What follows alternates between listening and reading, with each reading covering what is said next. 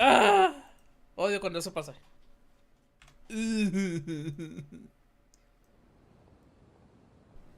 Oh, hey there, Traveler in Paimon. Are you here for some shopping too? That's right. Although there were a few hiccups here and there, the Sub-Zerus Festival turned out to be a grand success. And so, the theater wants to host a celebration event. Do you two want to come? It's something like a tradition of ours.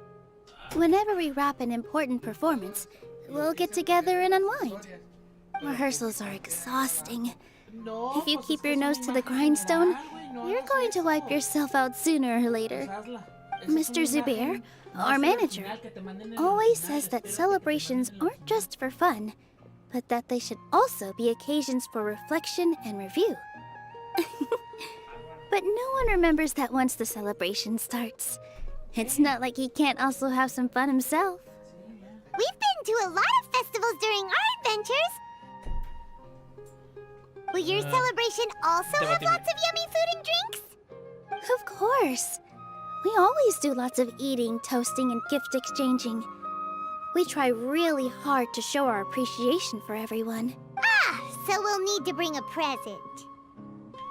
Hey! Paimon's gonna put you in a box first! It's fine. No need to stress, Paimon. You can come, present or not. The gift exchange is just to make the celebration more entertaining. You two being there would be the best gift of all. It'll also be a good time to introduce you to the rest of the theater. Is something up? You mean when I danced at the square right in front of the academia?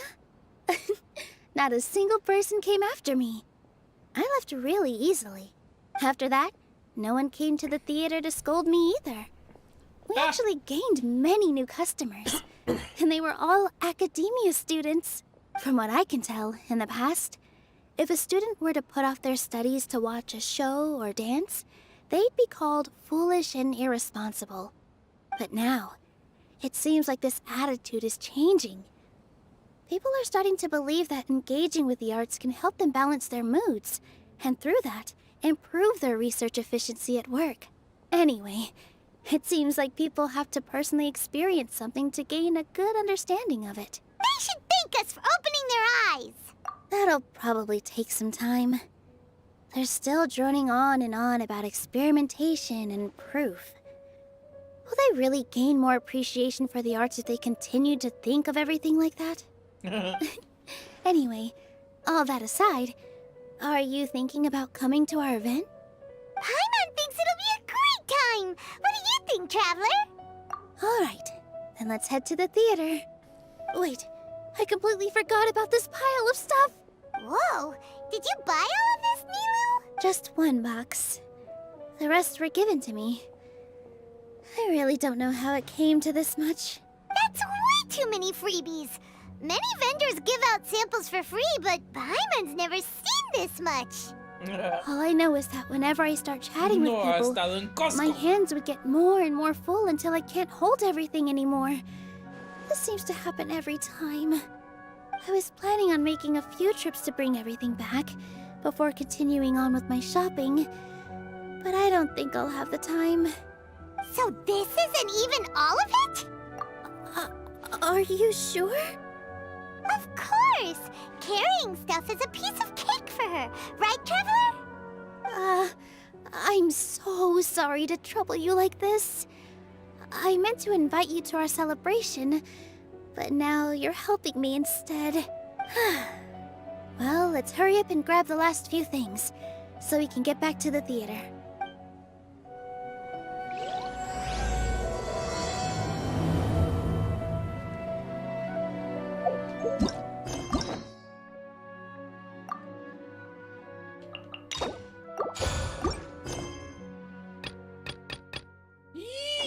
Está lleno de Invokation. Once, there was a glorious kingdom.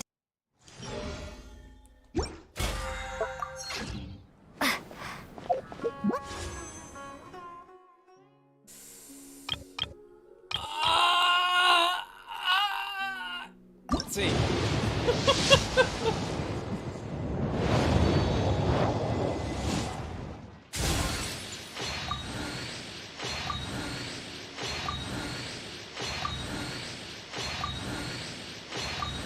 madre! ¡Puta madre! Un eye of perception.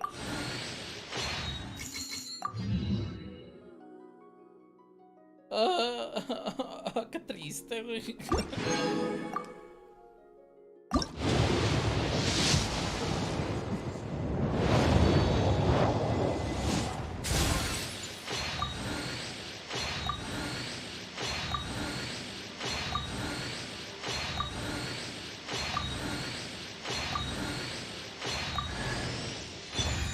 Janfei, otro más. Bueno.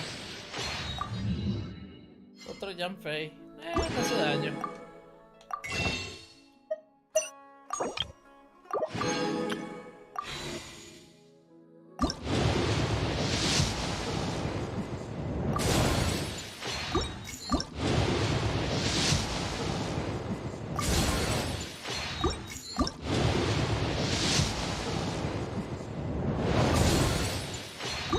Hoy no hubo streamer lock. Oye, ¿y esa espada?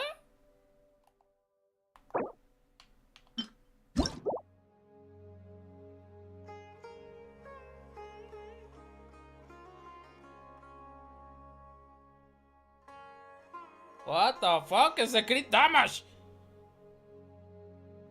Güey, esta es la pinche está bueno para este, ¿cómo se llama? Ito, güey. Y la campana para Scaramouche. Crit damage.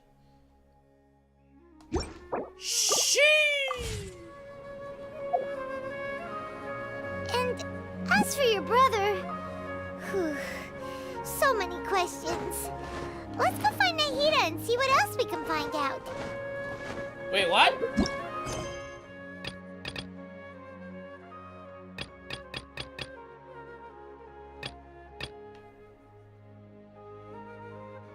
Whoa, whoa, whoa, whoa, whoa, what?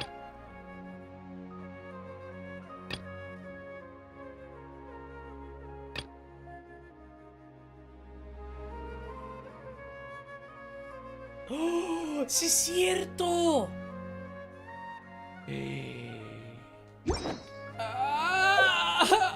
¿Historia o Genius Invocation? ¿Historia o Genius Invocation? ¿Qué hago primero?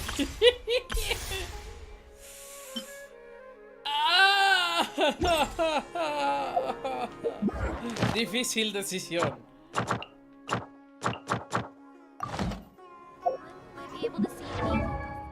A ver, primero.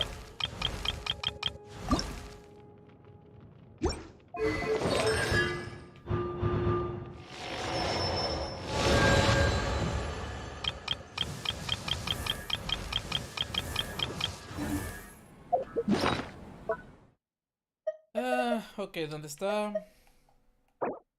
Dios.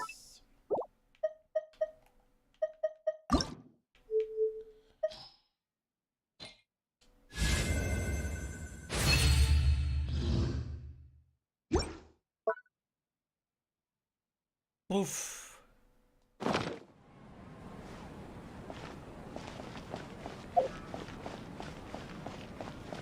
Un momento. Me acabo de recordar. Oh, sí tengo. Tengo un tiro más.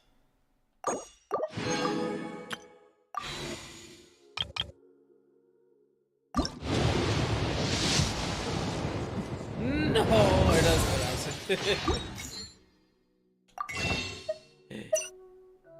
No, ya se acabaron. Fuck. Ah, bueno, pues. Compraré uno de estos chiquitos.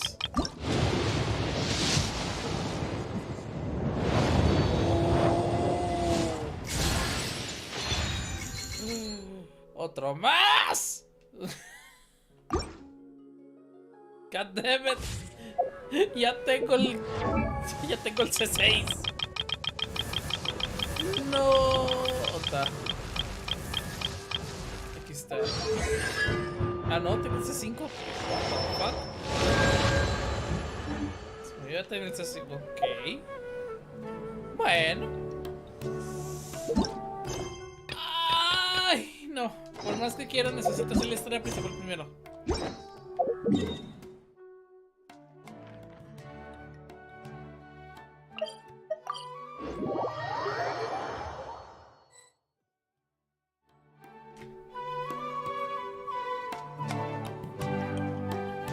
Come on, serious suggestions, please. I'm not trying to write a thriller here. It's supposed to be an essay, you understand? An essay. That means facts and logic. Well, if it's facts and logic you're after, you shot yourself in the foot with your choice of research topic, didn't you? The Tatara Suna mystery. When so much remains unexplained, there's little to be objective about. Unless, of course, you restrict yourself to textual criticism. Yeah, well, this is my teacher's area of research. I can't change that. But it's fascinating enough without having to sensationalize it, don't you think? The strange location, the missing details, a mysterious person. I want to write my essay on something interesting, and I'm interested in getting to the bottom of all this. That's the only reason I came to you. Yes, you came to me, so all the more reason to take my advice. The fact is, it's the dramatization that will make people want to read it. There's no getting around that. Okay, but... Did one of them just mention Tatara Suna? But that's all the way in Inazuma! Is it just Paimon, or is it kinda unusual for someone in Sumeru to want to write a paper about that? Everyone here's just going about their business. Maybe it really is just Paimon. Guess people here are free to research pretty much anything. Great! Let's go find out what this Tatara Suna mystery is all about.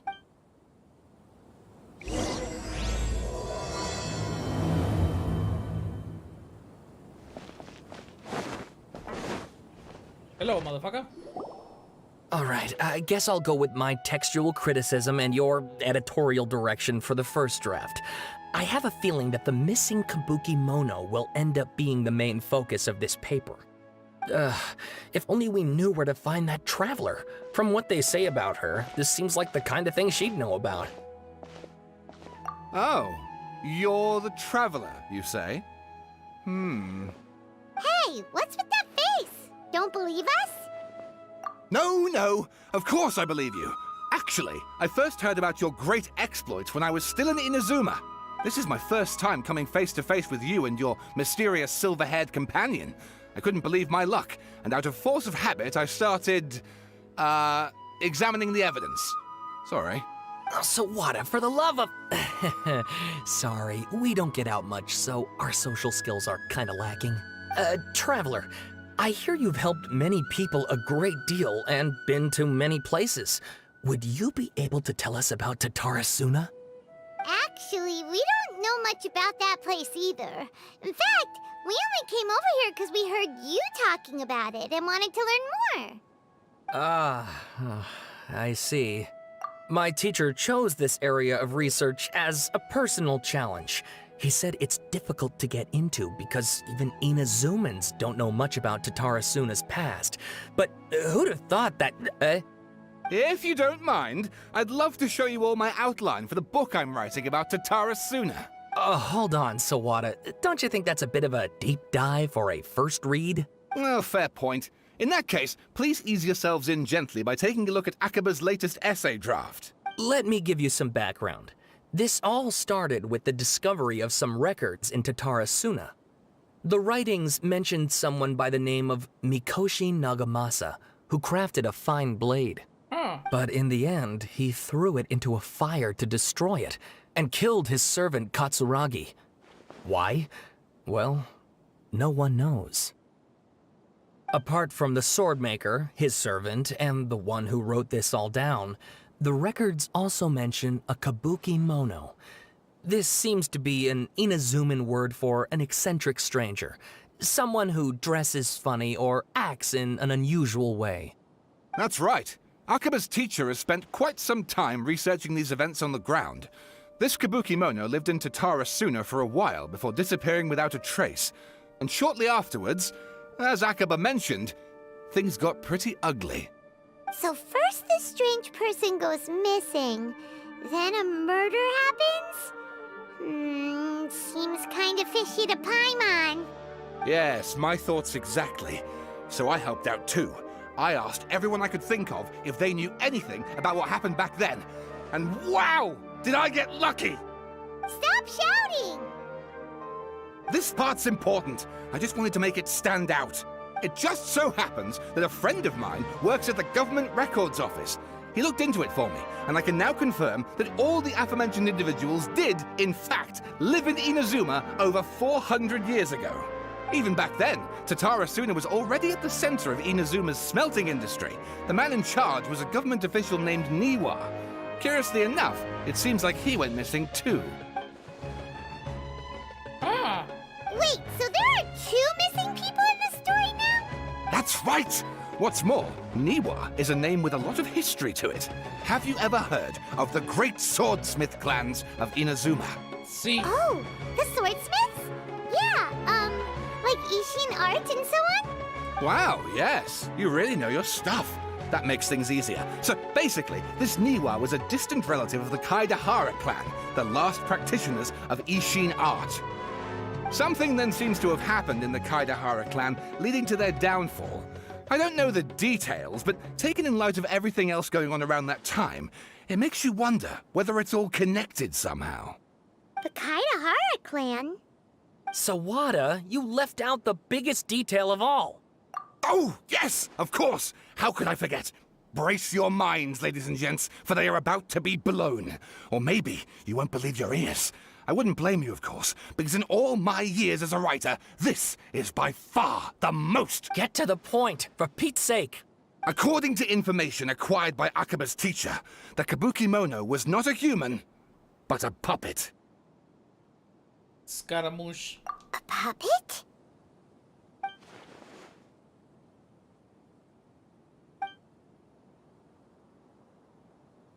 Aha! Judging by the looks on your faces, you do know something after all. No! Paimon just meant, how creepy. The way you described it makes it sound like a ghost story. I agree, it does. But considering that non-human races in Inazuma are by no means uncommon, spooky events are to be expected. And that's exactly what my book is about. Please, take a look.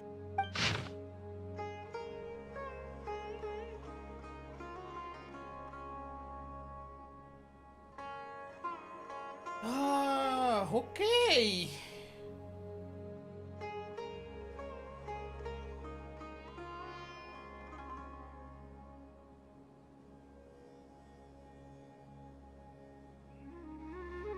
Sí, es... Efectivamente. Scaramouche. Balladir.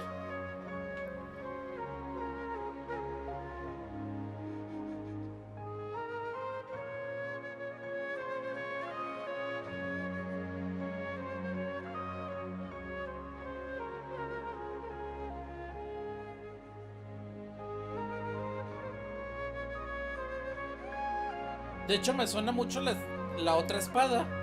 Me suena mucho la espada que ya reforjamos con Kazuha.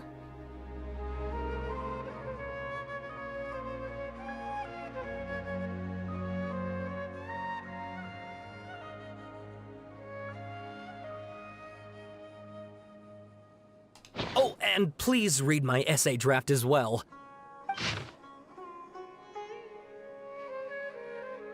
Banamex. Banamex.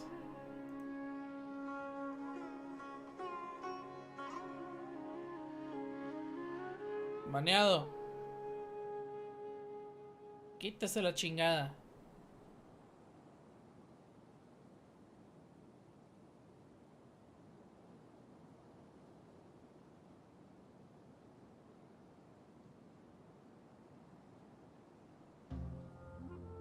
¿Qué la chingada, pues?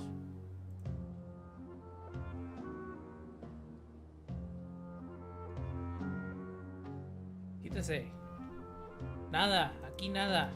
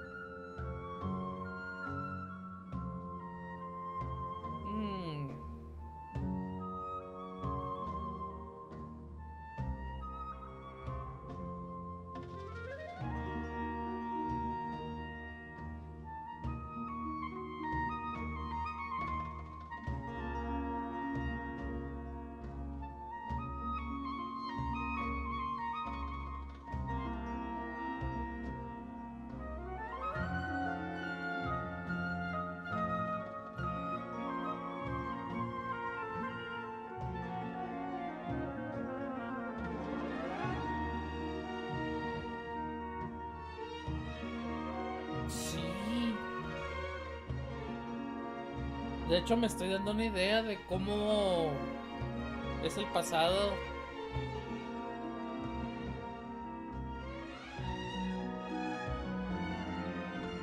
Jesus fuck, okay, está más largo. Sawada was encouraging me to follow his more creative approach, but I think essays should be grounded in facts. I don't think explaining everything away with mysterious forces will cut it. Oh, how about if I plug the holes in Sawada's narrative with political intrigue? Like, I could put a turf war between rival factions at the center of the whole series of events. Wait, you're allowed to just make stuff up? Pretty sure you've gone from essay to guessay there. Akaba, look. Your teacher has researched this extensively. I've reached out to everyone I could think of. Whatever information we have now is all that there is to know. This is as much detail as you're ever going to get.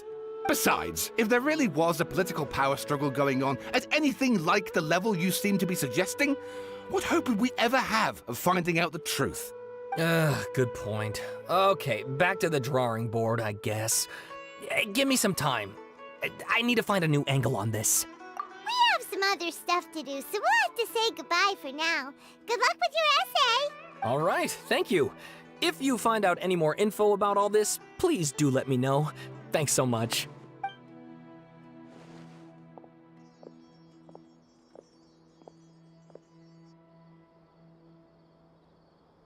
Hey, so that thing they were talking about, it has to do with the balladeer, doesn't it? Okay, then even if we did know something about it, we probably couldn't share it with them, huh? After all, we kicked his butt and got him locked up. Information about people like that is usually super confidential, isn't it? If you ask Paimon, Akaba should just pick a different topic. There must be as many essay topics as there are trees in the forest. There's no point in... Huh. Hey, did you see that? He literally just went by, over there. It looked like... the balladeer! No, it can't have been. He got locked up. Oh, quick, let's catch up and see. The fuck, dude?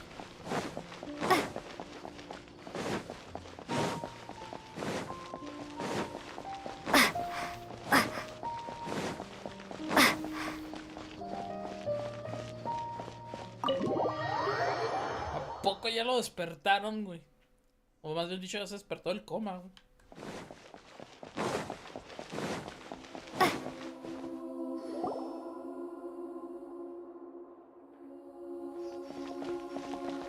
Traveler, Paimon, there you are. Nahida! Bad news. We just saw the balladeer strolling around in public. Did he escape or... Ah! It's him! Sure enough, you're here.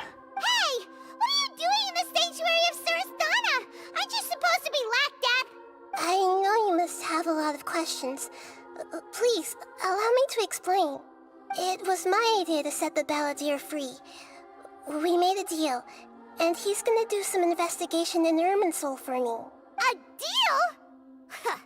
You sure you trust this guy? What did you expect? Why do you think Sumeru would keep me around otherwise? Or maybe killing me is all you can think about. But if that's the case, why haven't you done it already? Don't flatter yourself. It was... Nahida said there's still some mysteries in you to figure out. Ah, so if it were up to you, you'd finish the job? Guess I had you all wrong. There I was thinking you were just getting cold feet. Well, that escalated quickly. Not a good start. Could I ask you all to please calm down? But Paimon's worried about you, Nahida. Don't let him trick you. It's not every day you see people questioning the God of Wisdom's judgment. Just when you think you've seen it all. Don't you dare try to drive a wedge between us! As long as the terms are reasonable, I don't think there's a problem in making a deal. Even with the balladeer. Well, I for one have no reason to doubt you, considering you even struck a deal with the doctor. Yes, one in which I gained valuable information. You'll come to understand more about that in the fullness of time. The balladeer's power was all but completely spent after your battle. He's no longer strong enough to be a strategic threat to us. That puts him in quite a precarious position. Plus, he's a former Harbinger with knowledge of many of the Fatui's sensitive secrets. Being stuck here in Sumeru could make him a sitting duck, depending on how the Fatui plan to respond. Wait a second. Former? You mean he's not a Harbinger anymore? I take no pleasure in saying this, but it seems as if the doctor had no intention of welcoming back a loser, so... Sometimes it's you using them, other times it's them using you. Most human relationships are this way. Certainly all the stable ones are. That's how it was between me and the Fatui, and also between each of the Harbingers. So as long as you have some value to offer, nobody will ever abandon you. But after recent events, even I have to admit that I'm not worth quite what I used to be. Well, if the Fatui are gonna reevaluate my utility, I need to have a backup plan for myself. As we discussed, I don't like causing harm to living beings, and you said you need protection. So, why not join forces with us? I think these two have made their objection to that idea fairly clear, don't you? And they're your friends, so I guess you'll be siding with them. Yeah, obviously! Then let's put that discussion to the side for now. We still have time. Today can be a trial run. Where we go from here will depend on how well we manage to cooperate today. All right, then I'll do what we agreed. Good. Go now, and keep in touch. Nahida, are you serious about this? Yes. I have my reasons for this decision. In fact, I'm largely doing it for your benefit. Yes. As I told you once before, there's information about your twin in Irminsul. Oh, yeah. Actually, that's the whole reason we came to see you today. So, you have an update on that? Mm-hmm. You may remember me mentioning that the Fatui had not included your twin's details in the Descender category. This is an extremely important point. It's possible that the Fatui have other information that even I don't know about. And since the Balladeer used to be one of them, he'll be better acquainted with this information than I am. He was granted the power to connect with Irminsul when he almost became the god of a new era. Even though he no longer has the Gnosis, some traces of its power remain in him. He can still connect. The amount of information in Irminsul is vast beyond description. Sifting through all of it without knowing what to look for would take too long, even for me. So I asked the Balladeer to search in Irminsul for any information about the Descenders. He's more familiar with this kind of information, and should be able to find it more quickly. Exactly! Or what if... Paimon just doesn't trust him! He's treated us as enemies every time we've run into him! Y casi nos mata la primera vez que estuvimos con Mona. But sometimes, everything is dictated by which side you're on. How things will go in the future depends on what information he brings back. And Traveler, I know what your heart desires most of all. Our minds have connected several times before. There is a corner of your heart reserved for an intense longing. A feeling of being all alone in the dark, searching for the one candle whose light still burns. As Sumeru's deity, it is my responsibility to be on guard against the Balladeer. But as someone who counts you as a friend, I want to do something for you. If this deal with the Balladeer can give you the answers you've been longing to find, then it's worth it. It's my pleasure, really. You're Sumeru's hero. You've more than earned it. Paimon's still worried about this idea. Is there anything we can do to help? I was going to contact you about that, but then you suddenly showed up on your own accord. Seems like we have a telepathic connection. In fact, I was going to ask you to supervise the Balladeer on my behalf while he carries out the task I assigned. Even though he only has a fraction of his full power left, that's still a fraction of a former Harbinger. If you could accompany him, it would put my mind at ease. Of course, I'll be there to help guide you through Irminsul from the outside. Great. Then prepare yourselves. I'm going to transport you into Irminsul. ¡De vuelta al arbolito! Wow, it looks pretty different here compared to last time. The colors are gentler. Guess that must be because Sumeru's at peace now. Look at that. Hot on my heels. You know, you didn't have to cut your catch-up short just to keep me company. Oh, but I guess you panicked when you realized that I might enter Irminsul ahead of you. Shut your beak, jailbird! No way a prisoner gets to be so smug! I understand that prisoners have to put up with harassment from the guards, but right now, I'm on temporary release.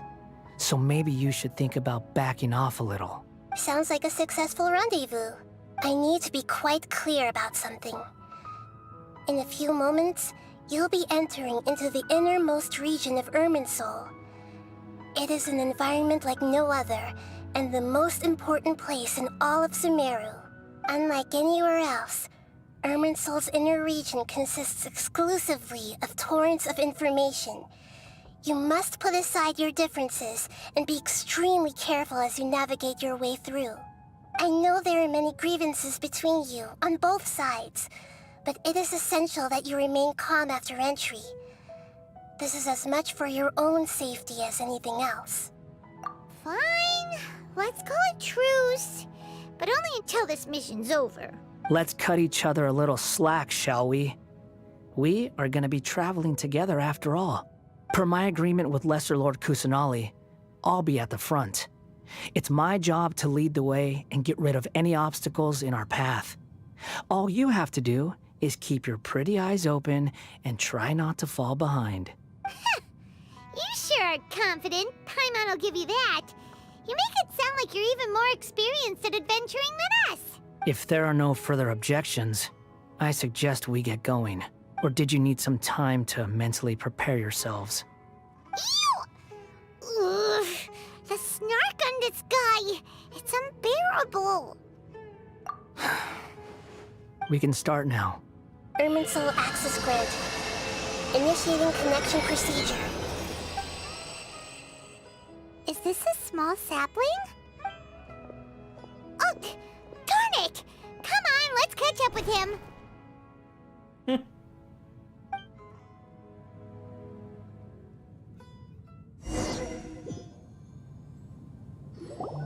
Wow! So this is the inside of Irminsul. Ooh! Paimon's never seen anything like this. And it feels like a sacred place. Irminsul is closely intertwined with the entirety of Tevat. Every bit of information flowing here means something. Pick your jaws up off the floor. It's time to go. Why is it that Paimon just wants to do the opposite of everything he says? Lesser Lord Kusanali, we will now proceed to the heart of Irminsul. Can you still sense where the heart of Irminsul is? Yes. Permission to begin searching for information there? Permission granted. Go ahead. Let's go. Stay close. Don't go running off. Hey, so say we did go running off in here. What would happen? What are you smirking at? I was just imagining the look on your travel companion's face if you went and got lost. Anything's possible in here. You can't rule anything out. So if you want to stay safe, your best option is to stick close to me.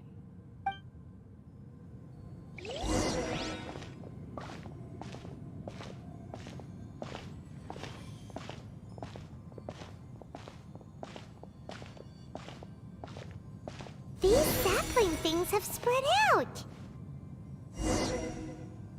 Those are all packets of information from inside Irminsul. Be careful not to touch them.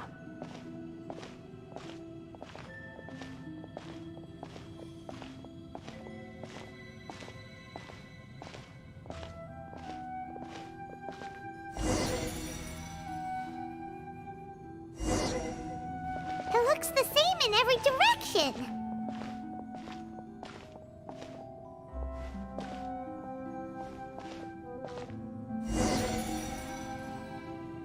No wonder you mentioned about getting lost. Huh. What do you know? He was actually telling the truth. Is he mocking me again? What is it this time? There's a time and a place to lie, but this definitely isn't it. So why don't you relax your guard a little?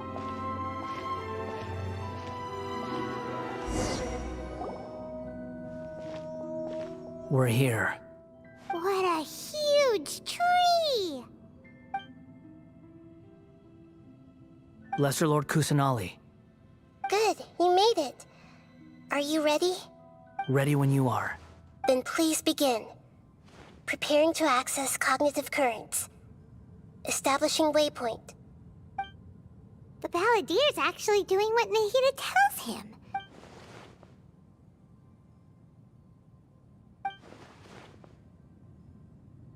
The rest is up to you. If you discover anything at all, make sure to share it with us. Will do. For once, we're the ones with nothing to do. Traveler, Paimon, would you like to talk? Yes, I've also invited Paimon to join. Huh? What the? We can talk to each other inside our heads? That's part of it. Plus, we're all friends. There's nothing wrong with us talking like this once in a while. Paimon's never tried this before. This is great! So, Paimon's been wanting to ask you something. Don't you think the Balladeer's a bit of a walking contradiction? He's always talking back, but he seems to listen to what you say. As I've told you before, there are still some mysteries for him to resolve. Things that are clear as day to me, but that he has yet to understand. Perhaps today will be the day that he finds some answers. Well done. Smart and attentive as always.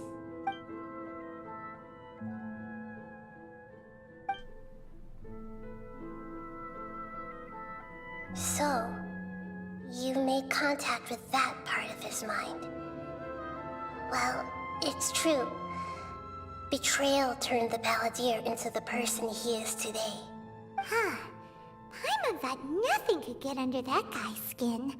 Turns out, he can get hurt and angry just like anyone else. Everyone has a history, Paimon. Even if you're a puppet created by the Electro Archon. Speaking of puppets, we ran into two people at the Academia today talking about an essay. Turns out their topic was about the Tatarasuna incident. Nahida, do you know anything about that? If you mean the mysterious events, the Kabuki Mono and so on, yes. I know about all of that. Really? Because from what they were saying, it sounded like lots of Tatarasuna's history is still unexplained. And most of the information we have now is just from people filling the gaps with their imagination. At least that's what they thought. Oh? How interesting. Those two managed to deduce quite a lot through guesswork alone. So the Gese got it right? Well, they guessed right about one thing. Tatarasuna was sabotaged. Must be a riveting conversation you three are having. Funny how all the good ones happen when I'm not involved. What makes you think we're talking to each other? Don't insult me. You're having a private conversation without me. Obviously, I must be the topic of said conversation. Of course you do. You can't have your prisoner knowing too much. So, have you found anything yet? Still looking. Don't get your hopes up, though. You and your twin come from outside this world. It wouldn't surprise me if there was nothing on either of you in Irminsul at all. Wait! How did you know about that? Did Nahida tell you? It's not like we've never met before. And anyway, you're world famous. It'd be more surprising if I didn't know a few things about you. Right now, we have to keep the peace. I'm not interested in creating more misery for myself. And making cordial conversation is something I can manage. Huh? Wait. This light. It looks similar to those saplings. What could it be? Anonymous data? Hey, don't you What? forget the agreement! You have to share it with us! Shh. Just wait. Mr. Niwa, are you certain this is worth the risk? We are talking about Tatara Suna's furnace, after all. It may not pay to act rashly. There's no one else who can enter the furnace. It has to be me. Is that so? Well, since you insist. It's... Whoa!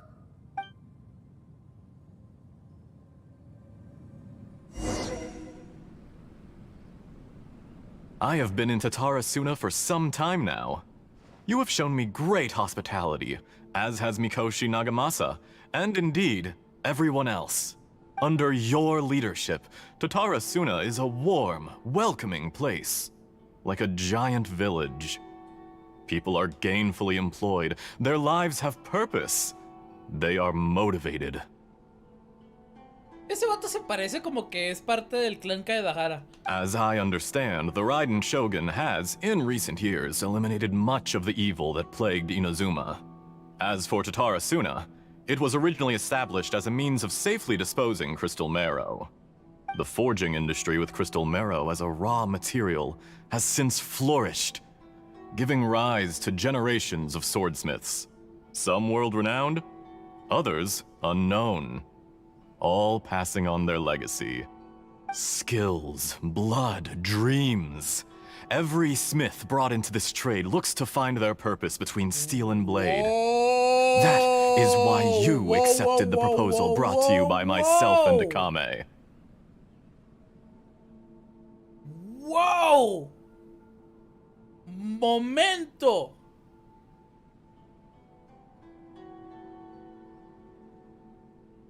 Yes, well, were it not for you coming to Inazuma and happening to make Akame's acquaintance, the two of you never would have joined forces. And he would be the first to admit that there's no way he could have revolutionized our forging process like this on his own. At least not on the same timescale. You allowed Akame to take all the credit for a method that you jointly developed. He sold it to me, and now every piece of ore here is smelted using the new technique. Even now, you remain one of Tatara Suna's key consultants, working right here alongside us. I believe it is you, sir, who are truly responsible for the changes in our manufacturing and forging methods. You flatter me. From the outset, I saw much that was commendable in the forging industry of Inazuma, and it has been my great honor to befriend you all. So you say, Escher. But is this really the truth? My good sir, what do you mean? I tried to resist thinking it was all connected, because I didn't want to speculate, and I didn't want to believe that things could turn out this way. What have we gained from adopting your new technology? Ominous black smoke?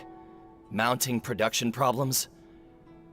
Worker fatigue and casualties are up and continuing to rise at an alarming rate. And recently, as you well know, someone died because of that strange filth inside the furnace. We've kept the truth from spreading outside, but still, I suspect you understand it better than I do. None of the people who went out to get help have come back.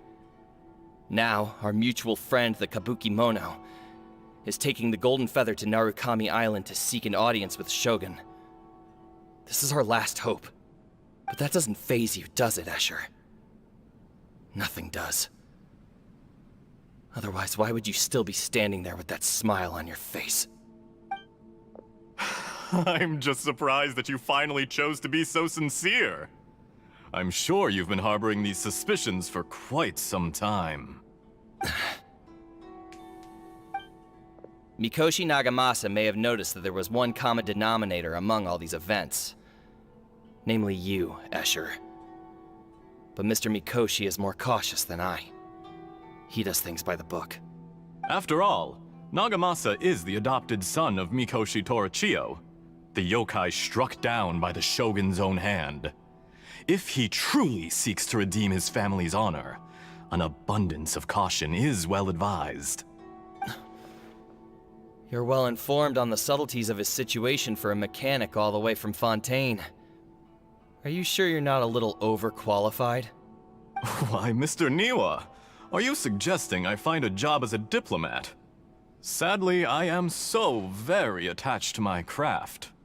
Enough, Escher. I'm here because an evil force is raging inside the furnace.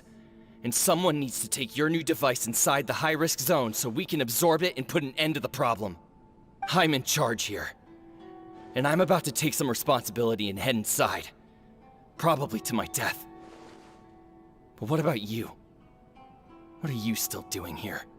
Judging from the look in your eyes, you don't seem to trust me. Drop the act! We're past that now. Whoever you are, it looks like your plan to destroy Tatara Suna has worked. I just want to know what you're still doing here. What's left? Don't you have all your answers by now? Honestly, I'm just waiting for the right moment. A moment like this, where you finish talking and I stop you from entering the furnace. You...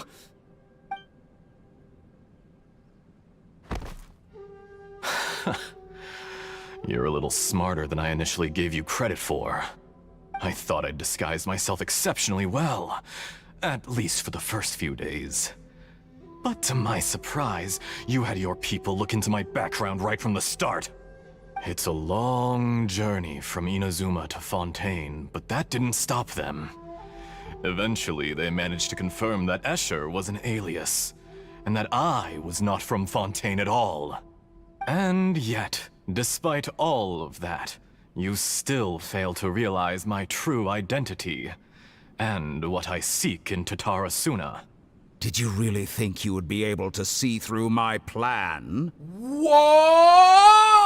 Dottore! If you kill me, there's no one who can get inside the furnace. So you're really going to destroy this place? Is that it? Oh, but you're quite wrong. There is one other person. Some may not see him as a person, but you told him yourself. You're not a puppet. You're a human. You're just missing a heart. Whoever you're working for won't get away with this. They'll be found out. But this makes no sense. What are you really trying to accomplish by all this? Why go to all this trouble? It's no trouble at all. Patience is a virtue which I have in abundance. This is all part of a carefully controlled experiment. If you must know, I'm happy to divulge my true identity. I'm a Fatui Harbinger. Call me the Doctor. The Fatui? Who? What do you want? Just to create a minor inconvenience for your nation. That's it? That's why you gave us your cursed technology? Just to let loose the evil energy from the crystal marrow? Look how even the righteous soul is filled with venom when faced with its demise. My device functions precisely as you say. It is the only chance you have of preventing a catastrophe and keeping the truth from the outside world. However, I did not make it with you in mind. It is easier for a person to be possessed by evil spirits when they are filled with hate. So give in to your fury. I want to see what happens when a malevolent heart is placed into an unsuspecting puppet. Make no mistake, even without you, that pure, innocent puppet would only end up being used by someone else instead. What other reason would a human have for befriending one who is not of our kind?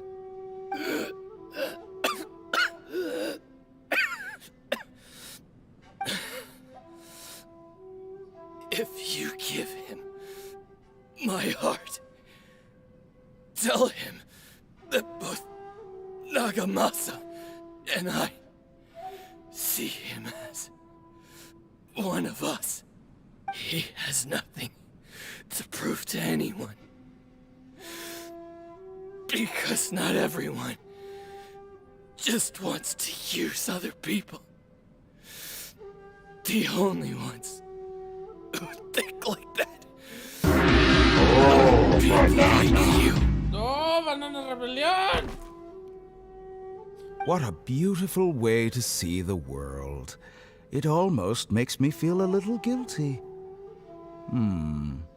Then out of respect for you, I shall redefine myself. Think of me as a monster or a demon, if you wish. At least this way your death is not a consequence of your own folly turning you into an easy target. You simply lost to something more powerful than you could ever hope to defeat. I say, Mr. Niwa, let's see what happens. Will your puppet friend become a human? No, that will prove quite impossible. Mr. Niwa? Already dead. What a pity. Jester, I have completed the task you gave me. Creating a gap and infiltrating Inazuma's inner workings. What fun it was. Also, do you know English? I'd like Let's to talk introduce English a then. puppet to you. If he proves useful, let's make him our newest comrade. And if not, let's turn him to dust.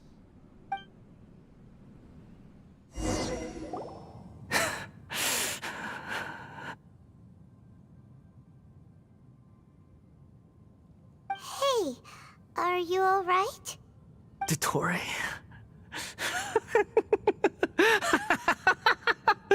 Dottore!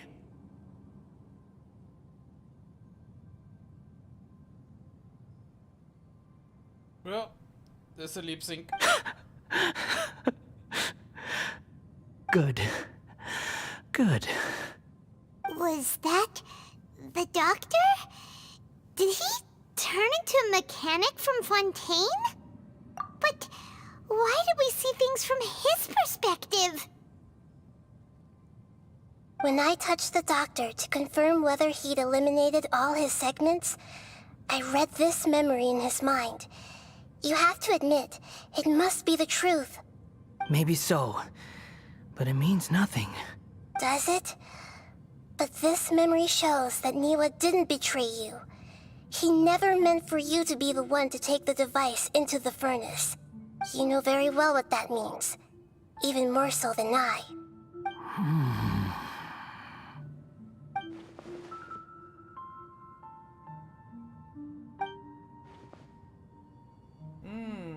Let's give him some space. He looks really mad. Paimon doesn't want to be anywhere near him right now. We need to give him some time to process his emotions. Paimon's still confused about the Tatarasuna incident. So, the doctor was behind it, but why has that gotten him so worked up? Nobody has ever deceived you like that, Paimon.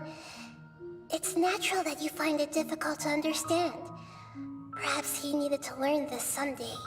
So now you have the complete picture. Katsuragi took the kabuki mono to live with the people of Tatarasuna. Later, the doctor showed up, disguised as a mechanic from Fontaine. And that's when the trouble began. Te cuento que seré futuro computer engineer o cybersecurity engineer. Perfecto, lo que necesites. Aquí está su servilleta, güey. Yo soy ingeniero en software. Para lo que necesites, aquí estoy. It was all a horrific experiment planned by the doctor. Everything he did was just to plant seeds of disaster in Inazuma that would bear fruit in the future. Of all the unwitting participants in the doctor's experiment, the balladeer became the main test subject. After the events you just saw in that memory, the doctor put Niwa's heart into the device and handed it to the balladeer. Then, he instructed him to enter the furnace and absorb all the filth caused by the smelting process. The load was far beyond what he expected, but the balladeer survived. He left the furnace in sheer exhaustion and said to the mechanic, "This device seems to have protected me. What's in it?" Creo que se puede usar Python lo que quiero hacer, ¿no? ¿Se puede? Sí. De que lo quieras usar, es tu decisión. Decisión en conforme a lo que estés resolviendo de problema, porque no nomás está Python, está C++, está C, C++, C Sharp, a objetivo C, Java, Ruby, Ruby on Rails, Groovy. Si te vas por el lado de web, PHP, JavaScript. The mechanic answered, "Niwa fled this place for fear of punishment, but he left you a gift. He said it's the one thing that you've been looking for." He took it straight from the chest of one of his innocent servants. The mechanic removed the withered heart from the device as he spoke. The balladeer was stunned that such unthinkable cruelty had brought him the thing he'd been longing for his entire life. A heart acquired through cold-blooded murder is a cursed thing, but it has protected him from the filth. He thought Niwa had completely betrayed him, and yet this very betrayal had ensured his survival. Overwhelmed with anger and sorrow, the balladeer threw the heart to the ground and left Tatarasuna without looking back. Creo que ahora me odias por querer usar Python, ¿verdad? XD, me imagino que usas HTML o C++ o Java. Para empezar, HTML no es un lenguaje de programación. No odio a nadie por querer utilizar un lenguaje en particular. Simplemente te estoy diciendo que existen otros lenguajes además de Python. Vas a utilizar el lenguaje acorde a la necesidad del problema que estés pues tratando de resolver. O sea, no nomás vas a utilizar un solo lenguaje, vas a usar varios lenguajes. Y como te digo, HTML no es un lenguaje de programación, es un lenguaje de tipo Markdown. Y realmente el lenguaje de programación de web, al menos en el frontend, es JavaScript. Y del backend, el más popular es PHP y Java. Holy moly. So the doctor killed an innocent man and pinned everything on the victim? That's terrible.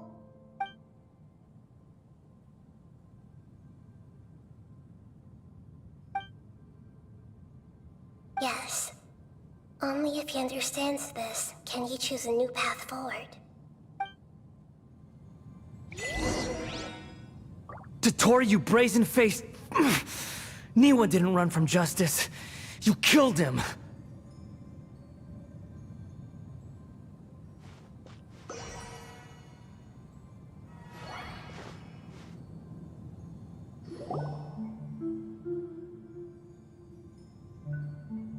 Shall we see how he's doing?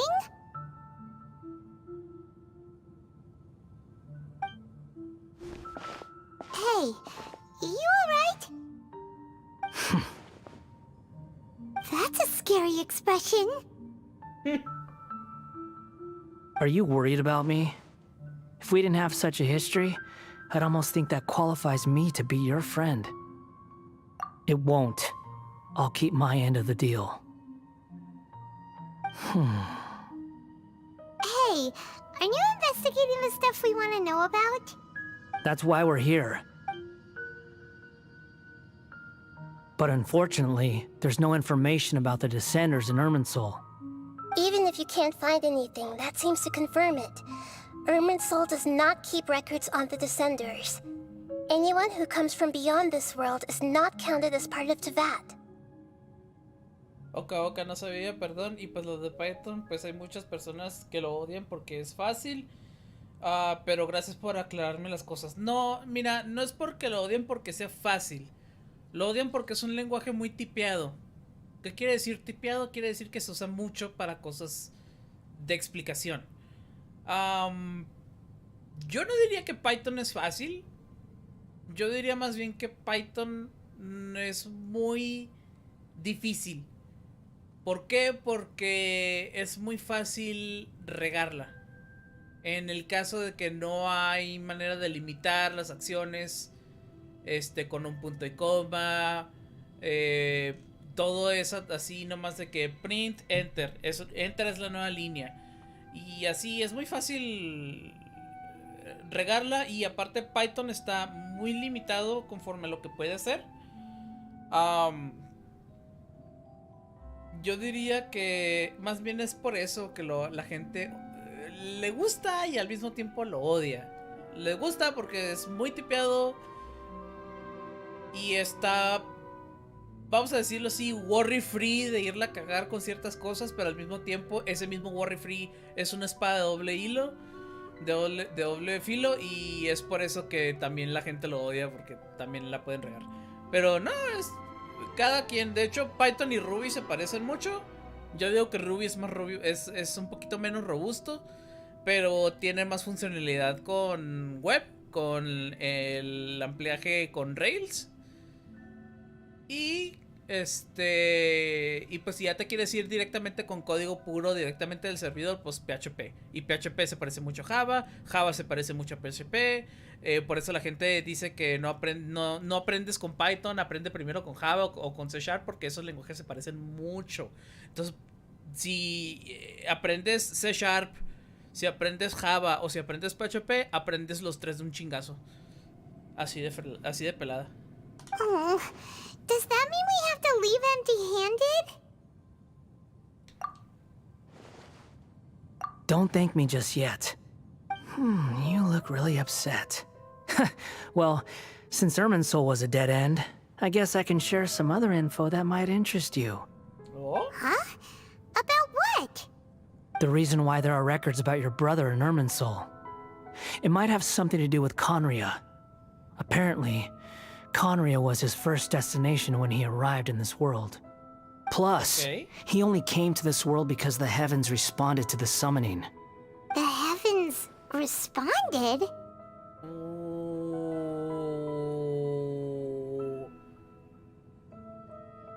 Okay. The Jester told me this himself. You can take his word on this. He was a royal mage in Conria, and lived with your brother for a time. I don't know the details. It's up to you whether you want to believe me. All I can say is, I wouldn't lie to you about this. Did you get all that, Lesser Lord Kusanali? Yes. Astonishing news. Does this info count towards my mission? It wasn't from Irminsul, but was it valuable? Very valuable. Good. In that case, I'll take some time for myself now. Huh? What have you done?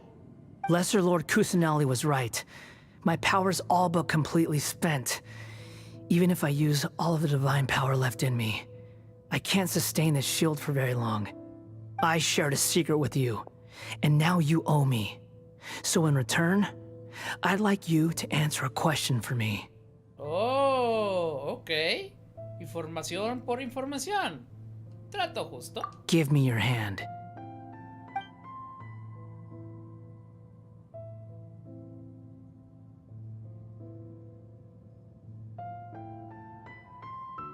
Can you hear my voice inside your head?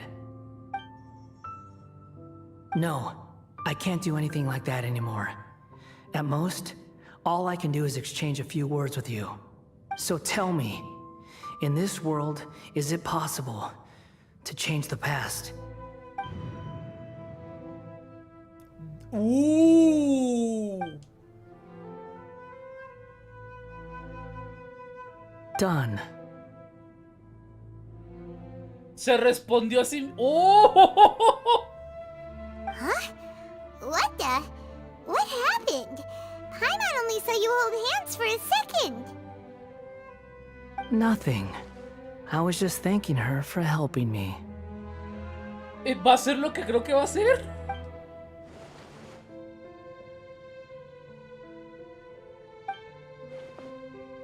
So long. I suggest you get yourselves out of here quickly. Where are you going? Hey, wait up! Didn't you say not to go running off? Fast reaction time. But I don't think we'll be seeing each other again.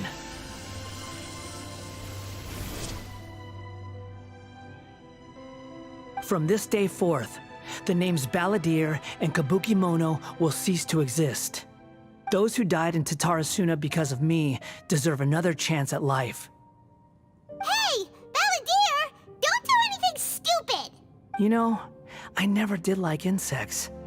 Hordes of the puny things swarming together can be a real nuisance.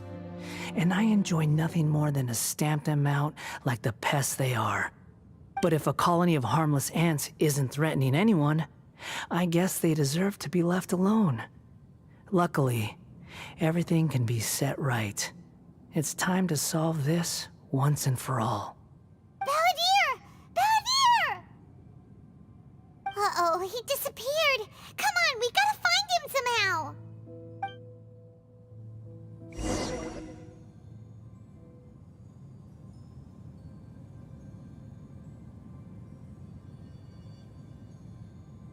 Oh no, he's really gone! Oh, can you hear me? Nahida! Traveler, Paimon, Balladeer, what happened just now? I was suddenly cut off by some kind of power. It was the Balladeer's fault. He shut you out! I didn't think he'd be capable of something like that with so little power left. Did he keep some of his power hidden when he was defeated? Or did he achieve something beyond his abilities, and it took everything he had? Where the heck did he go? Ugh, it's all our fault. We were supposed to keep an eye on him. Sorry, Nahida. Don't be. It's not your fault. Please, let me handle this from here, even though I'm not sure I can solve it. We're running out of time. Follow my lead and get out of Irminsul as soon as possible.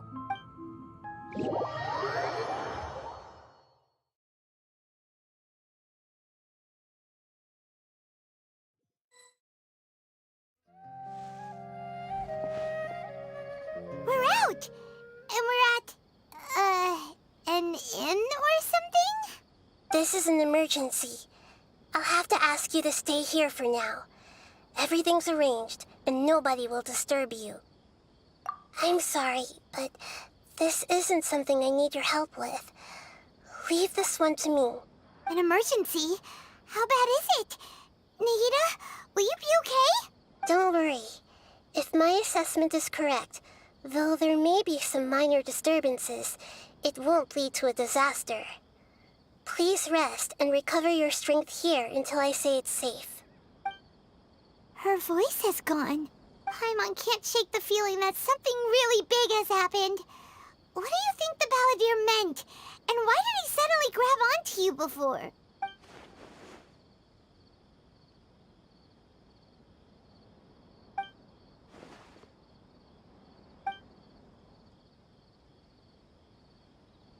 He wants to change the past?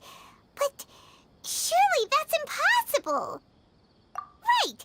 You can't just rewrite history! All that stuff happened already in real life! It's like, imagine Paimon drank all the water in this inn.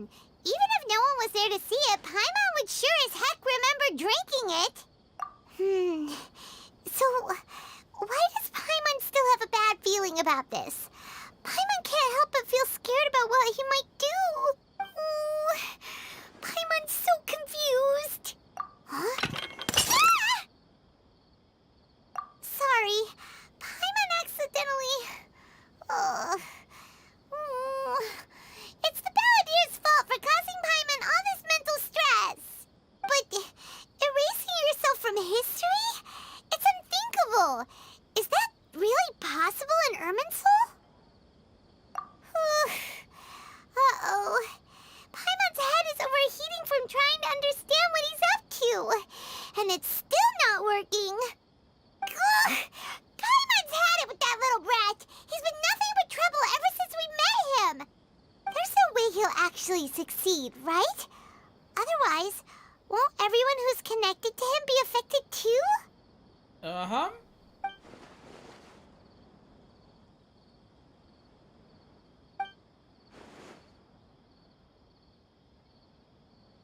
There's nothing we can do about it at this point. Hey, have you got any ideas on what we should do next? Seems like now there's nothing left for us to do but to go to sleep. But Paimon's still so worried. Paimon won't be able to sleep a wink tonight. So, how about, we list all our favorite foods to take our mind off things? Heck, if that doesn't work, Paimon's probably gonna collapse of anxiety here. Alright, Paimon will start. First dish. Munstack grilled fish. Oh, and chicken mushroom skewers. Tea break pancakes, cream stew, sauteed matsutake, and Dragon chili chicken, almond tofu, satisfying salad. Oh, also Adeptus Temptation, golden shrimp balls, triple layered consomme, lotus seed and bird egg soup, and... Poof.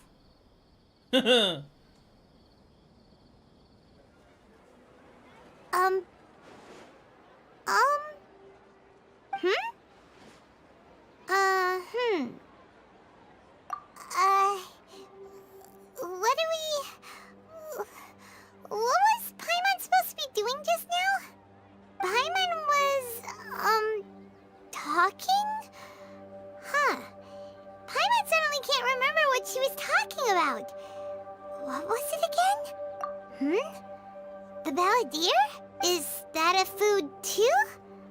Huh. Weird name, though. Oh, shit.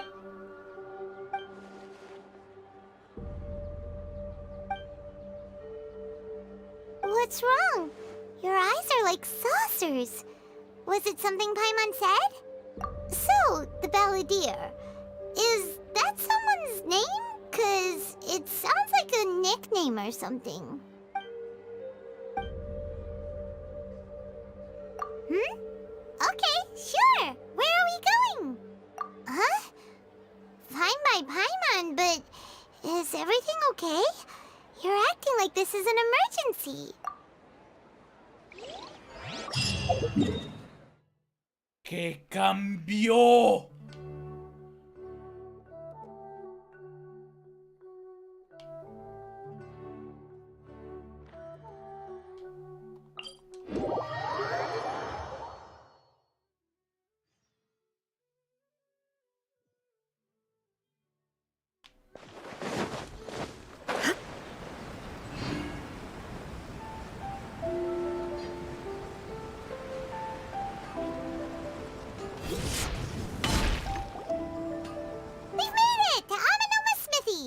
Ah, it's been a while. Of course. Go ahead. Oh. Now there's a question I wasn't expecting. Very well. I'll tell you what I know once more. The once renowned Raiden Gokuden, comprised of 5 branches. Amenoma, Futsu, Ishin, Hyakume, and Senju. The art of forging practiced by these 5 clans was first taught to them personally by the almighty Shogun. Over time, the 5 branches diverged from one another as generations of bladesmiths honed and perfected their craft until they became 5 distinct traditions. Most of the great swordsmith clans of old have since fallen into decline, and for a long time, only the Amenoma branch kept its art alive.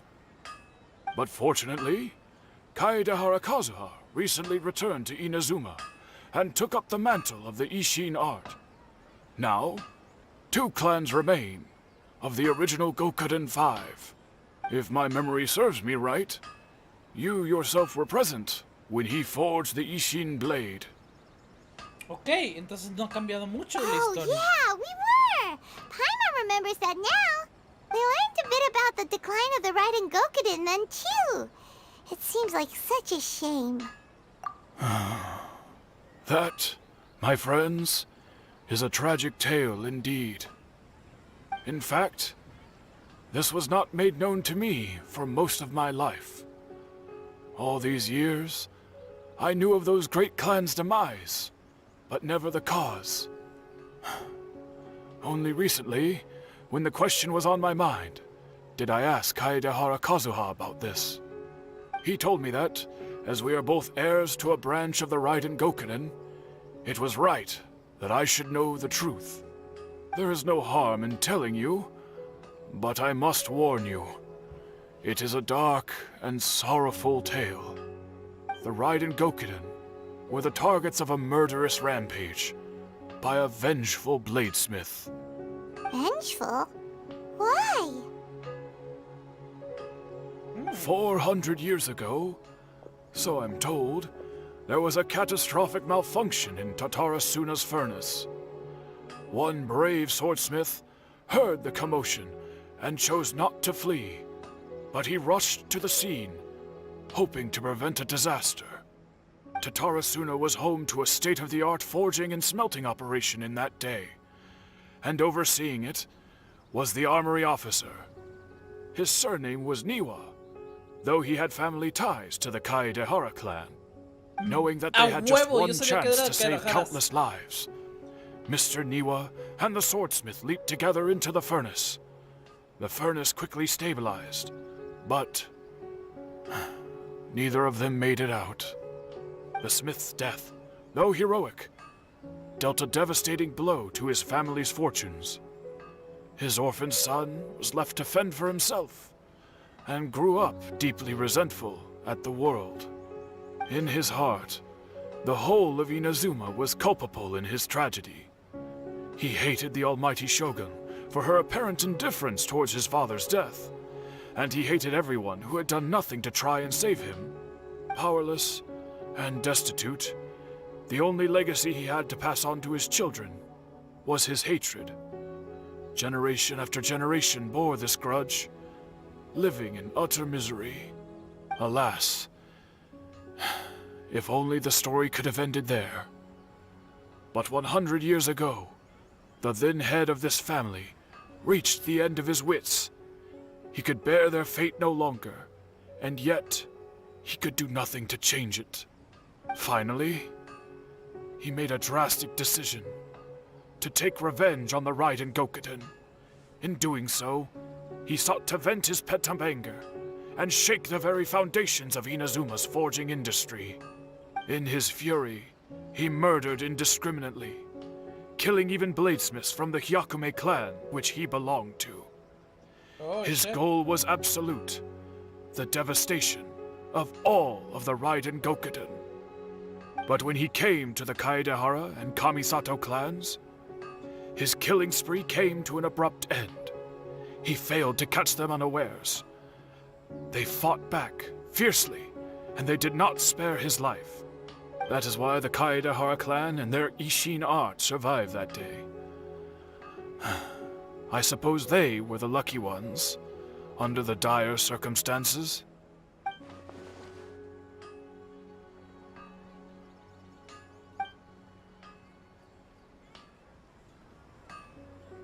Was there anything else you wanted to ask?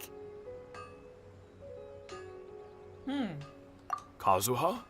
Why, yes. Just yesterday, in fact. We spoke for a while over some tea. He seemed well.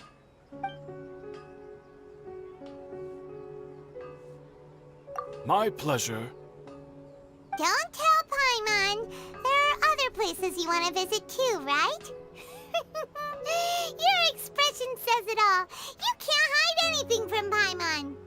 On to the next stop. Lead the way, traveler. Paimon will be right behind you.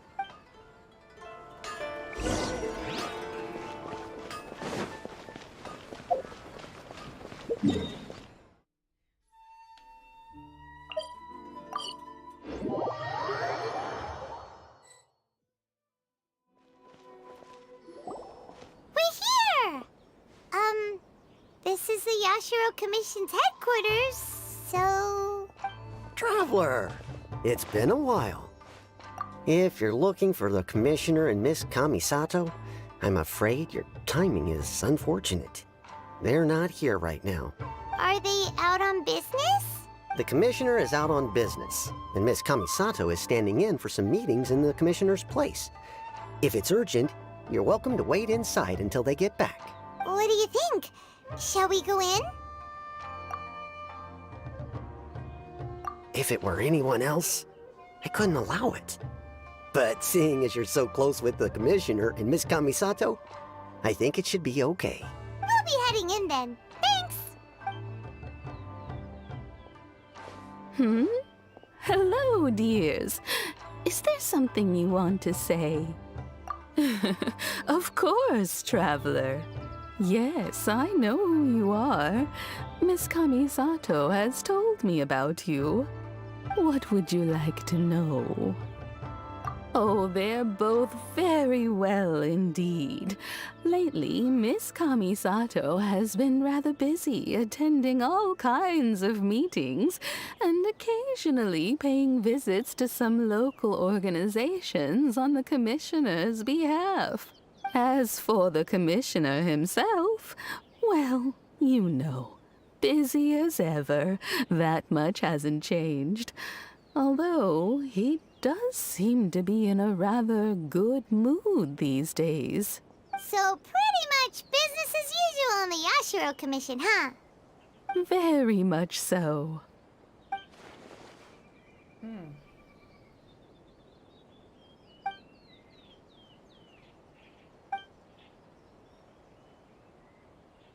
Well, got any more questions? You're very welcome. In fact, I would love nothing more than for you to come and visit more often.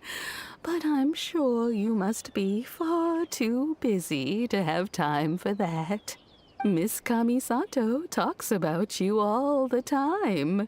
She seems so thrilled to have you as a friend, and she's always saying how talented you are and how much she admires you. I must say, many things in Inazuma seem to have taken a turn for the better since you arrived here. So you're not just Miss Kamisato's knight in shining armor, you know. You're a hero to us all. I mean it. Whenever the commissioner dines at home, Toma always joins him. I always find myself at my most relaxed when I'm serving the two of them and listening to them chat away. The commissioner has such a busy schedule that he doesn't always have the chance to take his meals at home. But given the opportunity, he always prefers to dine here. They say it's because Toma is a much better chef than most. Oh, the commissioner is so fond of home comforts. They get to talking about you sometimes too, you know. Always with a very fond tone. The way one would talk about dear old friends around whom one can truly be themselves. Miss Kamisato occasionally joins them as well. Whenever the whole family gets together and they start talking about people they've met and experiences they've had, you always get a mention. No me gusta el actor de doblaje para esta persona. It's been many years now since the late Mr. and Mrs. Kamisato passed away. Much has happened in the Kamisato clan in that time. As someone who is old and gray enough to have watched their son and daughter grow up, it makes me so happy to see them meet a dependable friend whose company they enjoy so much. So, in the future, if you ever do have the time, please know you are always very welcome at the Yashiro Commission headquarters. There will always be at least one old lady who would be delighted to have the pleasure of your company. Wonderful. Thank you. Paimon likes it here too. Also, you were saying something about the food here being really great. Paimon's itching to try it. We may just have to invite ourselves around for dinner sometime. Paimon meant we should come pay a visit again real soon. Ideally around dinner time. Of course. You're always welcome. Alright, goodbye for now. Where are we going next? Great! Goodbye, ma'am! Don't worry, we'll see ourselves out. All right, then. Take care now. Oh, are you two leaving already? Yep, everything's taken care of now. Don't worry. Very well. Safe travels. Goodbye.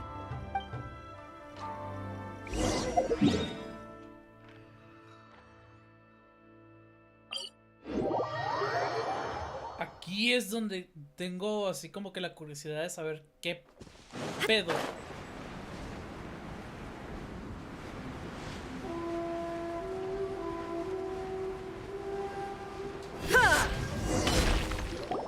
Well, here we are.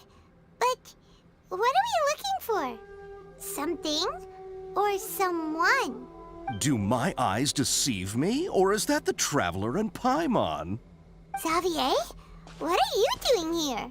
I was in the general area, and now I'm in this specific area. There, that's me. So what about you two? We have some questions and thought you might be able to help. Certainly do. I've researched the furnace here in some depth. If there's anything you want to know, just ask away. Like the back of my hand. Make no mistake, I have been here a good many times before. Not only that, but I've met people in Inazuma whose families used to live in Tatarasuna years ago. They said it's all true, the history here. Oh, well, it's a long story, don't you know? The tale of Tatarasuna starts a long time ago. I'm told that its history is one of the most foremost forging and smelting operations in the nation, goes back around 1,000 years. Still, the furnace has had a couple of serious maintenance issues along the way. A couple? When exactly? One was just in the last few years, the other was several hundred years ago. A fun fact, I'm not the first Fontaine tech guy to come and work on it either. There was a guy back then too. They say he was a mechanic who consulted on a technology upgrade. It seems like the technological collaboration between our two nations goes back a long way. How about that? Hey, weren't you gonna ask Xavier something about Tatarasuna? Oh, I didn't realize you two were here for a history lesson. Me neither. Paimon doesn't know what's gotten into this one today. Feels like we've been preparing for a history exam or something. What brought this on? Did you just wake up today with a sudden burning desire for historical knowledge? Sure, go ahead. A kabuki mono? No, I can't say that I have. I do know the word, Inazuman for those eccentric types who always go around dressed to the nines. Just the sort of person that I'd like to meet, actually. But sadly, I've never had the pleasure, nor have I come across anything to do with a kabuki mono where Tatarasuna is concerned.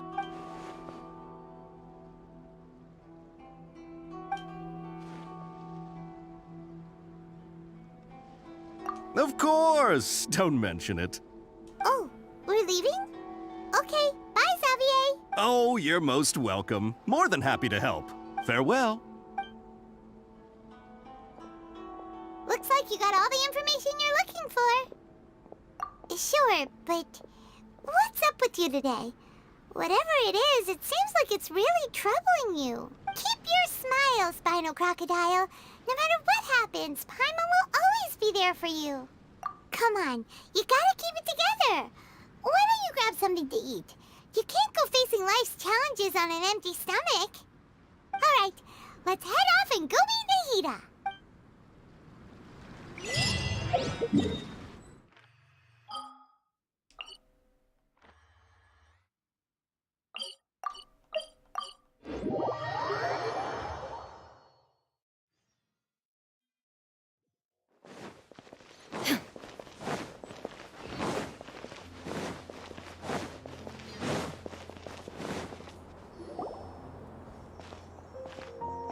Hey, it's them!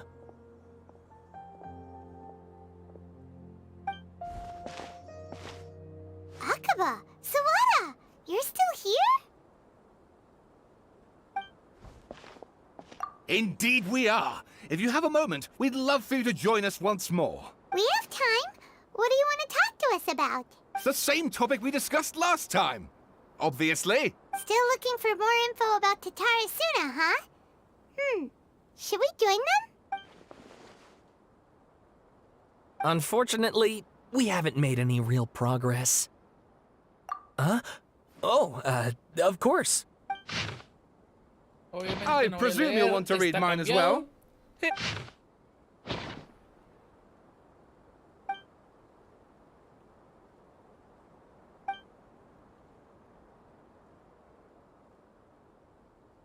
Well, what do you think? Hey, Traveler. Remember how last time Akaba was saying how he wished he could gather more information about all this? Well, we just got back from Inazuma. What did you find out? Something big? It's a long story. Basically, we have some friends in Inazuma, and... Wow, so many new details. Thank you so much for sharing that with us. Well, well. So it all comes down to one man's desire for revenge. Huh. You heard this from a member of the Amanoma clan, you say? Then I guess it must be true. Ugh. So there's no ghost story here after all. This new information actually lends further credence to my hypothesis.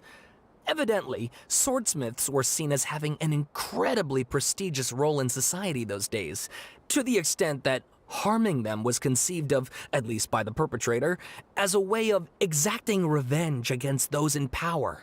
Yes, okay, point taken, you were right. But that doesn't mean I can't carry on with my novel. And they're back at it. These guys are really into this. Oh, so sorry. Look at us, prattling on about our projects and ignoring you. Thank you so much for the information. You're welcome. See ya. Keep us in the loop if you find out anything else. Will do.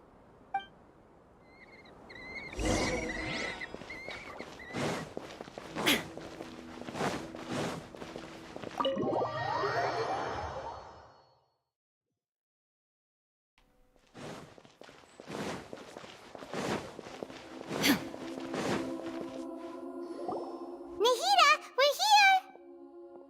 Traveler, Paimon, how have you been? Ugh, where to start? Paimon hasn't had a moment's rest this whole time. That night, we ended up chatting and chatting until suddenly the sun was up. And then she decided she wanted to go to Inazuma. The Balladeer? It sounds like some kind of code name. You look troubled.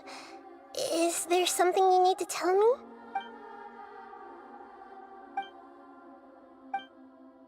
Traveler? Hey, what's wrong? You look so upset.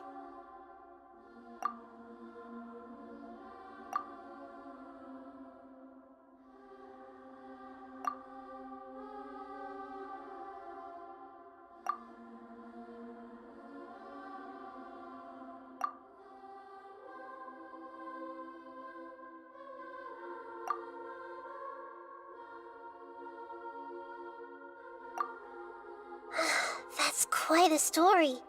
So, this puppet known as the Balladeer erased himself from Irminsul, hoping that he could change the past. But how was he even able to do that? As the Traveler said, he very nearly became Sumeru's deity. Admittedly, I remember it a little differently. I don't recall finding anyone inside the machine after we defeated it. Nevertheless, it does make sense.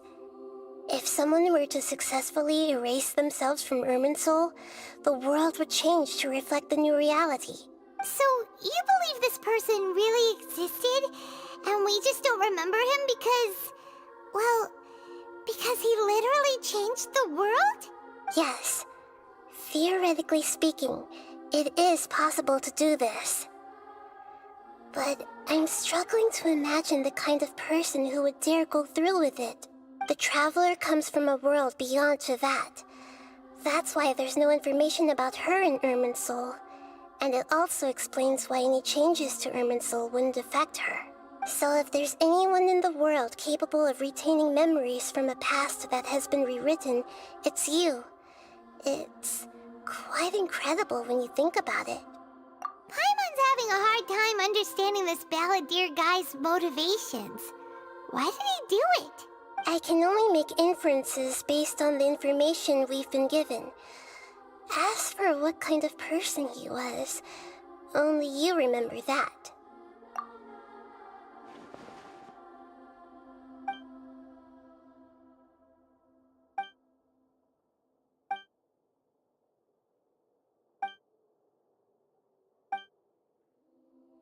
Something else worrying you? Something that you can't share? It couldn't change the fate of the ones who had died, right? Once the balladeer realized he hadn't been betrayed after all, it must have completely changed his view of the people of Tatarasuna. Now he saw them as friends again. He couldn't keep hating humans after that. And if he thought there was a chance he could save his old friends, it would be hard not to try. The story makes sense. Every part of it. The balladeer tried to achieve godhood with the doctor's help. He was unsuccessful, but retained the power to connect with Irminsul. That power then enabled him to change what was recorded in Irminsul and erase himself, even though he didn't have much strength left.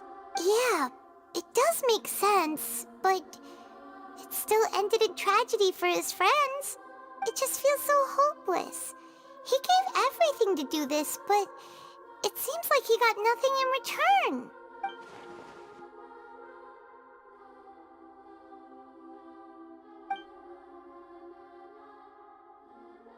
Please wait a moment. I want to check something. Found it. This should be the one. It turns out that I have a strange way of confirming everything she has told us. Oh? What is it?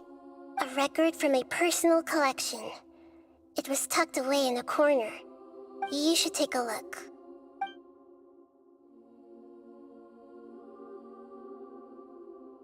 Is this a fairy tale? Who wrote it? I authored this record myself. Huh? You wrote a fairy tale that somehow has something to do with the balladeer? When combined with the Traveler's narrative, it's clear that this story is an allegory. Everything in it is a symbol for something else. Hold on. So this record survived from the past? ¡Oh! Ella sabía lo que iba a pasar, entonces utilizó un poquito de su poder para crear este tipo de historia. Yes. Any information about the balladeer or the kabuki mono in other records will have been changed. But I wrote this story in a way that means it was left intact. Changing the information in Irminsul changes to that. But Irminsul can't change information that was well hidden in advance. I guess I must have written this story as a backup before the balladeer entered Irminsul. That's incredible! What a great idea! And sending the Traveler into Irminsul with the balladeer must have been a further precaution. I knew she'd remember everything. This story is abstract enough that it still resonates with the present information recorded in Irminsul. But if we connect all the different pieces together, the true story that emerges is the one she told us. The now erased life of the balladeer.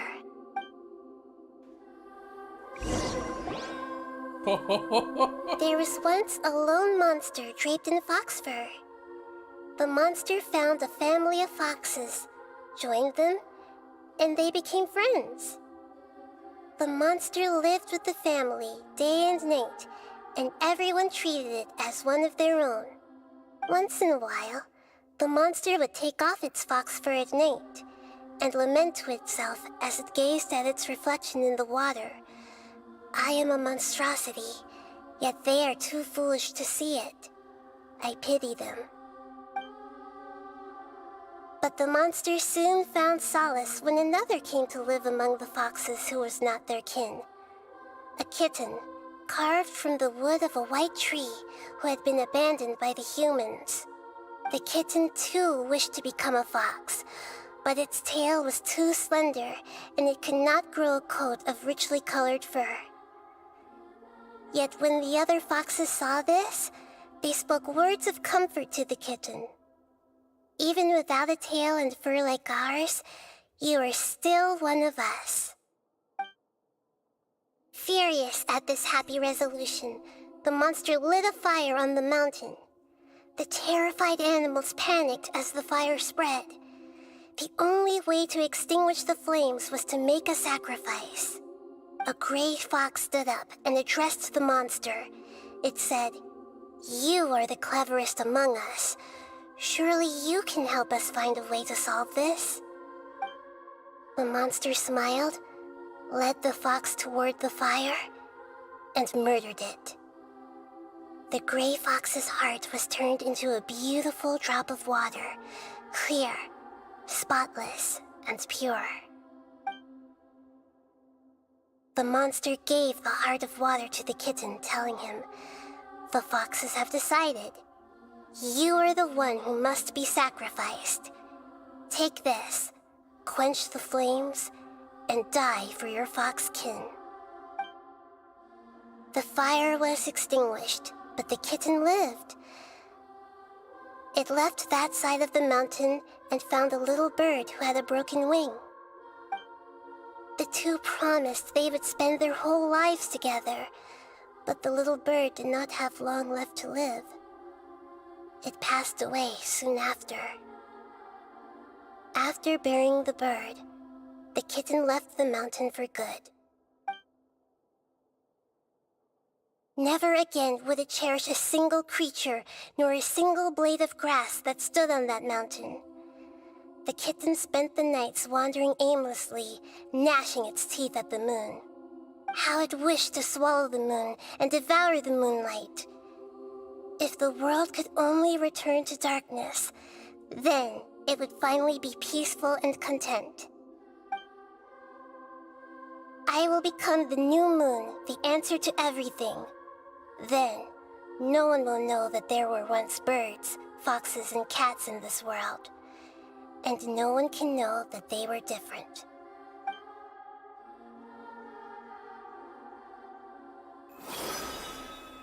We solved it! I remember now. This is not just the Balladeer story. It is his very own memories. I made a backup so that it would be preserved no matter what happened. To become a god, he was experimented on and modified countless times. It was brutal torture, and the only reason he was able to survive is that he was a puppet. This memory was extracted from him by the scholars. Presumably, they kept it to have something to defend themselves with. Creating a deity was just the first step. Some of them wanted to be able to control it.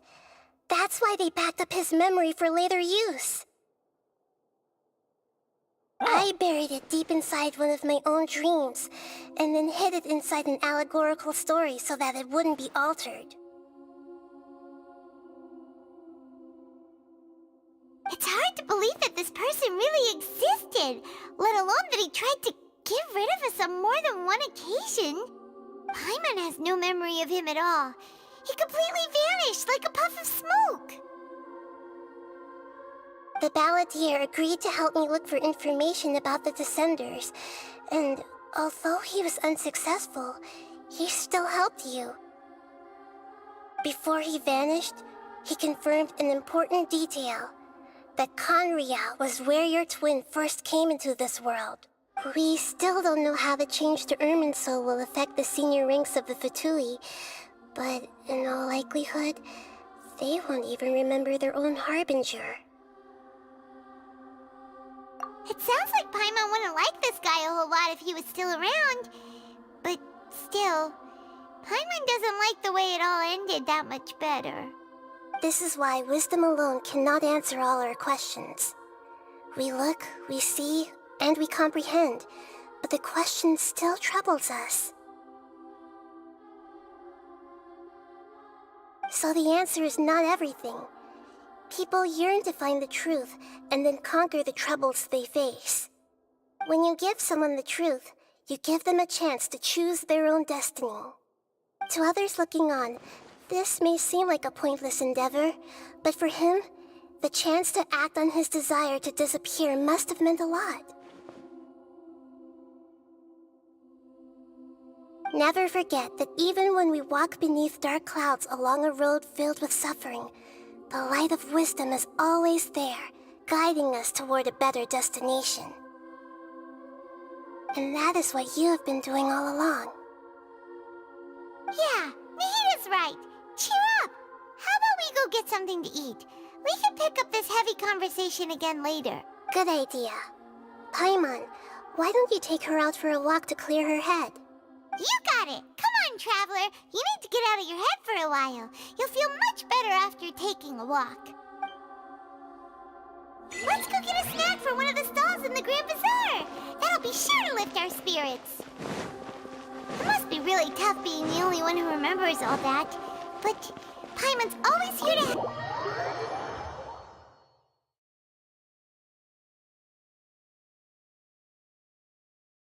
Dios.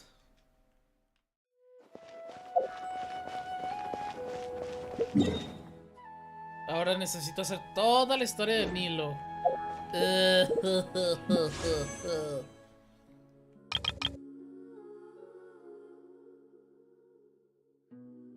Pregunta. ¿Cuánto tengo en...? Claro que sí. Mi pity. 20. 30. 40. 41. Voy por ahí de la mitad. Ok, no está mal.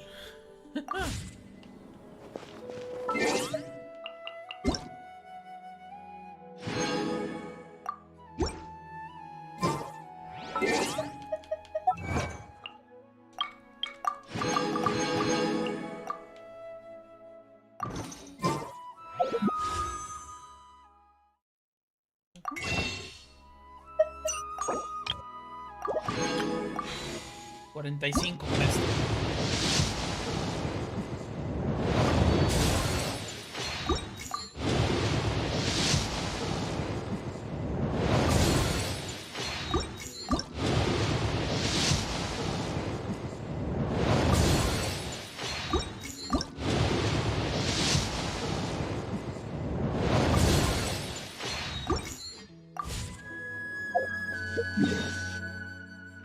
Ok, primero, Monster.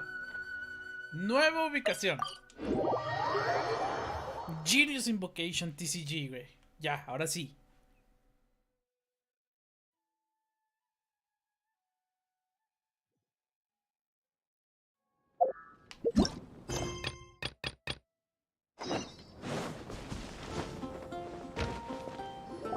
So, Sucrose, the package you mentioned that you received before, it's not dangerous, is it?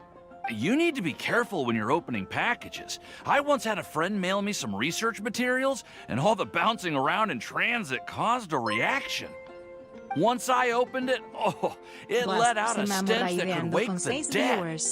If your package contains anything like that, then maybe you should check with Albedo first and see what he thinks. No, this package didn't contain any hazardous materials. Timaeus! Sucrose! What are you two chatting about? Oh, hey, you two. We're just talking about a strange package that Sucrose received recently. Anime-Buen y llego al desmadre. Yes. I believe it's from a Sumeru scholar who came here to study in Mondstadt. It's Most likely a thank you gift for collaborating on some research together. Huh? A package from an academia scholar? Oh, then there could be anything inside. There wasn't anything dangerous inside, just a bunch of strange cards. I think I've seen Timaeus with some similar looking cards before, so I came to ask him about what they might be. You've seen me with some cards? Maybe those were the testing cards used for distinguishing reagents. Doing good. No, they How are didn't look like you? test cards. Here. It looks like her. Like. Oh, you meant these? Huh. Sucrose, have you really never seen these before? No, never. Recently, I've been spending all my time up in the mountains working on cultivating pentatonic sweet flowers. I'm good and tired. Why? Is this an area of research that has started trending in the alchemical community during my absence? Usual, I see. We're all good and tired. You could definitely say Even that more it's so trending, but streaming not is as an actually a area little of bit tired. research. It's a card game that's been getting really popular these days. It's called Genius Invocation TCG. Genius Invocation TCG! Genius, what now? Genius Invocation TCG! Haven't you heard of it before? Apparently, it's a game that was invented by a scholar in the academia. People from all over are playing it now. That's right. The game's been catching on lately. The Yae publishing house in Inazuma has even published a series of light novels based on the game. The story is really good.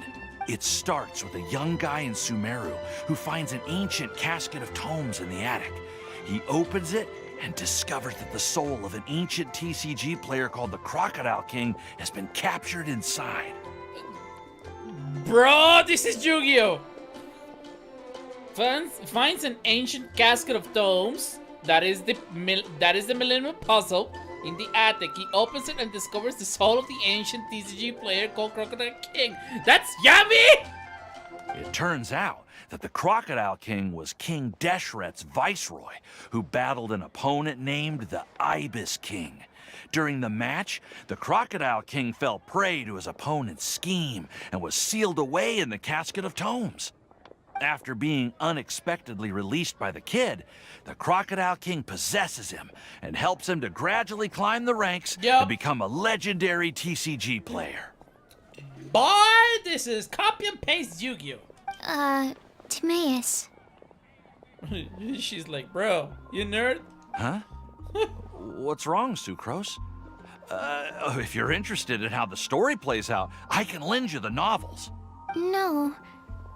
I was just thinking about that time you requested an extension on your progress report deadline, citing personal reasons for the delay. Oh, busted. Well, I did go through a phase recently where I wasn't putting enough focus on my work, but it's under control now. I've committed to not even touch Genius Invocation TCG until I've made enough progress in my research. Well, that's unfortunate. Oh? Why's that? Well, since it's a gift from a researcher I've collaborated with, I thought that I should at least try to learn the rules. That way, I could say that I at least tried to appreciate his gift. Oh, right! And since it's a game from Sumeru, who knows? Playing it might even make you smarter. Okay, fine. Paimon's curious and would like to give it a try. Please? Although, it seems like we can't learn how to play it anytime soon, 'cause Timaeus has given up for a while. Well, research is my priority, you know. But if you'd like to learn the rules of Genius Invocation TCG, then I'd actually suggest you go to the Cat's Tail. Yep, that's the place. It's where everyone in the community goes to play when they have time. They gather there, trade cards, and they're very welcoming to new players. Trying to learn the rules can be intimidating at first, but it's a lot of fun once you get the hang of it. Understood. Traveler, Paimon, let's go to the Cat's Tail and try asking around. To be honest, hearing Timaeus talking about the game has also piqued my curiosity. Well, what are we waiting for? Let's get going!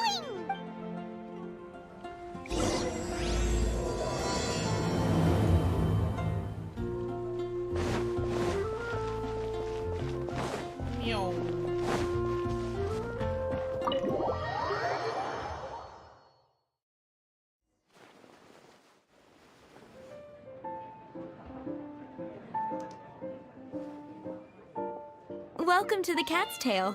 Ah, it's the Traveler and Paimon. What a nice surprise. Oh, and Sucrose the Alchemist. It's been a while, hasn't it? I'm afraid I've already told you before. Fur from the Cat's Tail staff is not for sale, no matter how much Mora you offer. Don't worry, Margaret. We're not here for that research project I told you about last time. Sucrose, what kind of experiment were you trying to do with the cat's tail? I just wanted to test out some hypotheses, and I needed some materials. But, we can talk about that later. Actually, Margaret, we're here to learn more about Genius Invocation TCG. Ah, Genius Invocation TCG. We were just talking about that game. You see, more and more people have been gathering at the Cat's Tail to play, so I thought, why not have a dedicated staff to serve the new customers? That cat right there has the drip. Looks classy as fuck. Speaking of which, I believe you've already met. Met who? You know Prince. This is the Cat's Tail after all, so I thought having a cat take care of our new customers would be quite a nice touch. Allow me to interpret. Prince says that the word customer is much too loose of a term, and we should instead refer to anyone who loves dueling with cards as TCG players. I thought they were gonna say duelists. Just like copy-paste Yu-Gi-Oh already. Just go ahead. My mistake. So it seems I haven't introduced you yet. This is Prince and Shuyan. They will be in charge of taking care of our TCG players. I'm afraid I must correct you there, ma'am. Only Prince, the strongest and most formidable TCG player of all, is capable of providing valuable guidance to our new players. The average player is incapable of grasping the subtlety and sheer genius behind Prince's every play, and he has no choice but to rely on me to communicate with everyone. I am merely Prince's lowly assistant, that's all. Wow! Another guy who can understand animals! How can you use such a crude word as animal to describe the one and only Prince? He is special and the only one of his kind. Such a remark is an insult to Prince. Motherfucker, you're also an animal! We're humans! We're animals! Well said, motherfucker. Oh? What's that? Shuyan. In the eyes of the common folk, I look no different than any other ordinary cat. It's a natural mistake to make, and you shouldn't overreact. Understood. I do apologize. It seems he really is capable of communicating with the cat. Could this be the result of some modification to the language center of his brain? Seriously, how can he get all of that from a simple meow? It was the duels of Genius Invocation TCG that allowed our hearts to bond. It's understandable that ordinary people such as yourselves are unable to comprehend such a thing. So, playing Genius Invocation TCG fosters some sort of a telepathic link between players? And Sucrose overthinking everything as well. Somehow Paimon doubts that. Anyway, if you'd like to know anything about Genius Invocation TCG, then please ask Shuyan, who will ask Prince. Though I'd love to explain more myself, it's time for my daily walk. I'll let Prince play a game with you and walk you through all the rules. Do you even work? You're always on a walk. Do you even fucking work? Just as a seasoned warrior can foresee the path of his opponent's sword, so too can I, as a TCG master, predict my opponent's every play. It would be improper to pit a newcomer to the art of the card against one such as myself. That's what Prince said. Oh, Prince doesn't want to play with us, huh? Fine, then Prince doesn't have to. We'll play you instead. Hey. I'm sorry, but from the day I met the mighty card master Prince, I swore an oath that my hands would live solely to hold the cards and not to play them. If Prince is unwilling to play, then I guess we should look for an alternative. How about this? Diona! Yeah, blah, blah, blah. What is is it? I'm pretty busy over here, you know. Huh. Why is it that every player that sets foot in here to play Genius Invocation TCG has to have a drink? Ugh! Don't they have any clue that the key to playing a game is the ability to think straight? Seriously, games and drinks don't mix. Don't they get that? Ugh! What can I say? As the tavern owner, I can't help but feel happy to hear this. Anyway, I see you've been working hard, so I thought you could use a break. So why not come over here and teach these customers the rules of Genius Invocation? Ha! Yeah, what kind of break is that? I'd rather not. Oh, why are we letting all these loafers come in here to play Genius Invocation TCG anyway? All it does is encourage more people to come to the bar for a drink. You know, if drink sales keep going up like this, pretty soon Mondstadt's alcohol industry is gonna reach new heights. Looks like my first step in destroying Mondstadt's alcohol industry should be stamping out the spread of Genius Invocation TCG. My dear, you are quite mistaken. You said it yourself, a clear mind is necessary to win. Soon, their thirst for victory will overcome their thirst for alcohol. Prince speaks the truth, Diona. Not only is the spread of Genius Invocation TCG no obstacle to your goal of destroying Mondstadt's alcohol industry, it could even support you in this endeavor. Could it really? Sure, why not? Alrighty then, our 2 customers are waiting to learn. Shuyan, let's put you on drink mixing duty for now. But Shuyan is destined for a far greater purpose. Shuyan, drink mixing, now. Bitch! Move! Okay. Ooh, all right. We'll need some space to learn. Let's go to that empty table over there.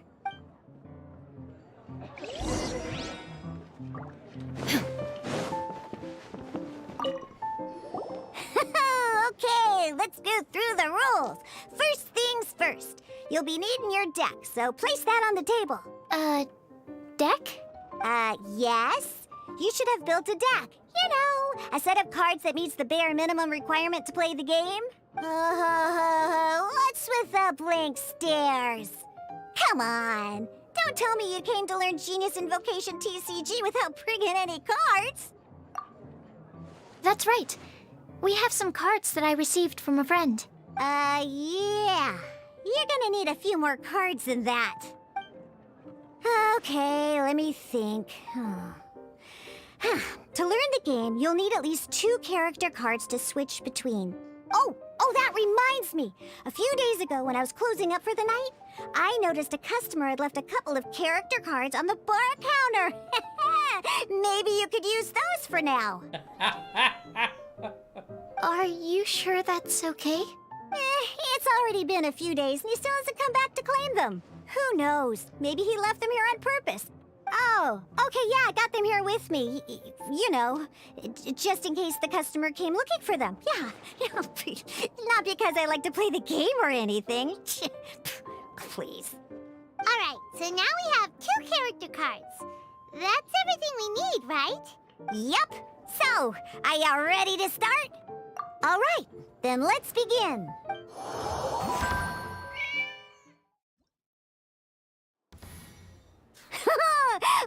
Welcome to the world of Genius Invocation TCG.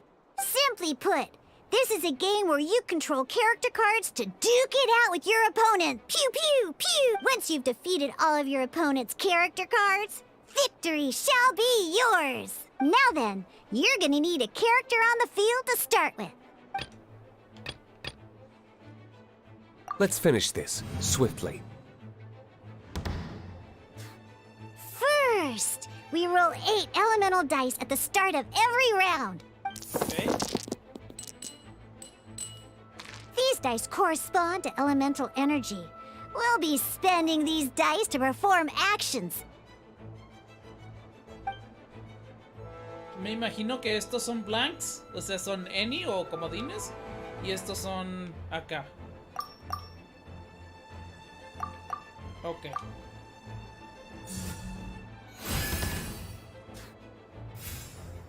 Once the roll phase is over, you'll enter the action phase, where the real game starts. During the action phase, you can spend elemental dice to perform various actions.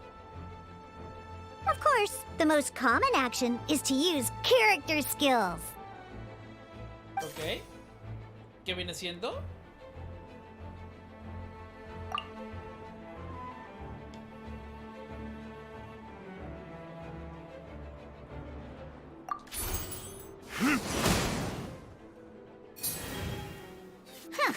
Not bad. You just made your first attack. During the action phase, both sides will take turns making their moves. Ok. After you use a skill to attack your opponent, it's their turn to attack.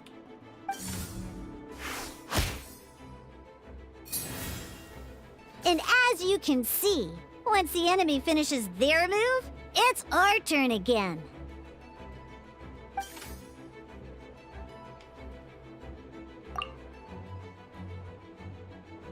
Ya voy a utilizar. Sí, son blanks. Now, these are Omni-Element dice. They can be spent on any move regardless of the elemental type.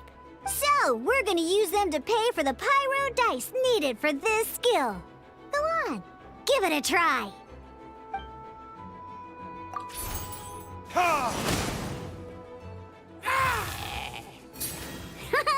That was pretty good. That's one opponent down for the count. Bam! But the game has only just begun. Remember? You have to defeat all opponents to win.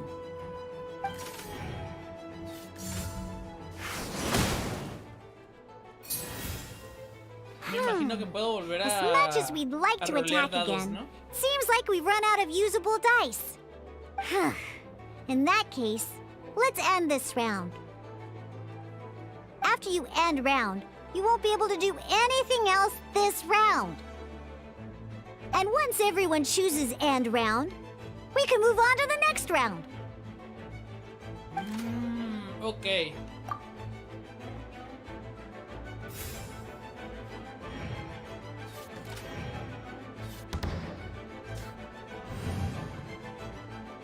All right, here we are, a fresh new round. Woohoo! And a fresh new round means time to roll the dice again. That's how we're gonna get the elemental energy we need, after all.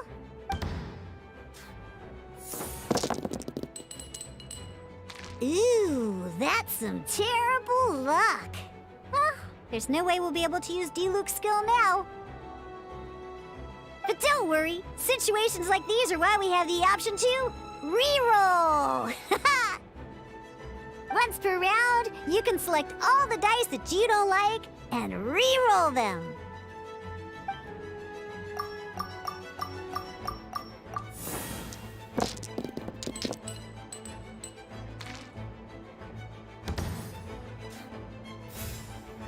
When the action phase begins, the player who first chose end round in the previous round takes their turn first. This means that since you finished first the last round, you'll be the first to start this round. Alrighty then, let's learn a little bit about energy and elemental bursts. Each time you use a skill, your character will gain 1 energy. Ok. Once Diluc's energy is full, he can use a powerful elemental burst. But we're still 1 short. Never mind. Let's start with a normal attack instead. Diluc's normal attack only needs 1 pyro die and 2 other dice of any type. In any case, your normal attack needs fewer pyro dice than your elemental skill.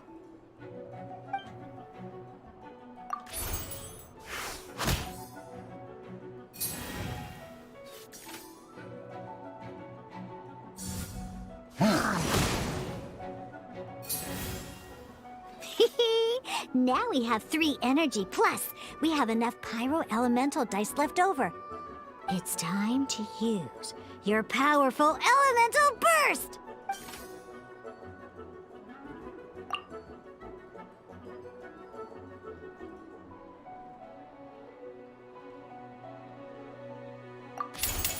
Burn!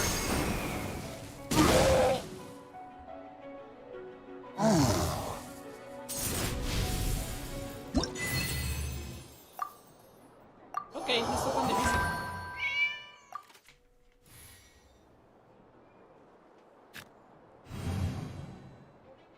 In an actual game of Genius Invocation TCG, you need to use multiple character cards to form a party. Next up, it's time for your second character card, Kaya, to take the stage.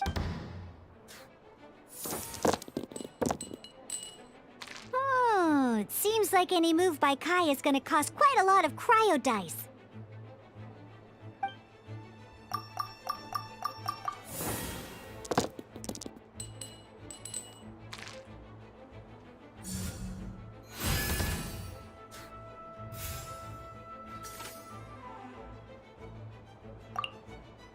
When you deal cryo damage, you'll cause your target to be affected by cryo.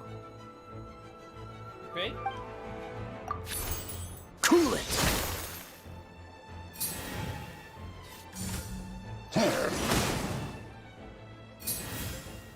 Good! Now our opponent is affected by cryo. This is a good time to learn about elemental reactions. Different types of elemental damage affect enemies with different elements. When a character is affected by certain elemental combos, an elemental reaction will be triggered. At the moment, your opponent is affected by cryo, so we should try and use a pyro skill on them. Looks like we have to switch active characters, though. Oh, that reminds me. Both sides must have one active character, while others are considered standby characters. Normally, we can only use the active character skills. Now, if we want to use the skills of our standby character, we'll have to switch them to the active character. In this case, we'll have to switch to D-Luke in order to use his skills. You can spend one elemental die of any kind to switch a standby character to the active character. Okay, makes sense. Let's go. Switching characters is an action, just like using a skill. So once it's done, it's your opponent's turn.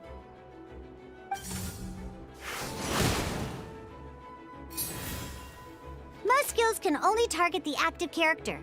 As you can see, your opponent just attacked D-Luke. Alright then, now that D-Luke is our active character, it's time to use his skill.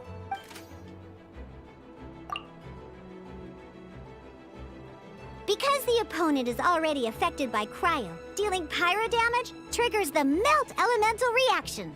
When triggered, Melt increases damage dealt by 2. This will allow you to deal loads of damage in one go! Haha! Genius Invocation's elemental reaction system is pretty cool, huh?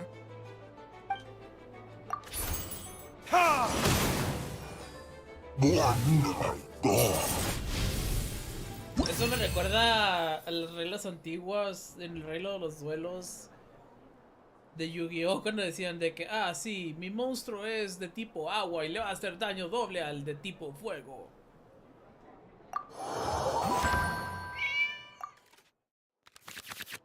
Alright!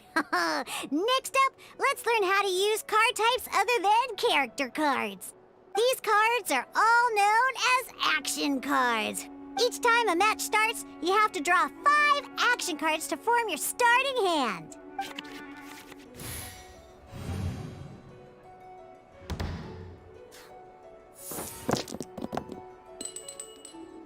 Uh-oh. Looks like we don't have any elemental dice we can spend to make an attack.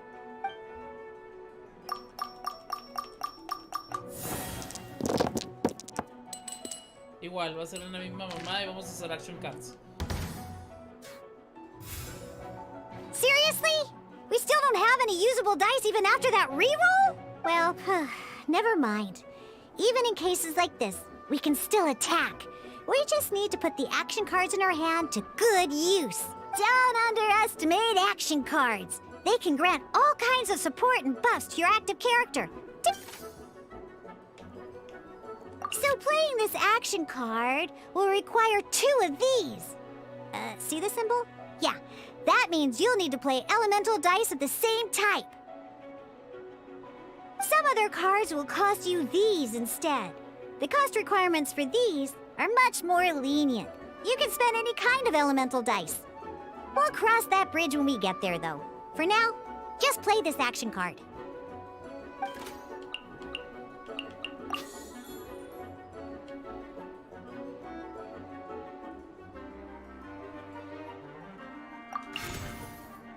So, playing an action card from your hand is a form of fast action. Fast actions do not end your current turn. Simply put, you can continue to act even after playing an action card. Well then, you have your blade. Time to test it out. Son como equips. But wait, D-Luke's elemental skill costs 3 pyro dice, and right now, we don't even have 1. Well, not a problem. This is where we can use a more advanced mechanic known as elemental tuning. By discarding 1 card from your hand, you can convert 1 elemental die into the element of your current active character. And this card isn't useful right now, so we might as well use it for elemental tuning.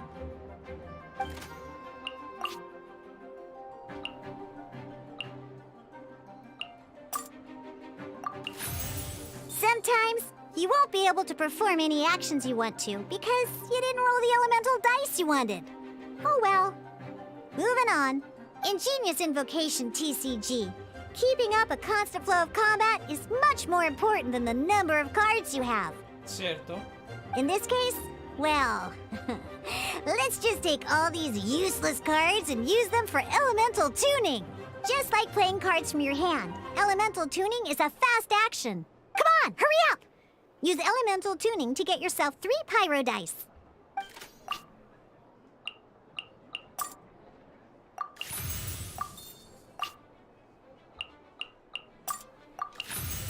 Well, would you look at that? Finally, we now have enough elemental dice to use Searing Onslaught.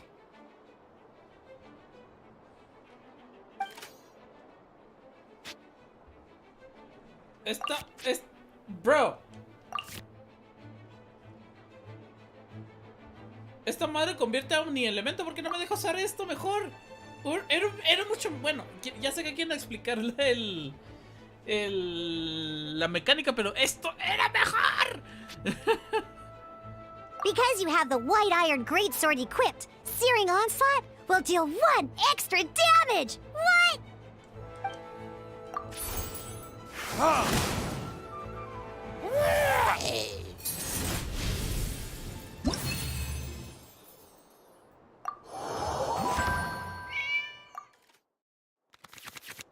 Now comes the final part! Hoo-yeah!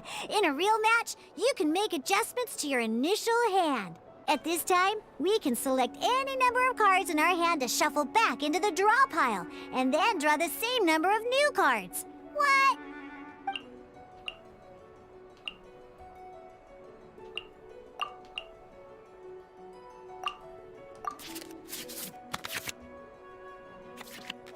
Once you have confirmed any adjustments you wish to make to your starting hand, both players have to select their starting active character at the same time.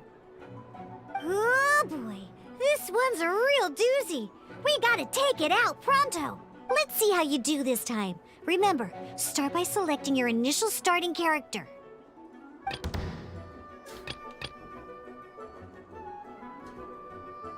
Let's go.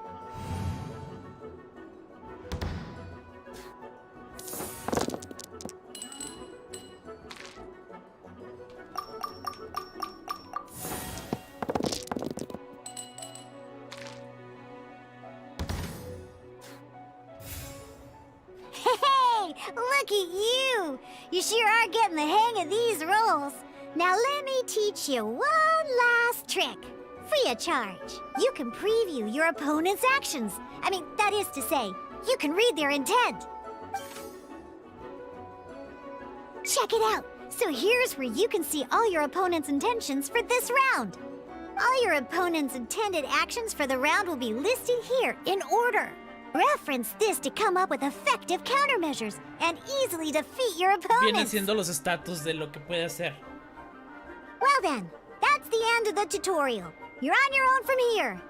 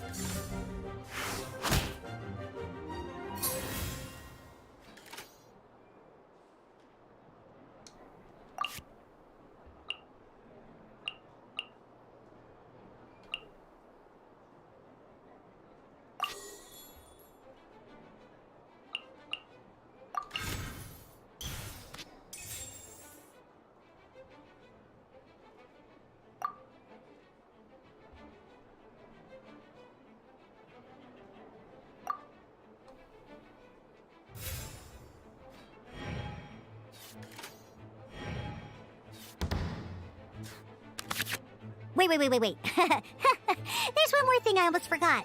Every time you hit an end phase, you get to draw 2 cards from your action cards pile. Remember, you have to make use of both your elemental dice and your action cards to win.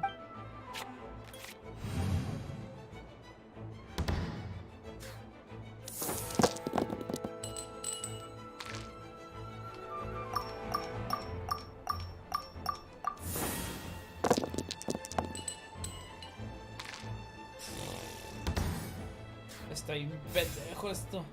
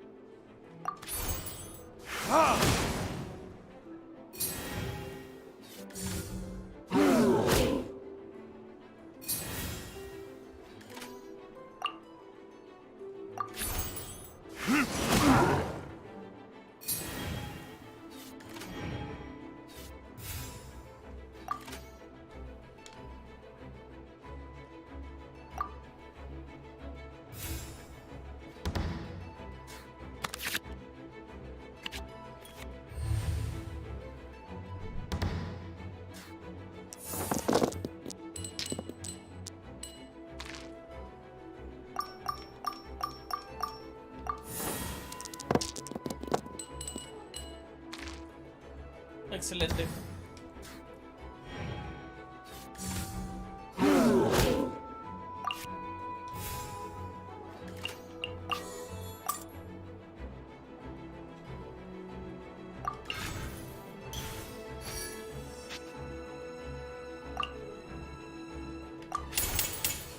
Verdict is...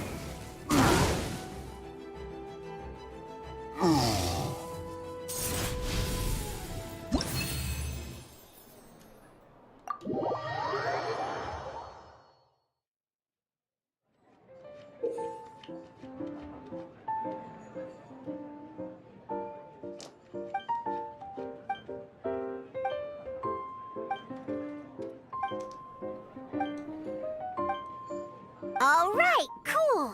Those are the basics. Did you get all that?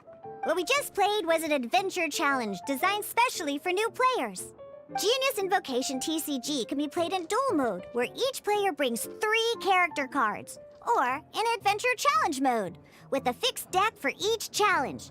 But the rules are all the same. As long as you understand the basics, then you should be able to take on any of those rowdy booze hounds. Although I feel there are still many details to grasp, I think I understand the basic premise of the game now. That was quite the detailed explanation. I didn't know the Cat's Tail's famous mixologist had such an eclectic skill set. What? Oh, when did you get here? I stepped in while you were in the middle of your explanation. I hope I didn't dampen the mood. You snuck in without making a sound. Anyway, what are you doing here? The Cat's Tail is a player in Mondstadt's alcohol industry. Naturally, you have some collaboration with my winery. I'm here today to discuss a few items of business with Margaret. Too bad she just left. But if you head off right now, you might still catch up with her. Never mind, it's nothing urgent. In fact, I think I'm now more interested in this card that you're using to teach them the game. Wait, this card?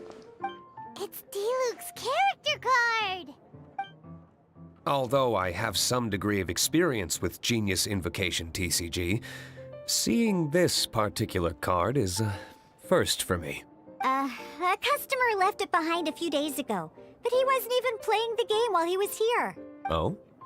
And what sort of a customer was he? He wasn't wearing an eye patch, okay? He had a light complexion and a super serious look on his face. He wasn't much of a talker and looked like he was just drinking his worries away. Never seen him around here before. Eye patch, you say? Gah! I was trying to give the opposite description, but I just ended up giving it away. Sorry, guard captain. Don't worry. Somehow, I don't think he'll be giving you any trouble over it. So, what about the Diluc character card? I don't mind. It's just a card with my image on it. I didn't expect Diluc to be familiar with Genius Invocation TCG. The game has been catching on lately. It's hard to go anywhere without hearing it mentioned. Every now and then, I'll sit down and play a game with the customers in Angel's Share. I was hoping we could play a game, but this issue of someone leaving a character card with my image of the Cat's Tail is very intriguing. It's getting late, and someone has some explaining to do. We'll have to have that duel another time. Good. Then I'll take my leave. You know where the door is. Don't let the door hit you where Lord Barbados split you. Uh-oh. Guard captain. I hope Kaya will be alright.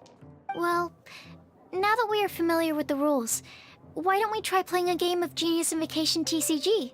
Ooh, 2 new players having their first ever duel. This sounds like fun! But in order to play an official duel, you need to have 3 character cards. Remember, a complete deck has to have 3 character cards and 30 action cards. Got it? Then, let's use my cards. These were mixed in with all the others I had received. And I didn't know what they were for at first. But now that we've learned the rules, I can see that this one must be the Sucrose character card. Now, it looks like we each have the Kaya, Diluc, and Sucrose character cards. So why don't we have our first duel? All right, let's duel.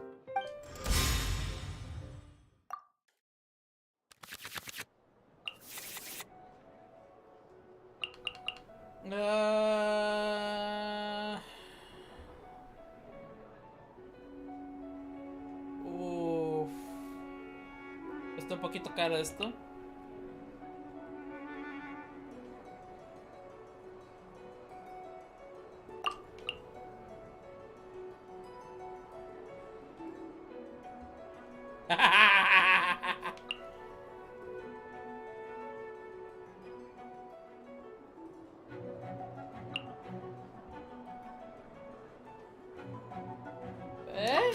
Me agradó.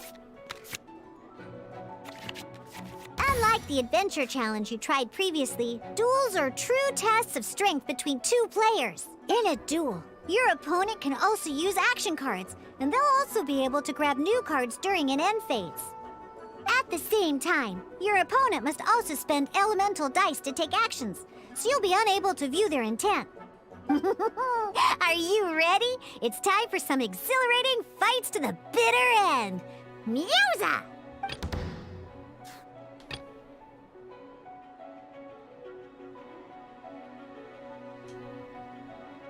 This will be interesting.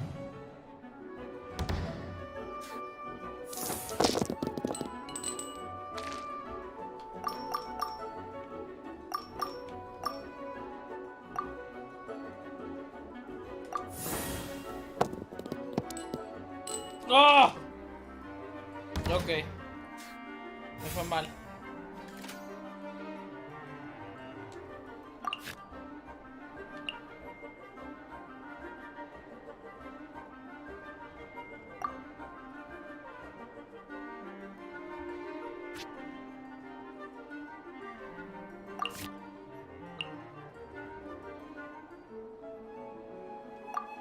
No vale targets, ok. Ya, entonces ya sé qué son.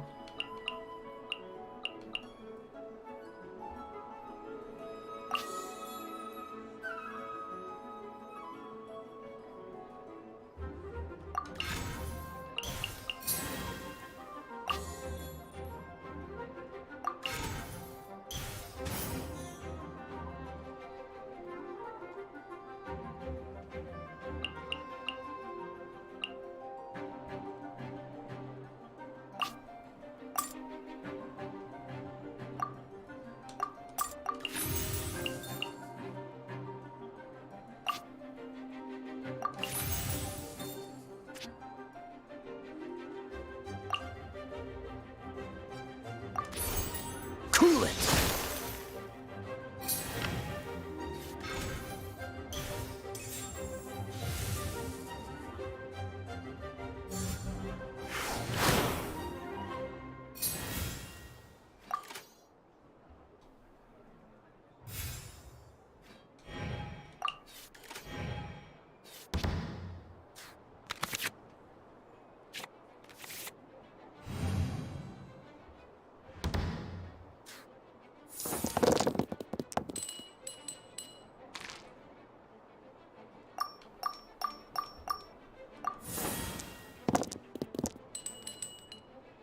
Está sabrosón esto.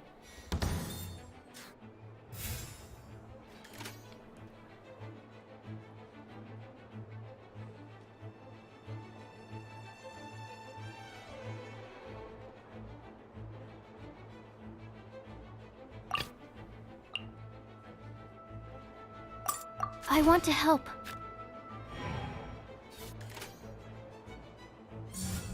Stand clear!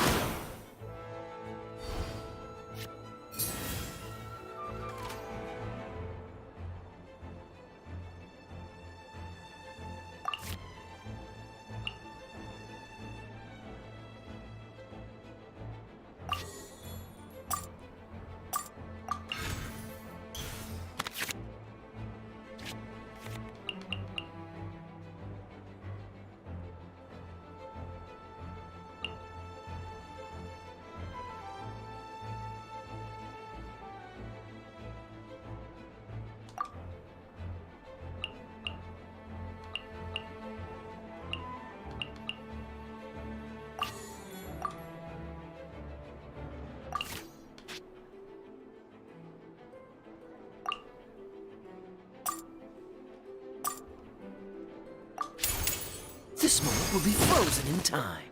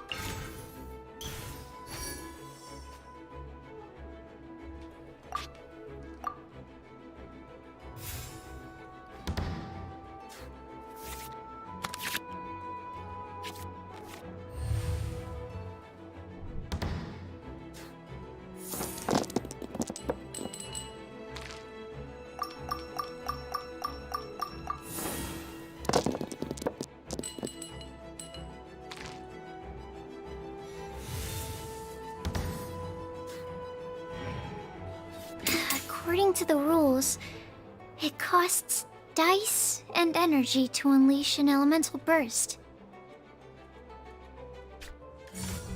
Swirl, Mark 2!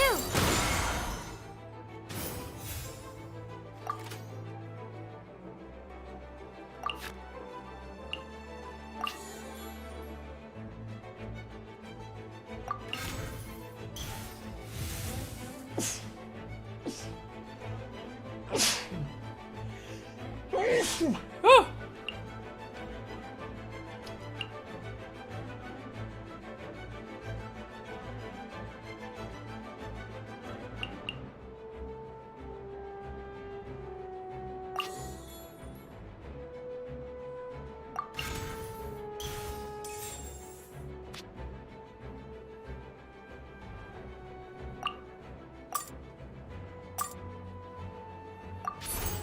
Dodge this!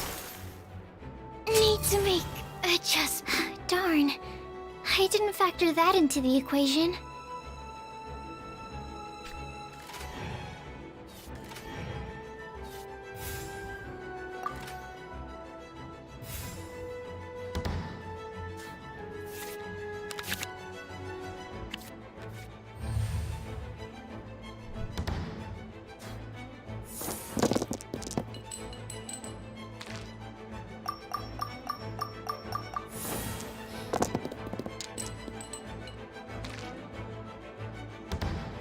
No está tan mal.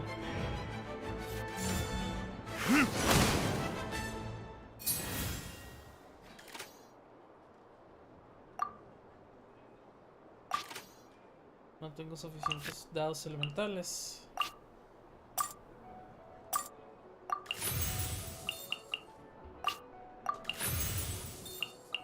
Ahora sí. Don't get frostbite.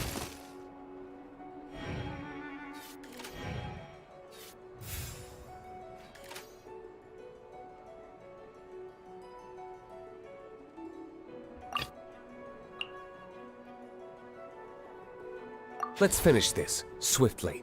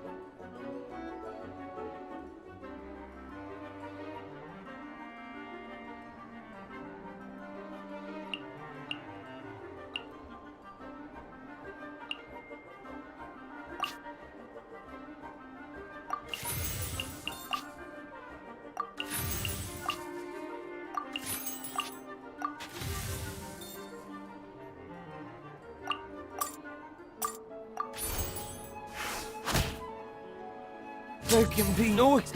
Oh, I wasn't expecting that.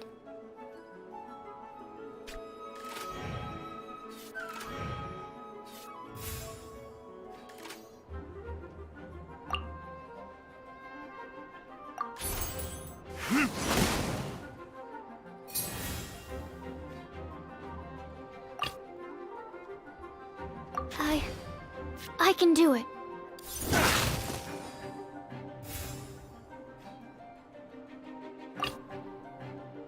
Ready when you are.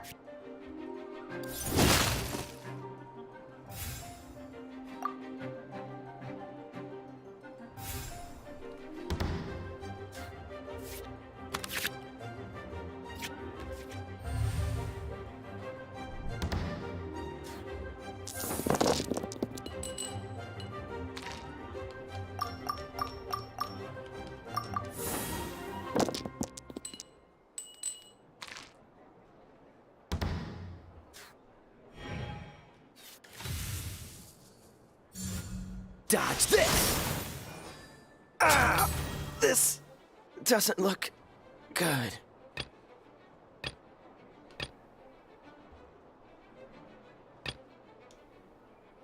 Let's go. Okay. One character card defeated.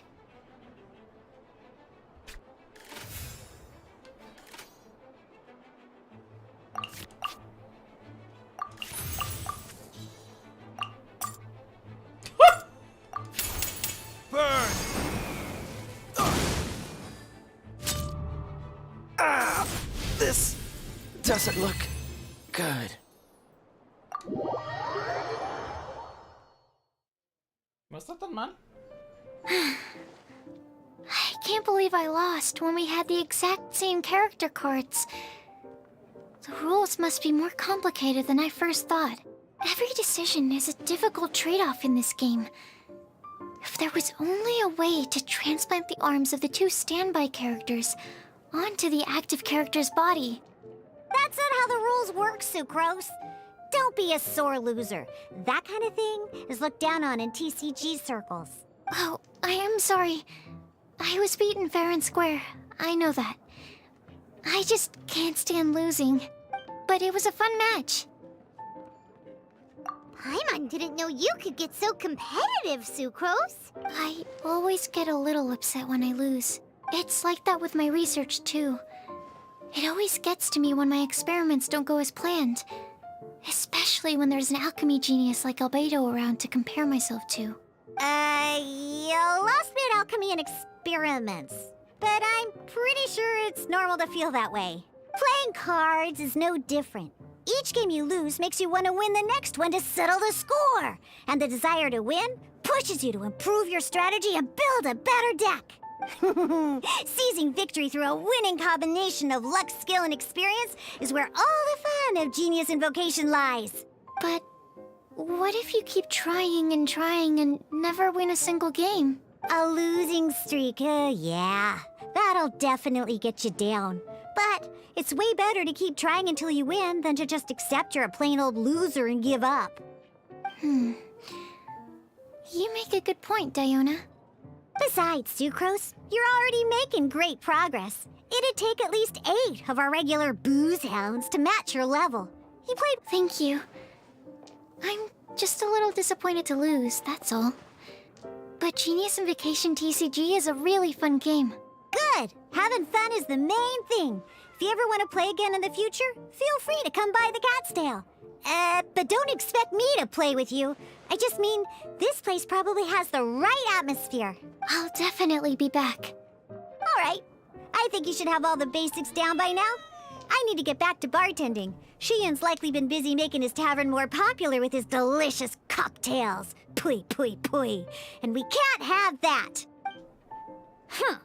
Burning Mondstadt's wine industry to the ground keeps me pretty busy, you know. So if you need any more help, go bother Shiyan.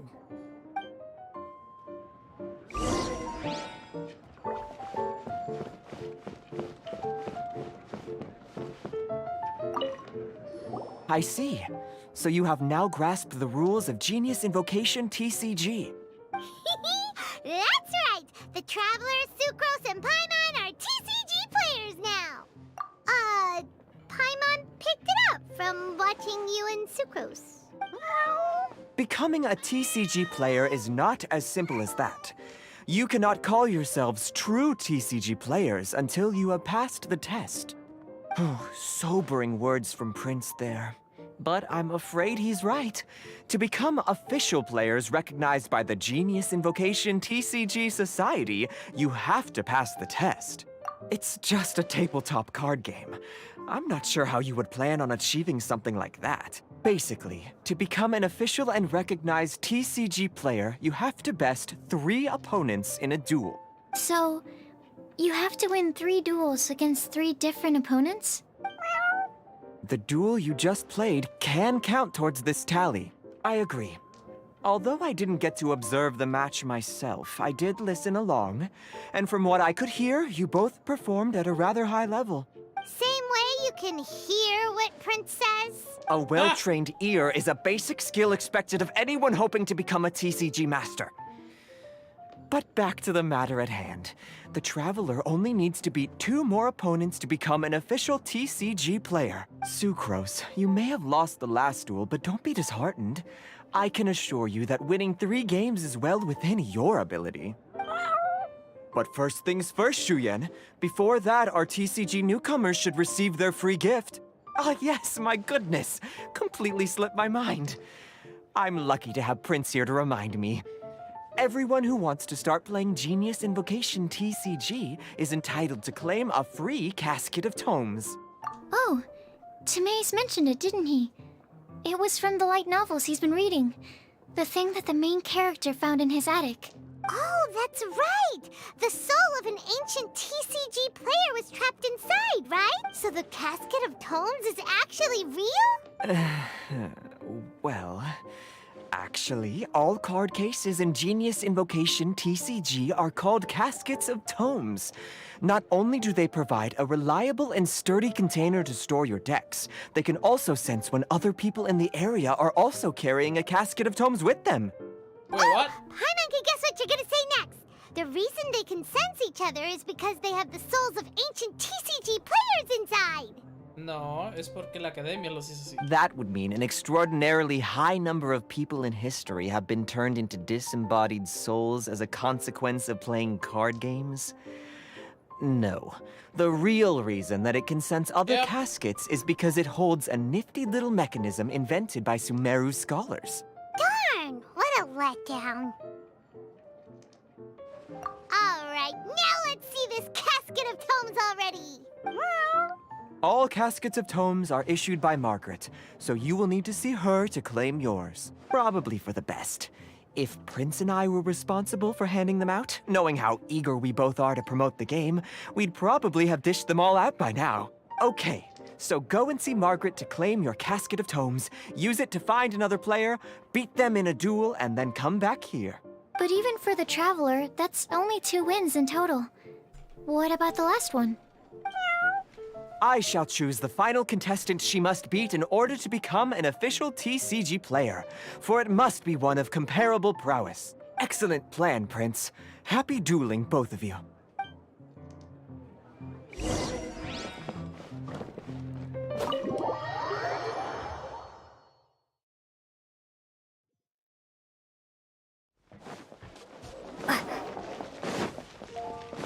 Esta mujer no trabaja. Hello, you 3. Has little Diona finished teaching you the rules of Genius Invocation? Ah, I see you're here for your casket of tomes, aren't you? A very useful tool indeed. So this is a casket of tomes. That's right. A purpose-built case for your card deck that can even detect when someone else nearby is carrying one. Gosh, whoever invented this must have seriously disliked being alone. Yeah, well, even the most fun game is pretty lonely if you got no one else to play it with. True. So I'm glad that these customers, TCG players, are able to congregate at the Cat's Tail. You're not wrong, but that's secondary. The important thing to me is the opportunity for like-minded people to come together and enjoy their favorite hobby. It creates a nice atmosphere. Anyway, now that you have your caskets of tomes, it's time to find some opponents. All right. In that case, I'll go find some people to play against too. Let's meet back at the Cat's Tail in a while. Eso es... Confía en el corazón de las cartas. Thanks. I'll do my best.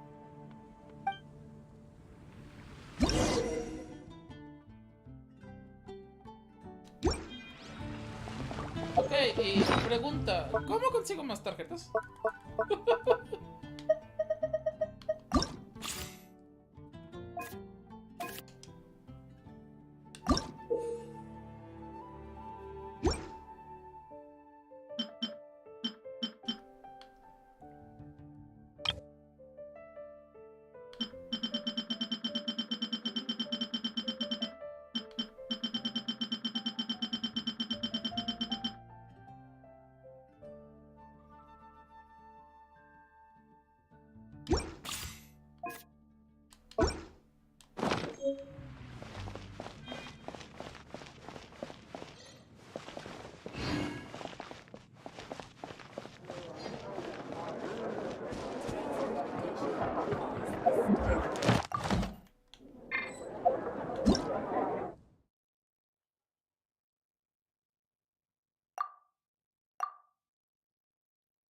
Oh, te aviso en el mapa.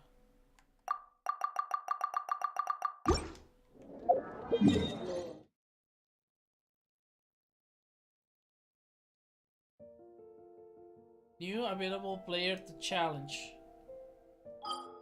Onda chingados.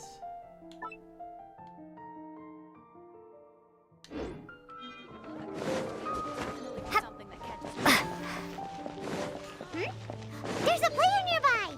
That way! Let's go see! Aha! It's you! I'm sorry. Is there anything I can assist the two of you with? We want to become official genius Invocation TCG players! But we have to pass the test first, so we need to beat 3 players in a duel. Our casket of tomes led us to you. Oh, I see. Unfortunately, I'm on duty right now.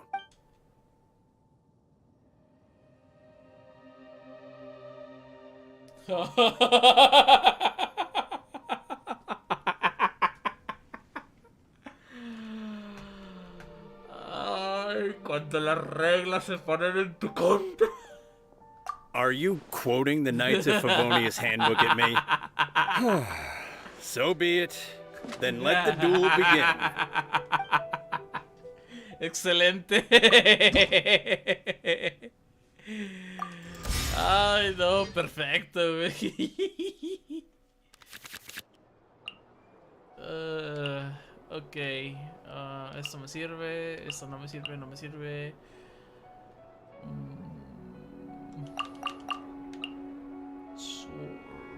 Me sirve. Uf.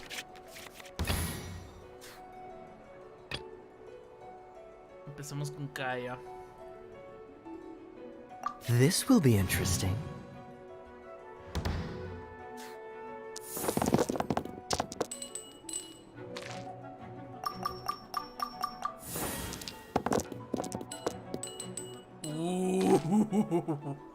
Perfecto. Qué chingón quedó este pedo, ¿eh?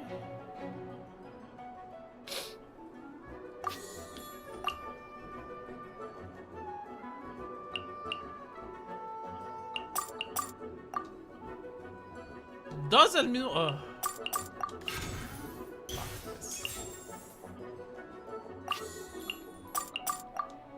Dos del mismo elemento. Oh, fuck. Ok, pues.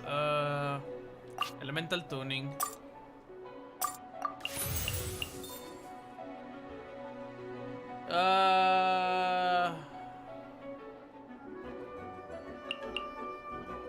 Elemental Tuning.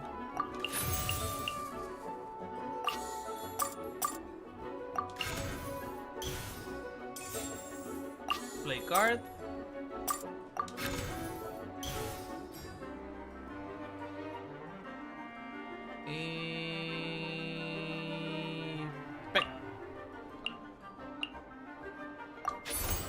Cool it!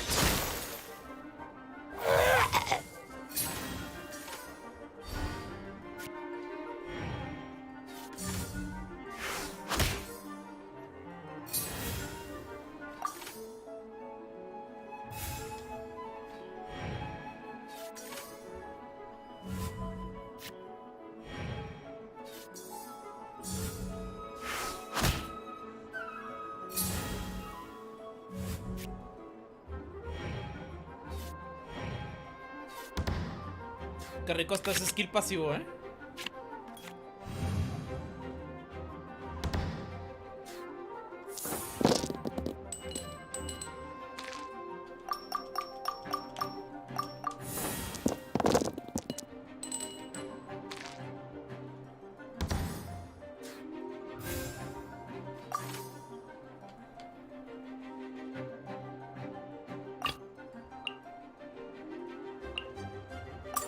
Ready when you are.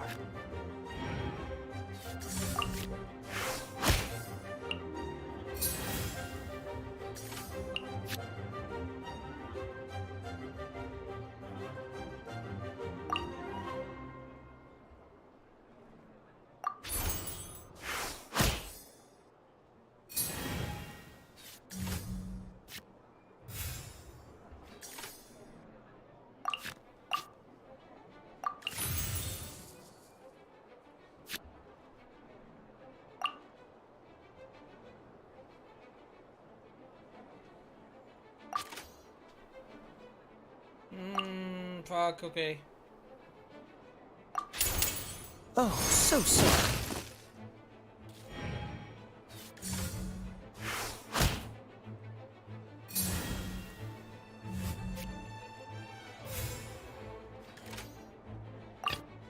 Let's finish this swiftly.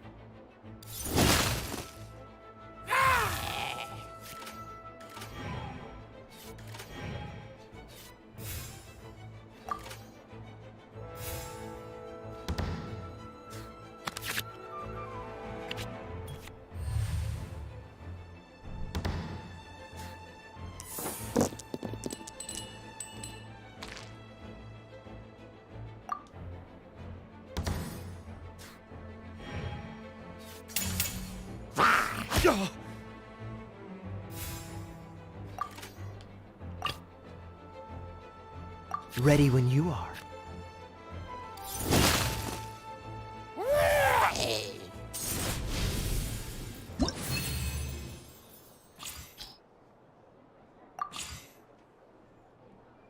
Oh, monedas.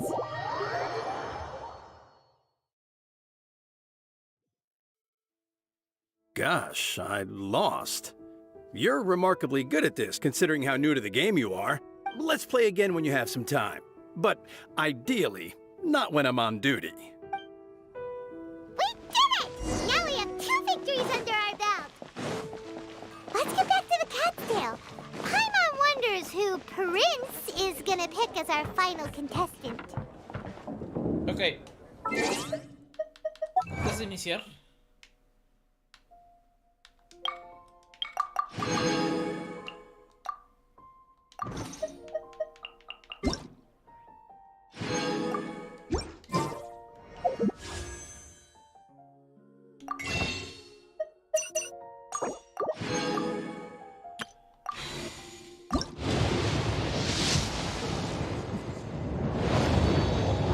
Uy, de la buena suerte. Ugh. Un Rain Slasher, güey.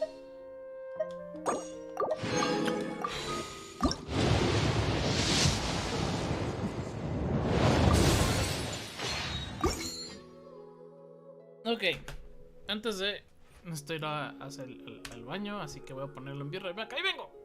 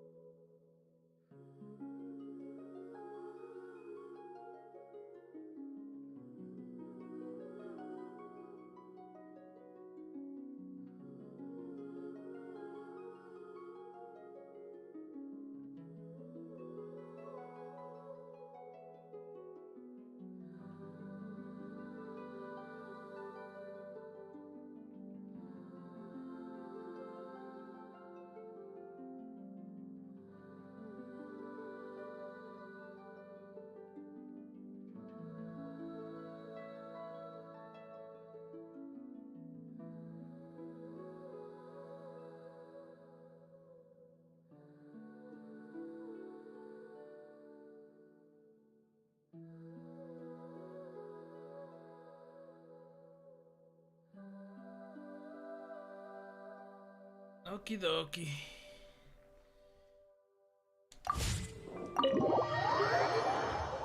Aprendí el aire, el mini split. Que salga aire calientito. I sensed that she had what it took to become an official TCG player, but she has returned to the tavern more quickly than I had expected. Defeat the opponent I have arranged for you, and you shall become an official TCG player. I look forward to watching this game immensely. Not just Prince. I can't wait either. Come, your opponent is waiting for you in one of the private rooms. She won't lose to them, whoever it is. Right, Traveler? What ho, fellow voyager of the stellar void. Yes, even I was briefly discountenanced when I heard the tidings of Oh your no, it's sworn Fisher. oath to become the thrice victorious. But so be it. You who are enslaved by dueling desire, be released from your shackles into the glorious arena of gladiatorial combat. Step forth, O brave challenger. Your princessin grants you an audience. Hearken well. The wretched clock chimes yet again, as the declining light of the day grows dimmer still. Pardon my directness, but we have not been waiting that long. Mein Fräulein could afford to be a little less impatient. Huh? Paimon knows those voices. Your opponent sounds anxious, that's what Prince said.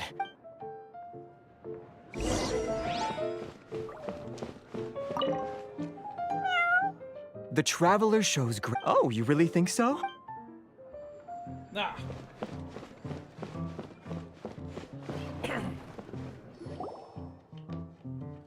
Paimon knew it! It's Fischl and Oz! Who else but the princessin? For, as the name of this hallowed rite suggests, only when the wisest of heroes is summoned can the master of cards hope to be crowned the champion. This path is a treacherous one. It must be tread with great caution, for eternal doom and damnation are but one wrong step away at any given moment. That is why none is more suited to appear in this audience chamber than the princessin, whose Aug de Verurtelung des großen Kaleido-Phantasmus has witnessed 10,000 battles across 3,000 worlds. Oh, is that right? Indeed. Mein Oh, that's true. Ah, this makes sense now. Prince did say. The prince. Mein Fräulein. So there's a lot. Indeed. Mein Fräulein. What say you, Outlander? Do you wish to make an enemy of me, the Princessin de Verurtelung? Yes. Who even then I say. Shut the fuck up. Oh, Dios, tiene a Bennett en su equipo.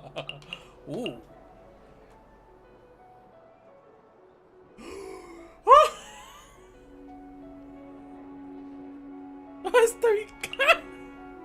Ok, perfecto.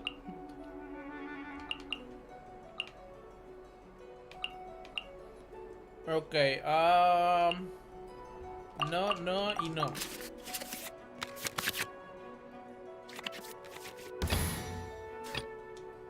Ready when you are.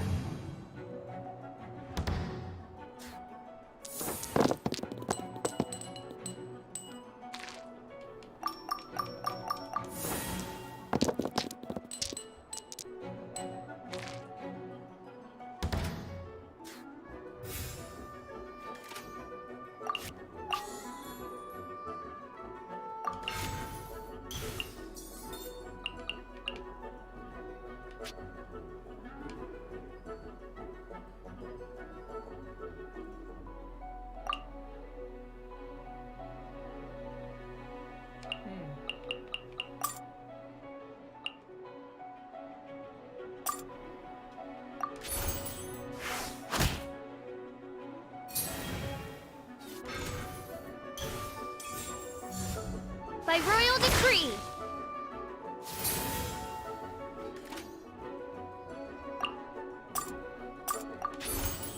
Freeze!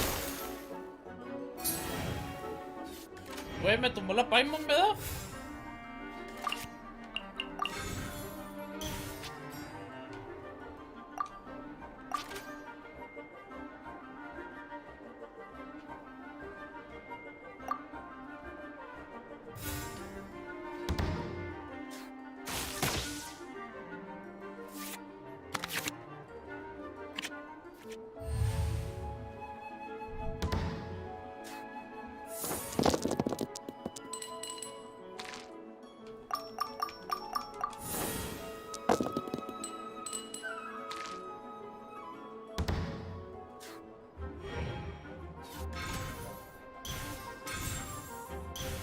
Intenta pegar y vas a ver que te va a dar te va a ir de la chingada.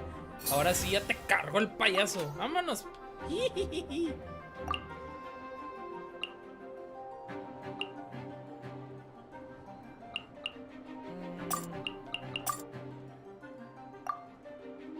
Cuatro cryo, ok, fuck. Me duele. Oh, so sorry.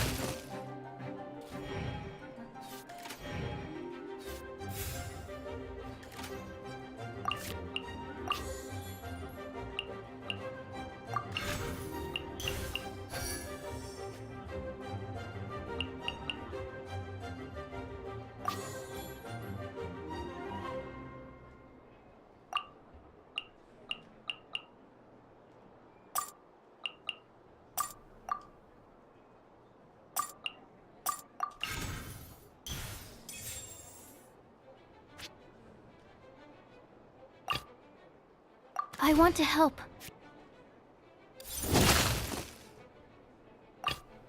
This will be interesting.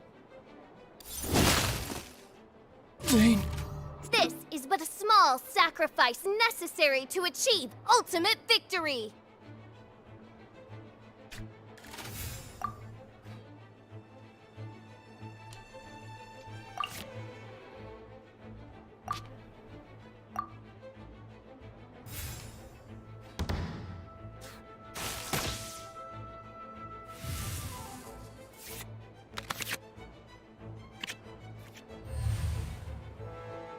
Ya quité el quemante, así que no pasa nada.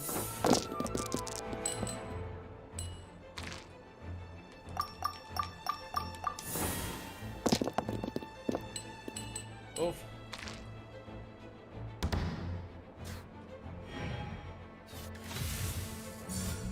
Let's light it up! Ah! This doesn't look good. Now see what happens to those who dare defy the Prinzessin!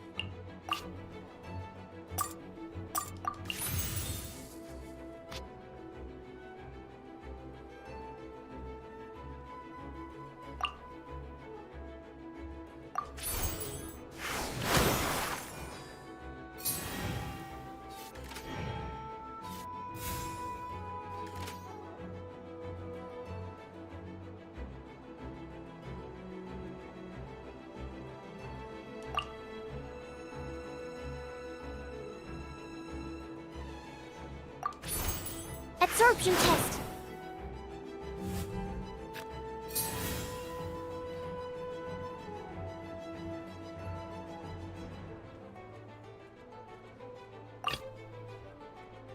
Let's go.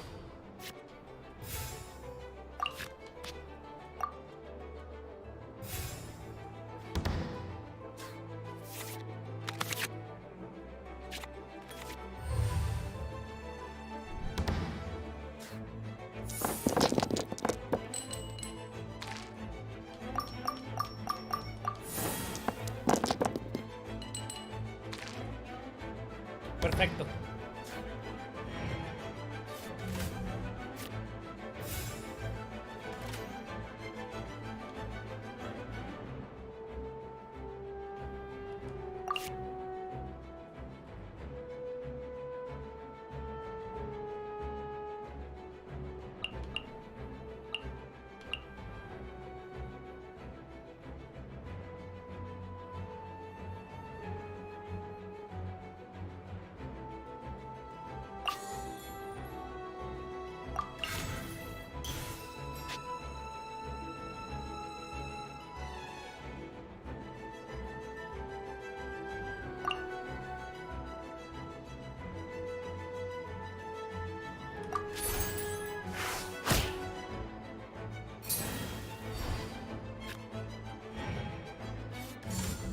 Let's light it up!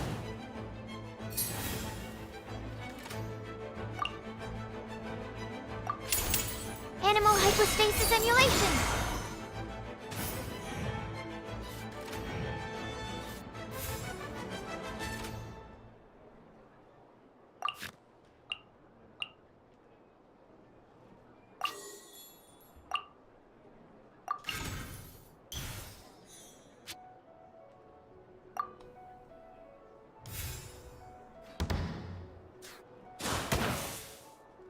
Couldn't break the curse. What happened? Oz, with lightning twixt upper and lower mandible, strike thy pointy beak into this obstacle and remove it from my path! Mein Fräulein, I cannot simply attack the traveler.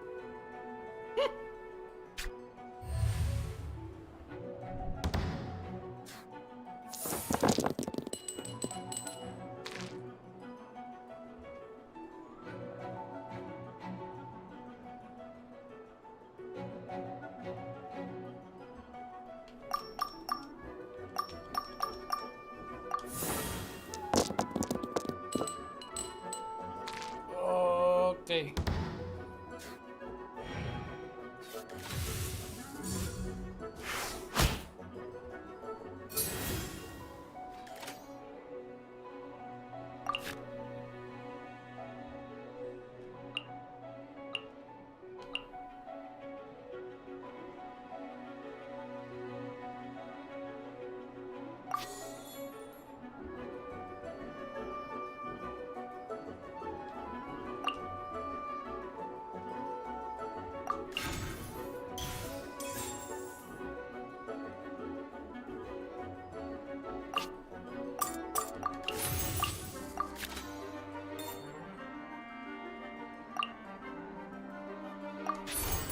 Absorption test.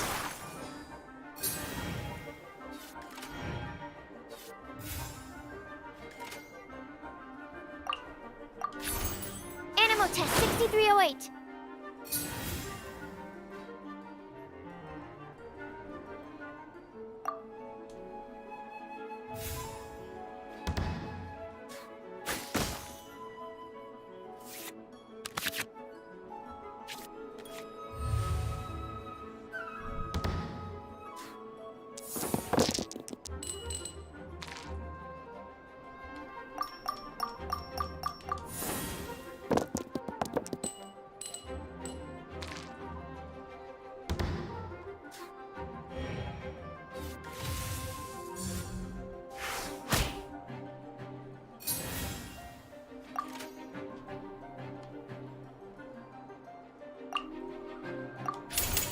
Animal hypostasis emulation.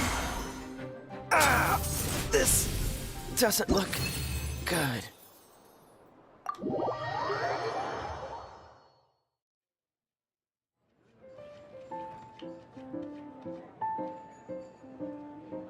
Impossible!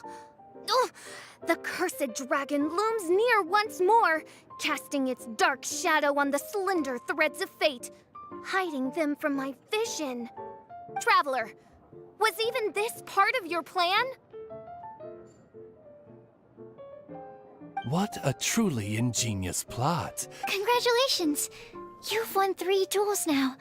That makes you an official TCG player. Yeah! Oh, yep. I've won 2 games so far. when I got back. Nice! Sucrose... It seems I am forced to commemorate your glorious ascent to a battlefield beyond this lowly mortal. Main Fräulein wishes to give you a Main Fräulein character card. Wow! It's Fischl's character card! 'Tis a mere token of such. To the victor of this splendid duel is a boon of commensurate splendor due. Oh, excuse me, ma'am. I am also a beginner who has won 2 games so far. Might I also have the honor of joining you in a duel? If you would be willing, of course. Nothing would delight me more. I hereby grant you permission to... One other thing. When I got back, Prince and Shuyun said there was something they needed to give you, if you managed to become an official TCG player. Probably not. Oh, Paimon bets it's some kind of prize for me. Let's go get her. With 3 electro dice, I summon my eternal familiar, Osvaldo Hrafnavine, to my side. Heed my invocation! But Main Fräulein...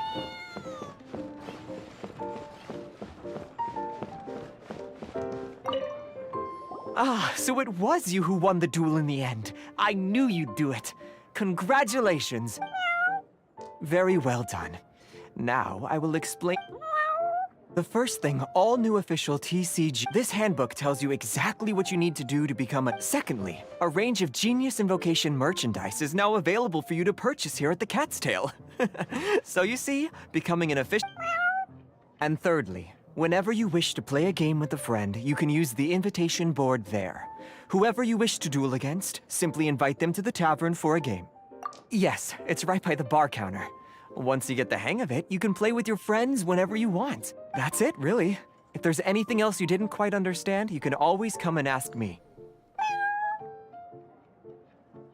Yes, indeed, I'm quite sure. Hope you have fun playing Genius Invocation TCG.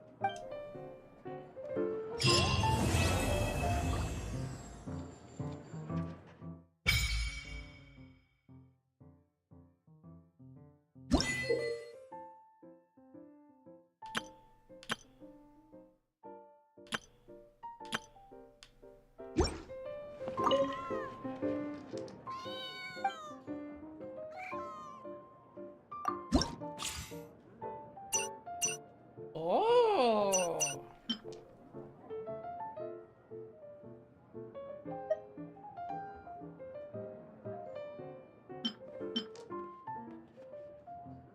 Bro, los dynamic skins.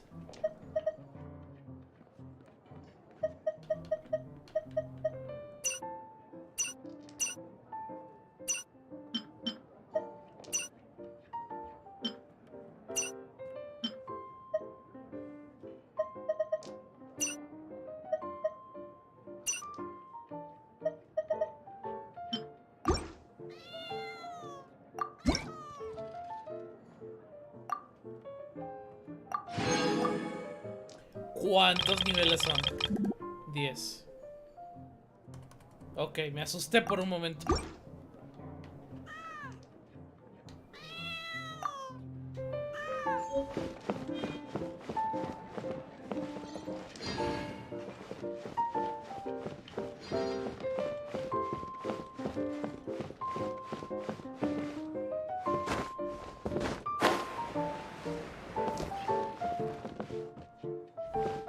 Qué rápido, ¿a poco ya peló un gallo?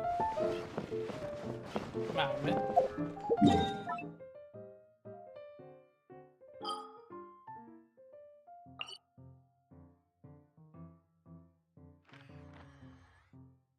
Mámate que es Noel, güey. Timmy. Marjorie. Aileen.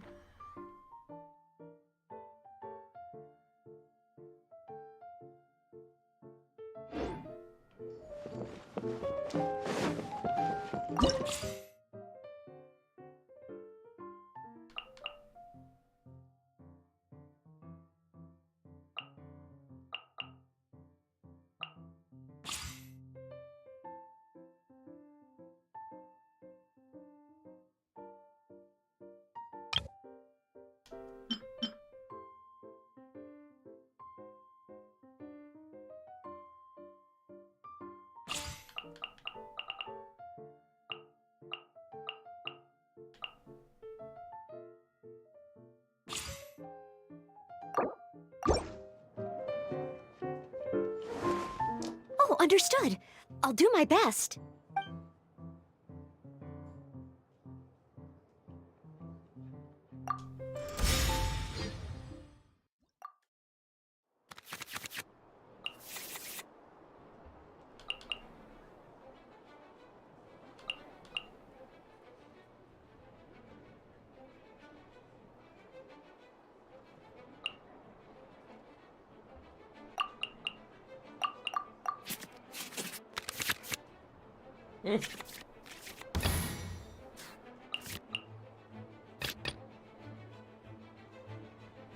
I want to help.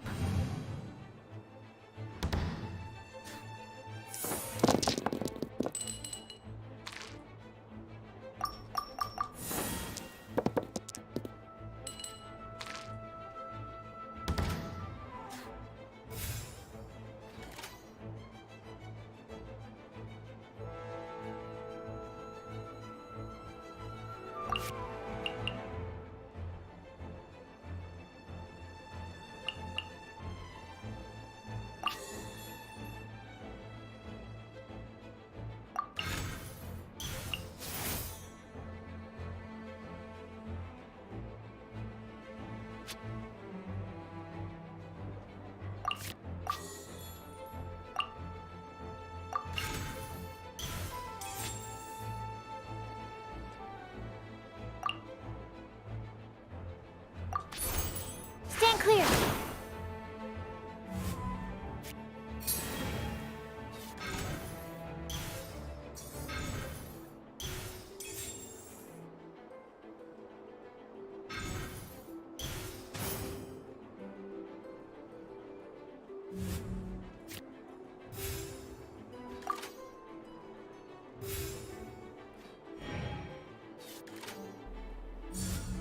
I must leave no stone unturned.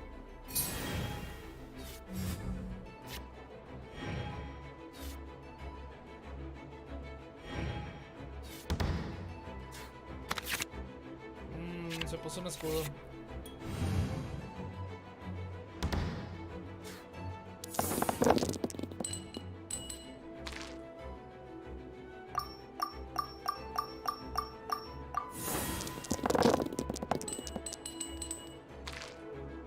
Oh.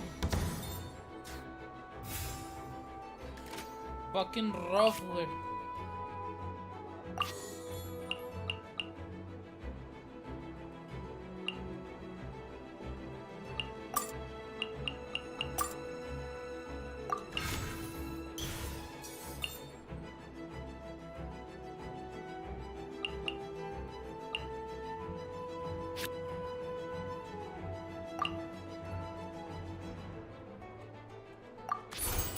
Animal test 6308.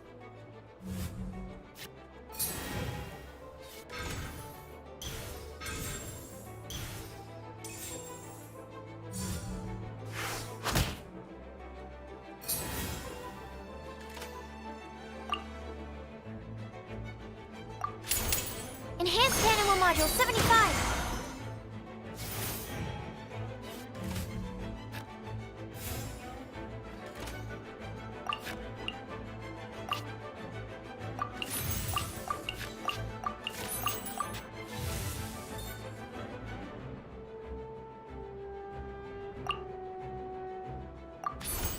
Stand clear.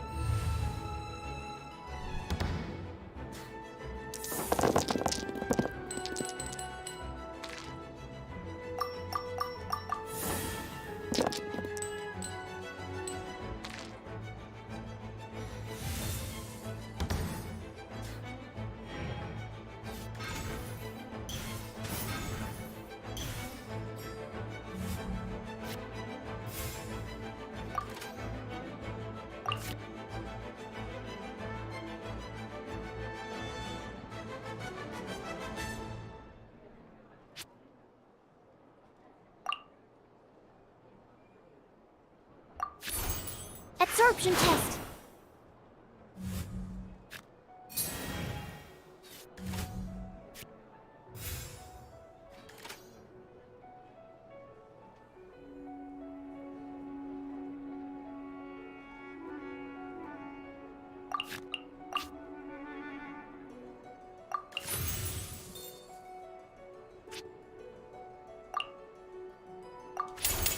Enhanced Animal Module 75. I must leave no stone unturned.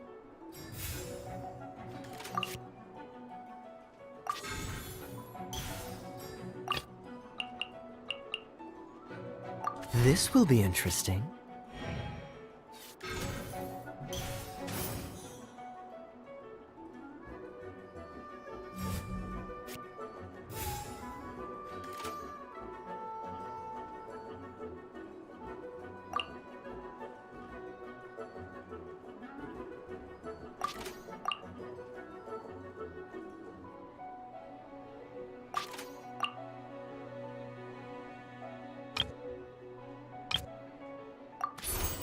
Cool it!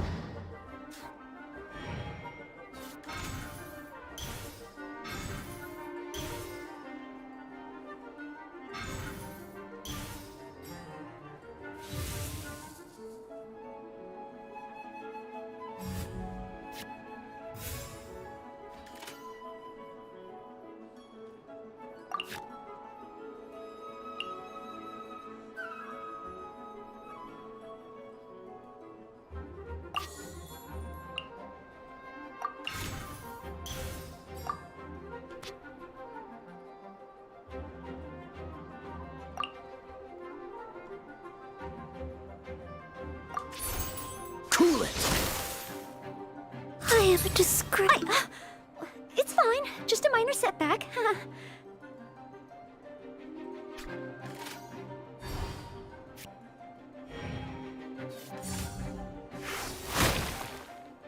Need to make adjustments. Ready when you... Please take this card.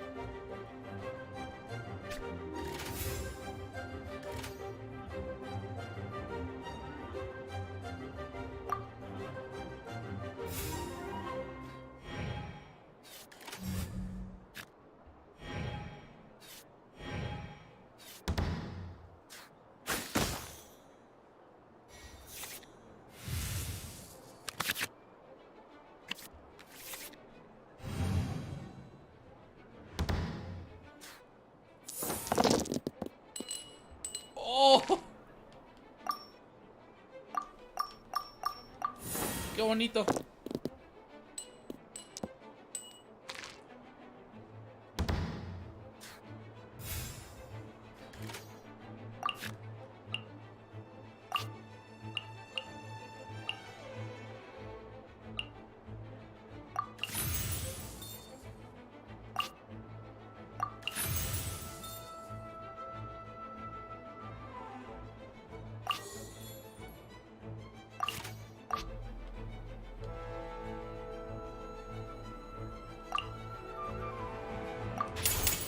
Oh, so sorry.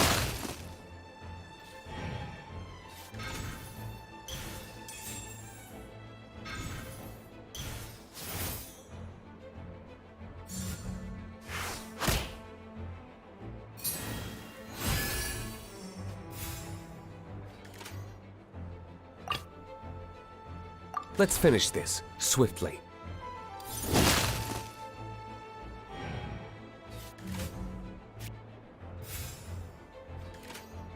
Ready when you are.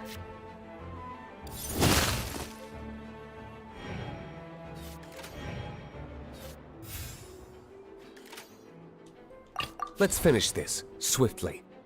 Yes, sir. The victor. I still have a shot. No, you don't. No, you don't. You're dead.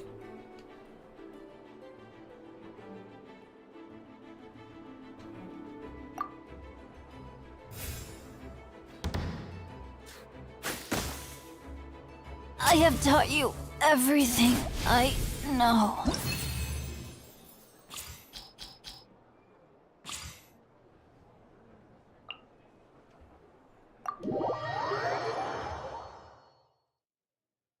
Oh, I lost. I need to improve.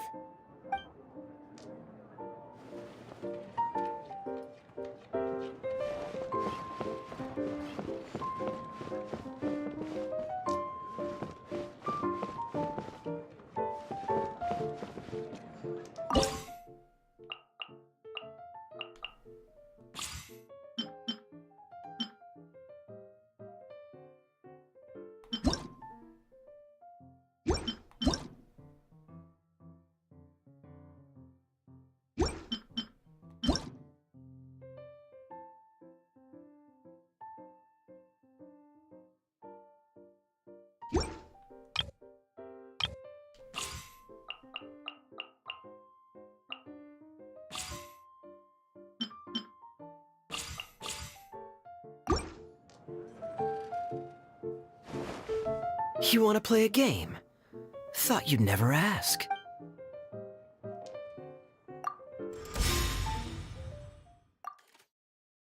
You never ended.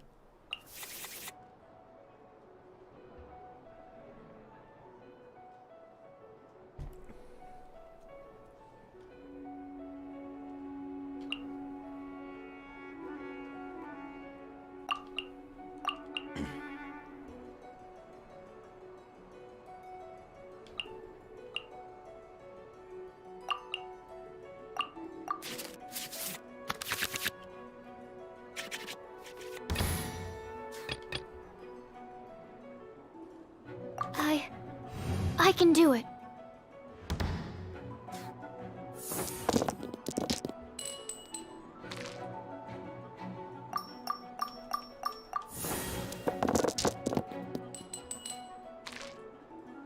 Ok, tengo uno más.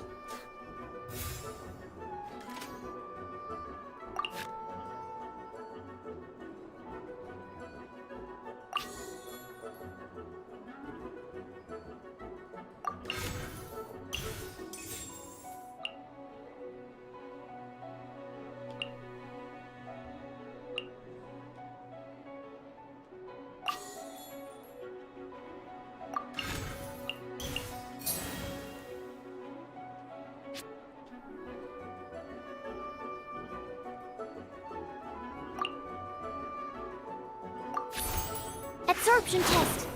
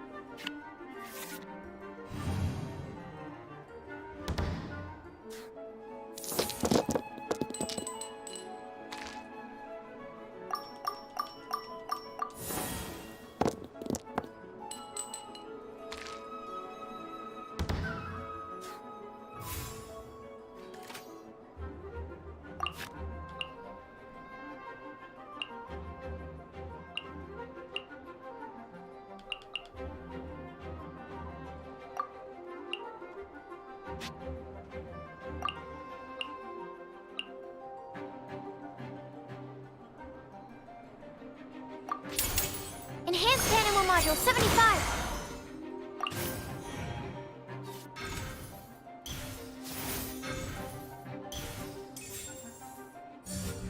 Shadows of Fate.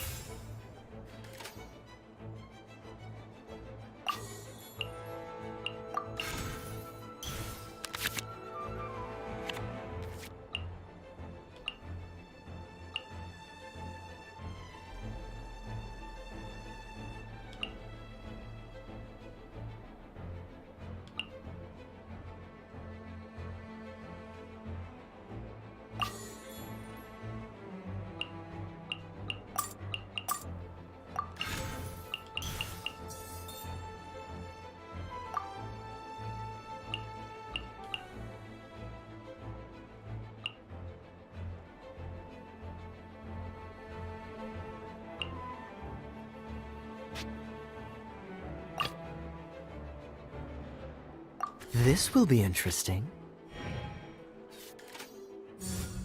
Freeze!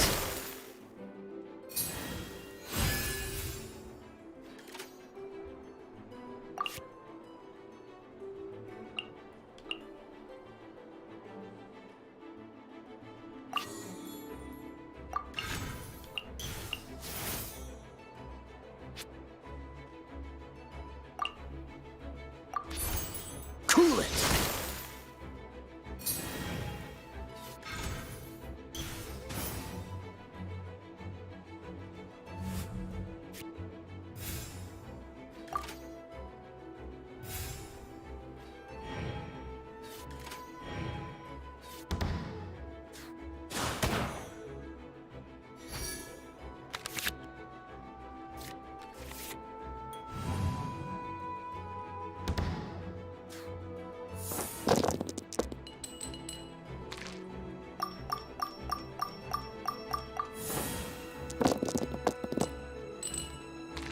Ugh.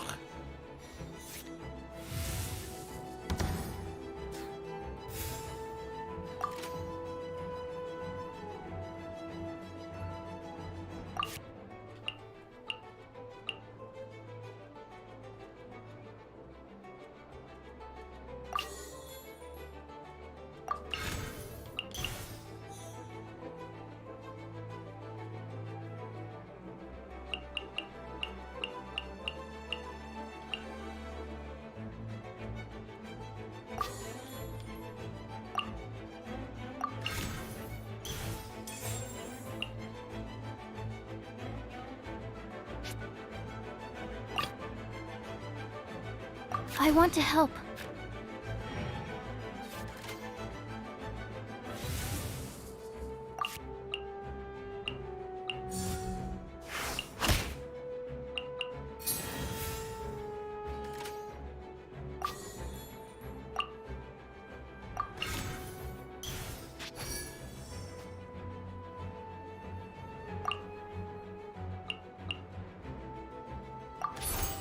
Absorption test.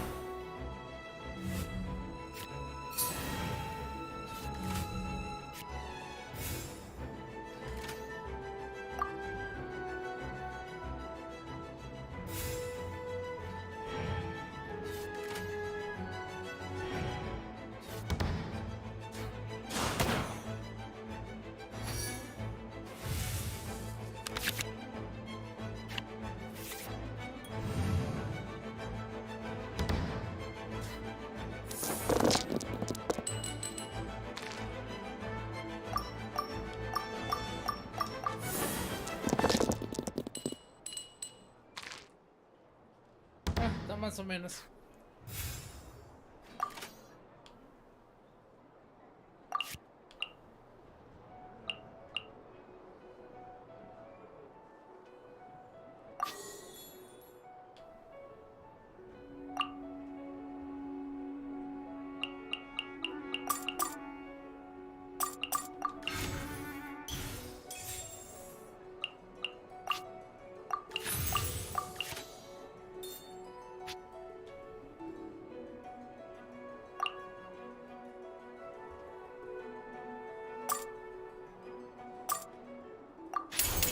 Animal hypostasis emulation!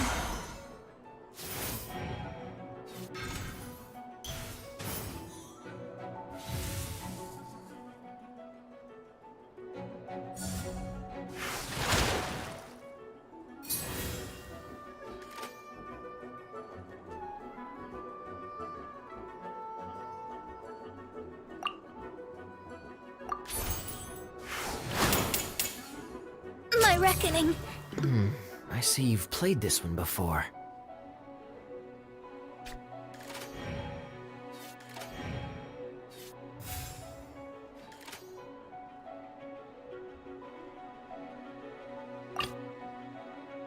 Let's go.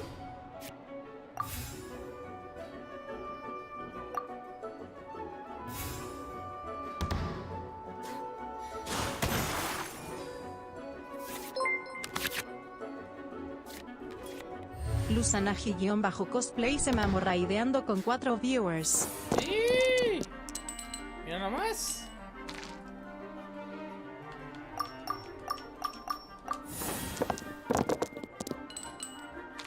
Hijo, qué mal. Qué mal set me tocó.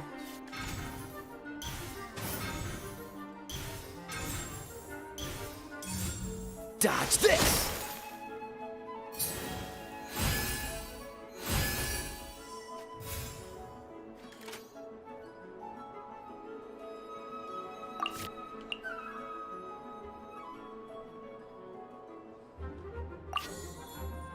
En el remoto caso de que necesite.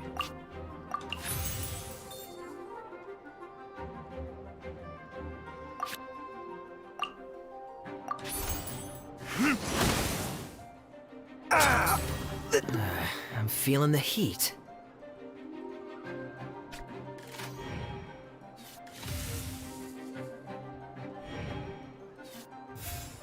Ah, no, ya. Muerto. This is just my... Ugh.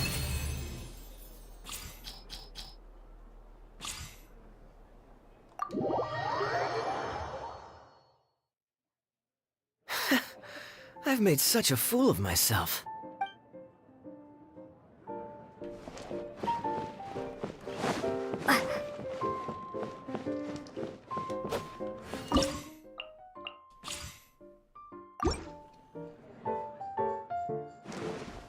All right, let's go for a round.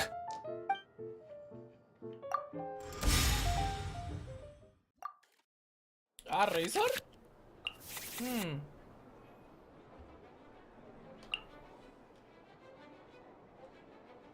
Oh, esto me sirve.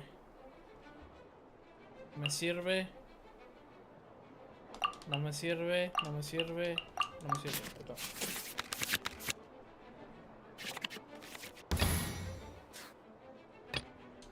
Ready when you are. Mano God.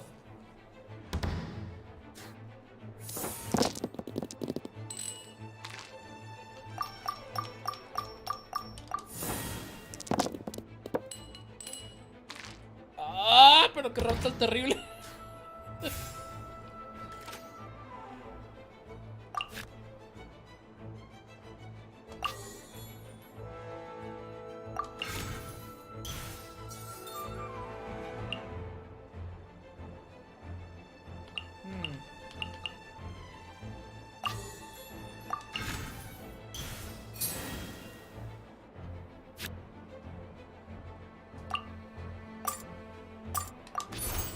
Freeze!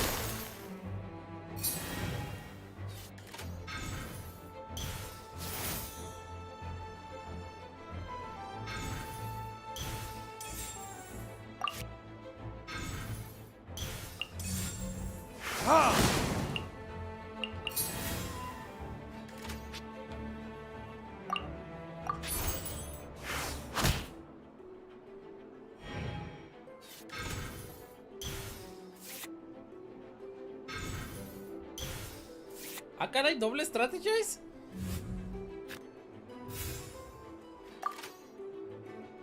Maldito tiro, maldita jalada de suerte.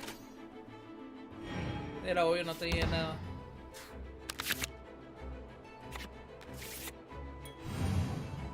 Ok, tengo una buena oportunidad aquí.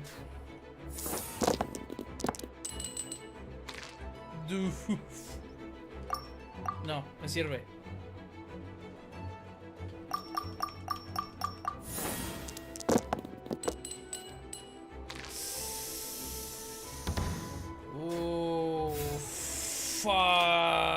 Necesito 4, ¿verdad?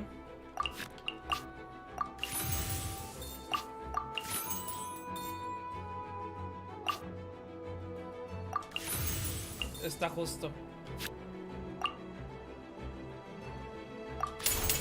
Don't get frostbite.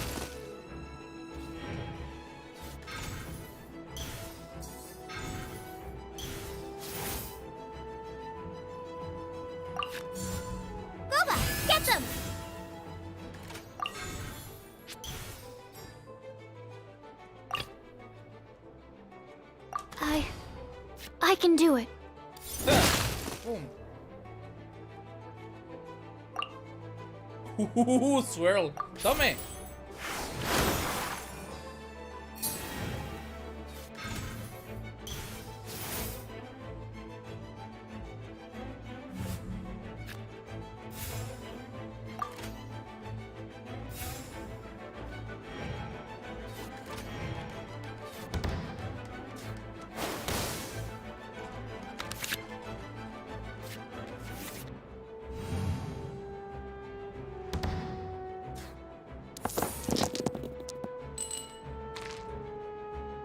Shit.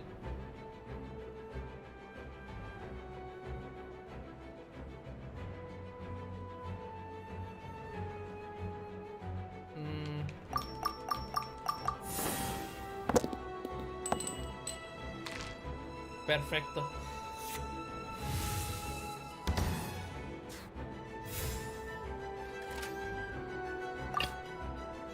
Let's finish this swiftly.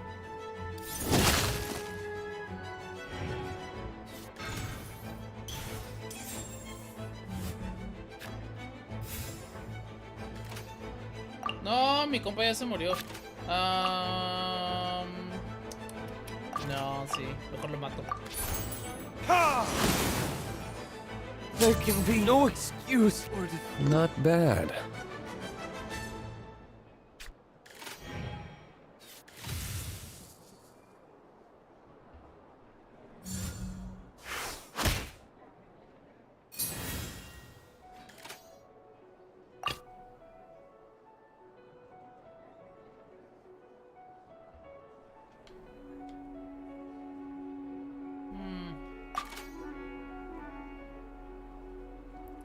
Ah, no, perfecto. I can do it.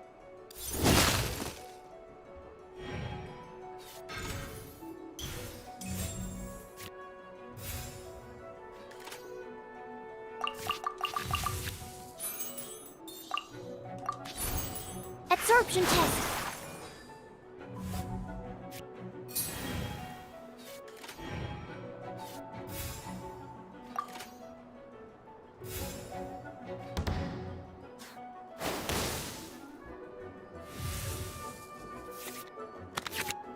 Lo que me preocupa es el ataque de Razor.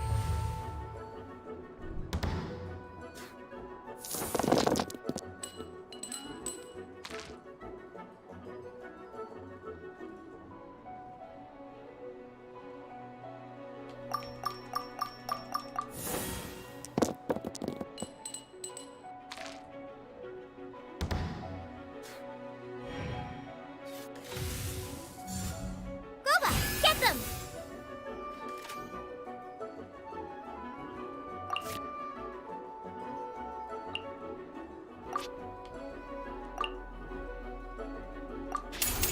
Swirl, Mark 2.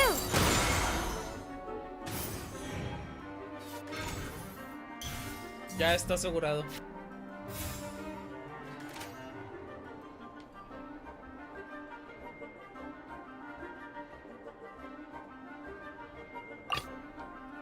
Ready when you are.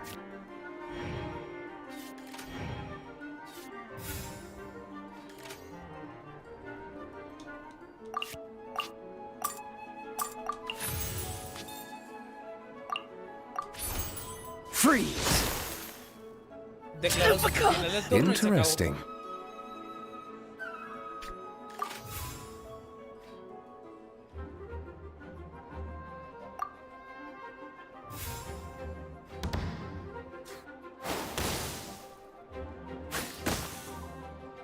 Dinner's gonna burn.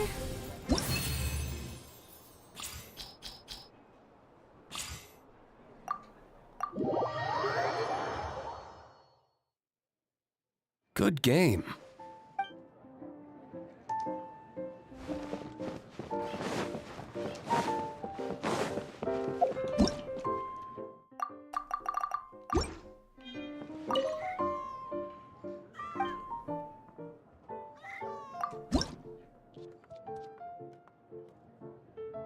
¿Es en serio?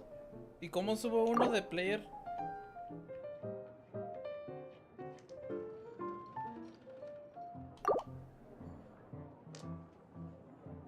¿Ah?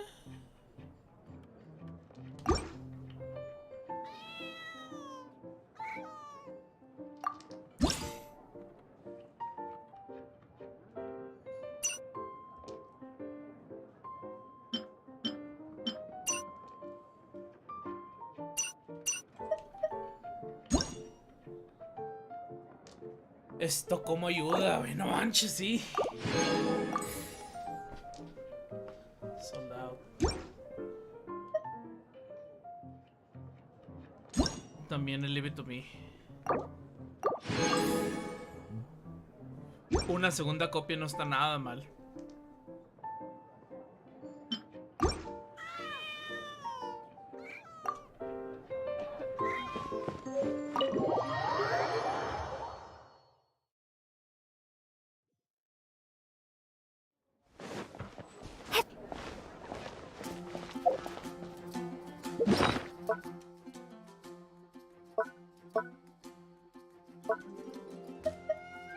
Beginner Player Batch.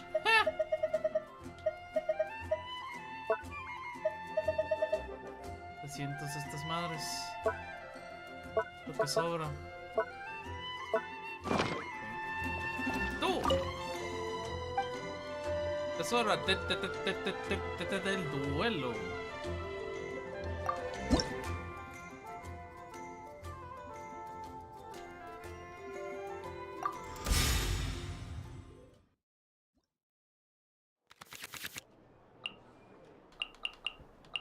Uff, nada me sirve. Todo fuera. Ah, perfecto.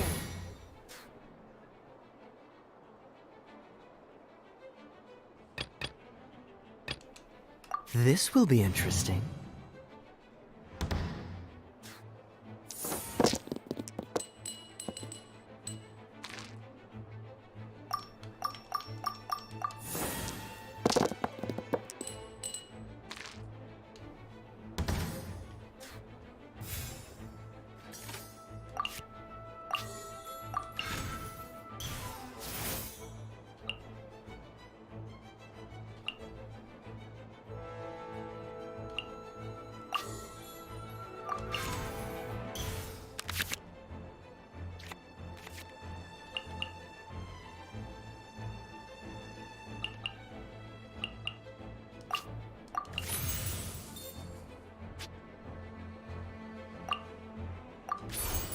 Freeze!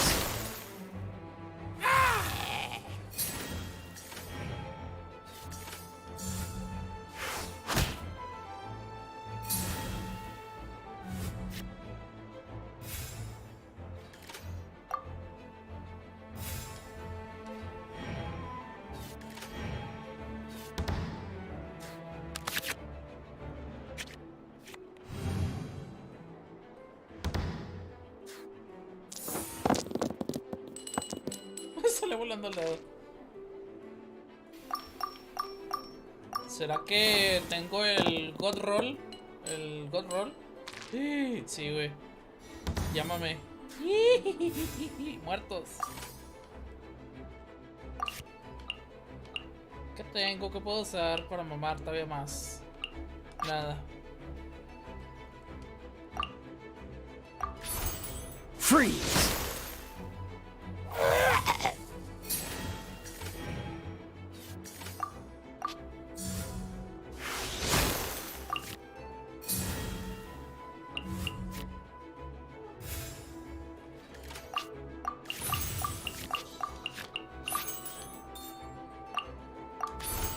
Cool it!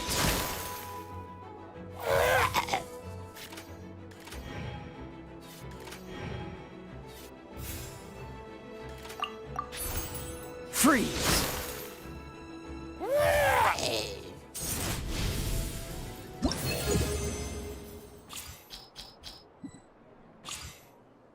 Ese God Roll. Parote tiró, güey, no manches.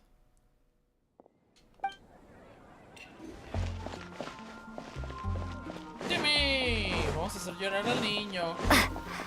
Ñaca ñaca.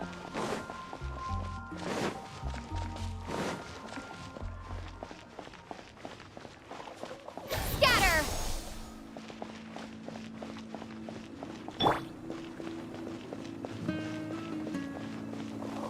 Now you shall perish!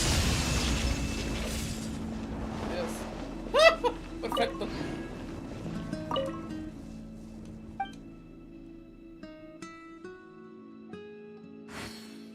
Ah, cara, tiene un Adventure Challenge.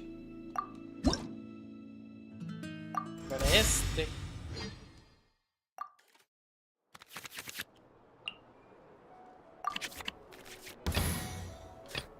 Ready when you are.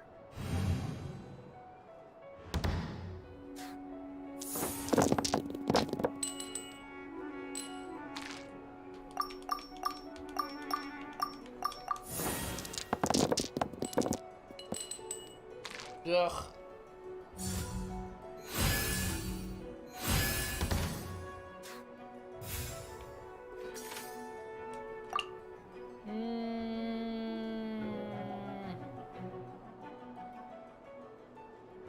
Oh. Ok. Nada mal.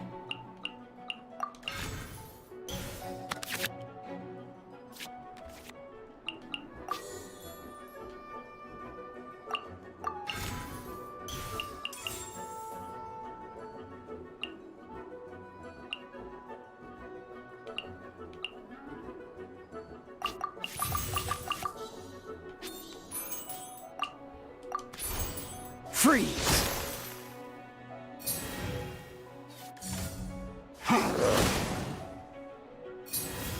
Mames, güey, pega bien duro. Freeze!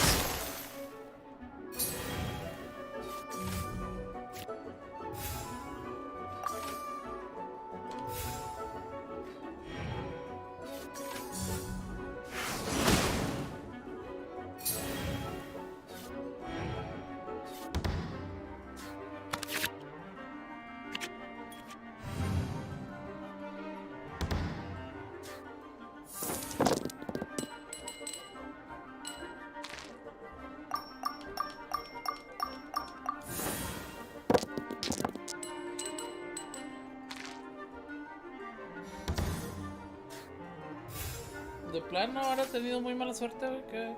Qué asco, güey.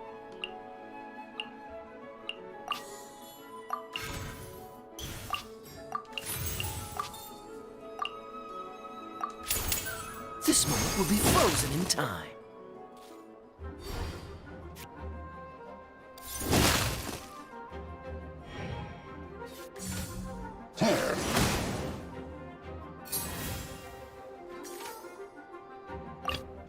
Let's finish this swiftly.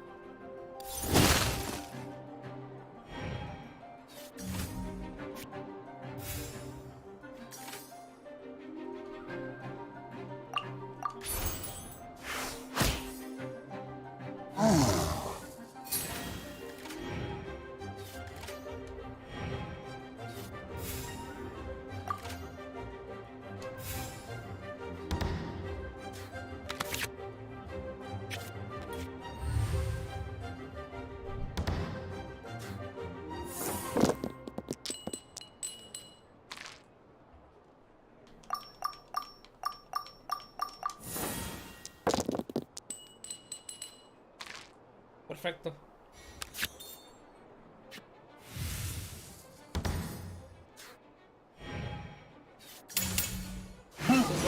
Ay, Dios. Muertísimo.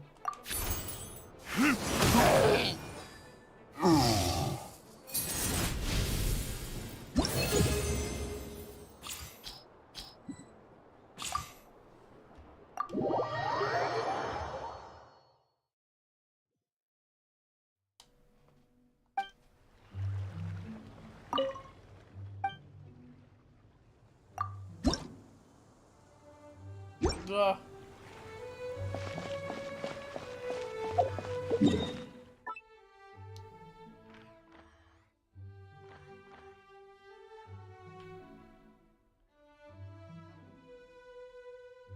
Y nomás esas ciudades donde está Genius Invocation. Al parecer nomás en Mondstadt. Por lo pronto.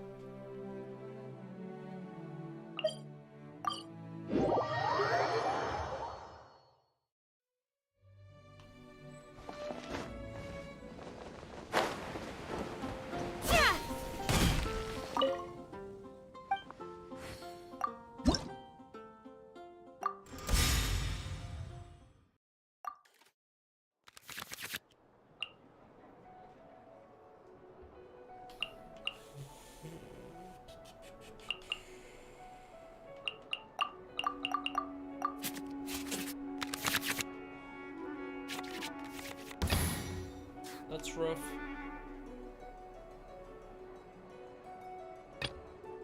This will be interesting.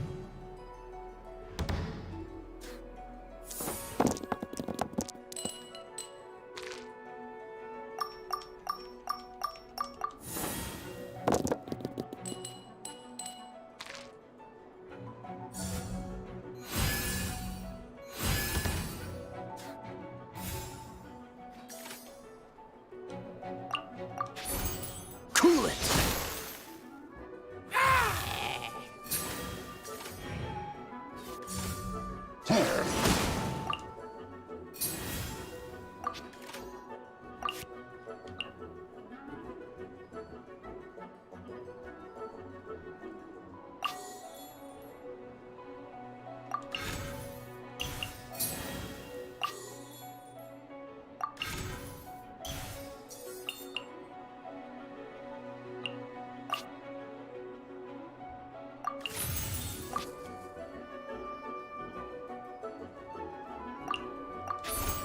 Freeze!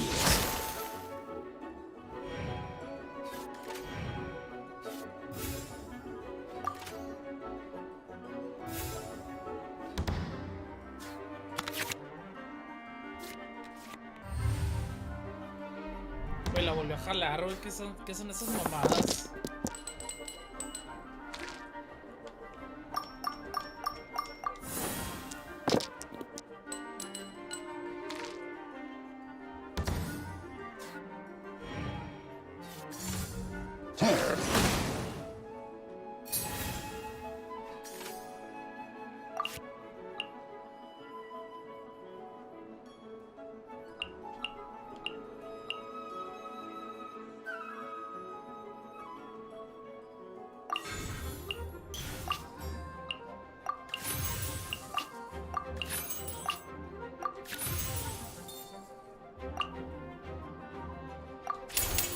This moment will be frozen in time.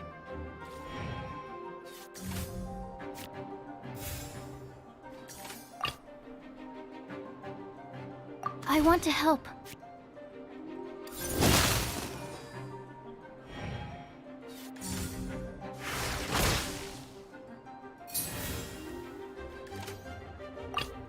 Ready when you are.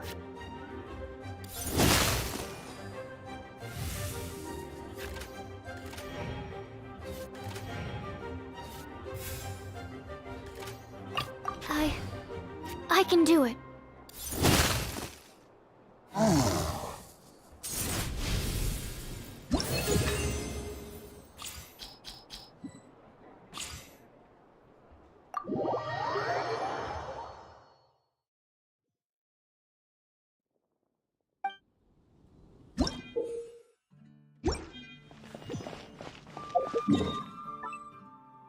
Sheesh.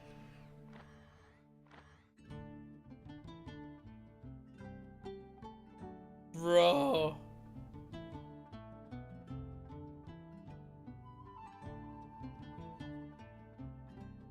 Solo en Mondstadt. Ve esta cantidad. 1, 2, 3, 4 más. Sheesh.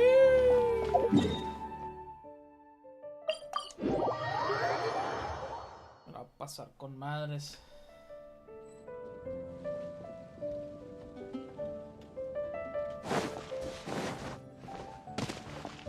Ah, pues no, que no, pinche perro.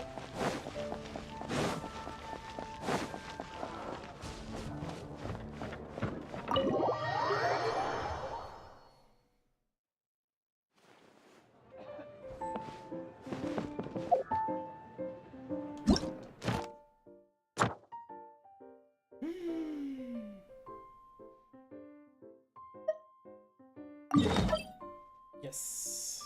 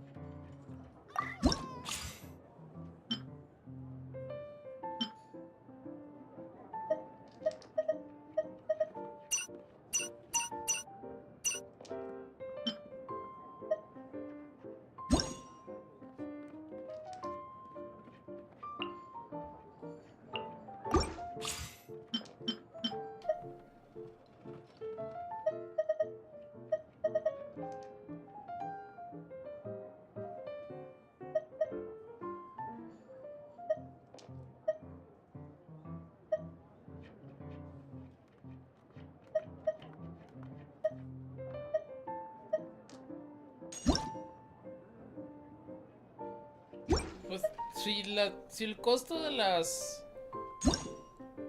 De estos... Es exactamente la misma mamada, güey. Pues mejor ya equípate la legendaria.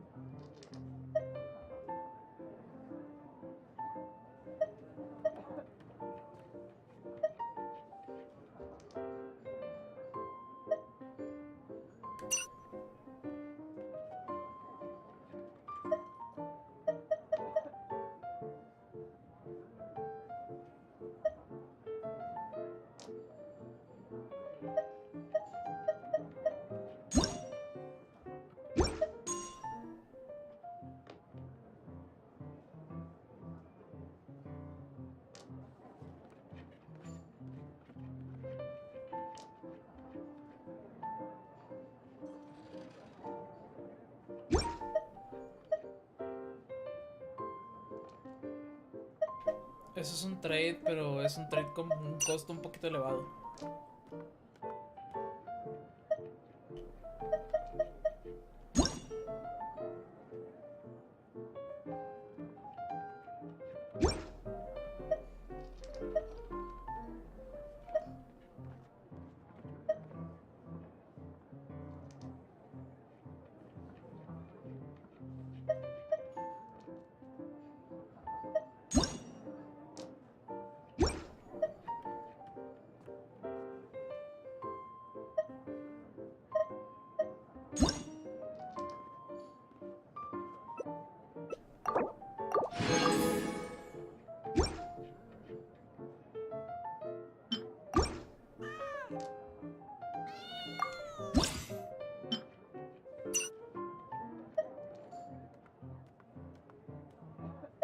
No mames, güey, te cobran materiales.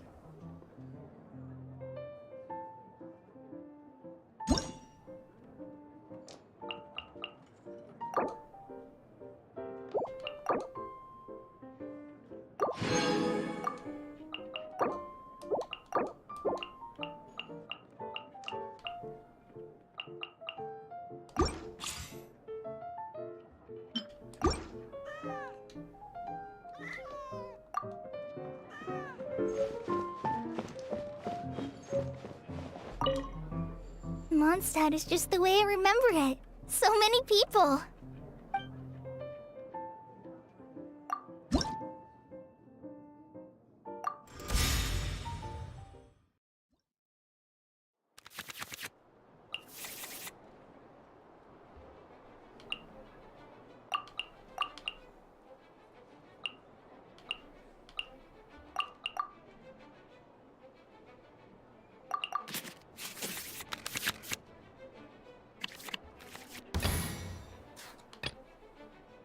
This will be interesting.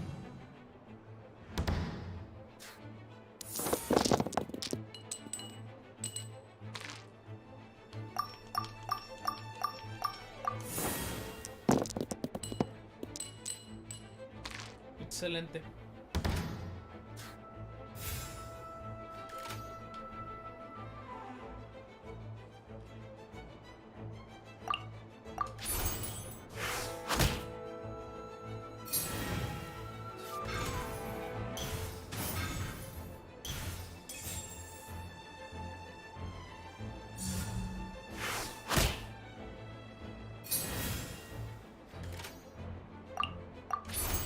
Dodge this!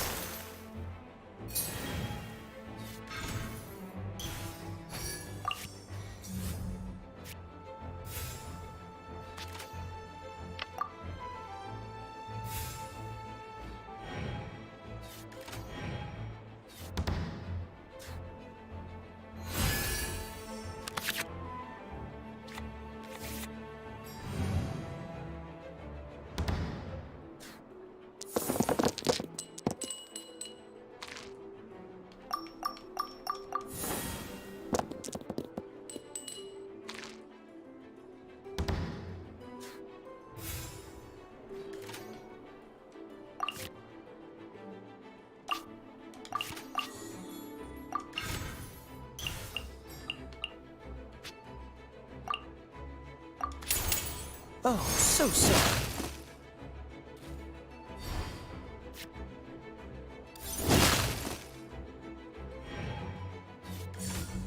Nice and spicy.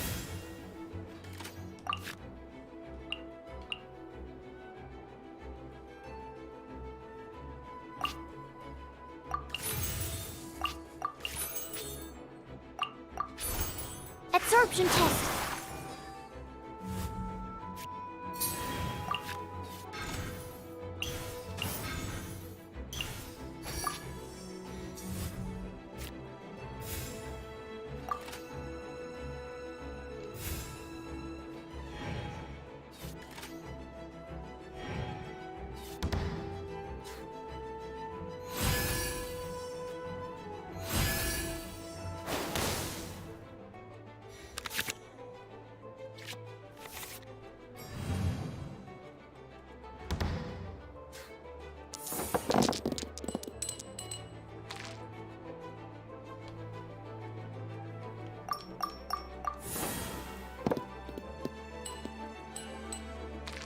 Qué malo rol.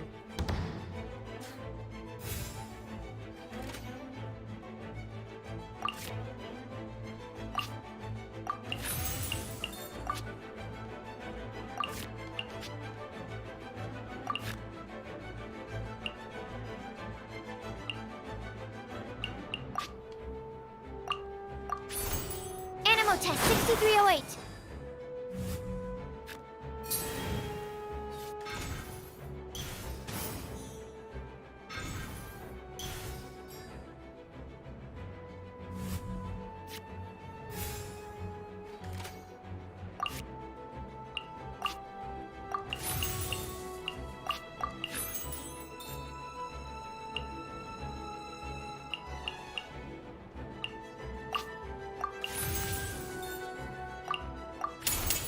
Swirl, Mark 2.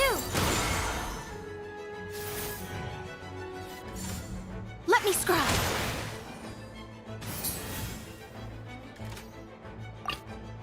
This will be interesting.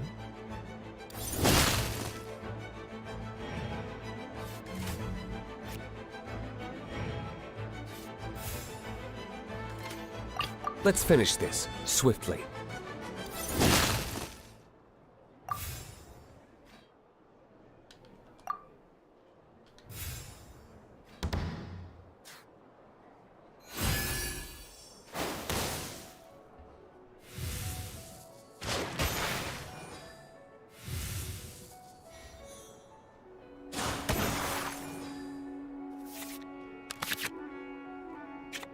Ah, perfecto.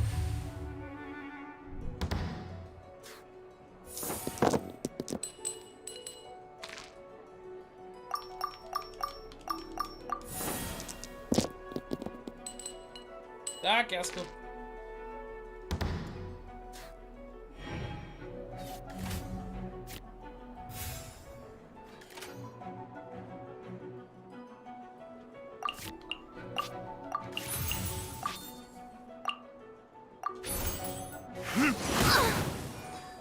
My reckoning has come.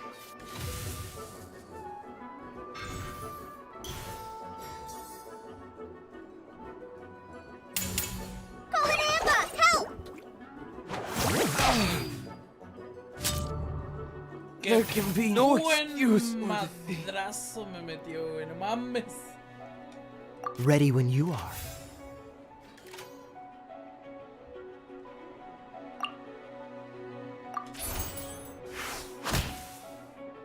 A forest ranger. Forever.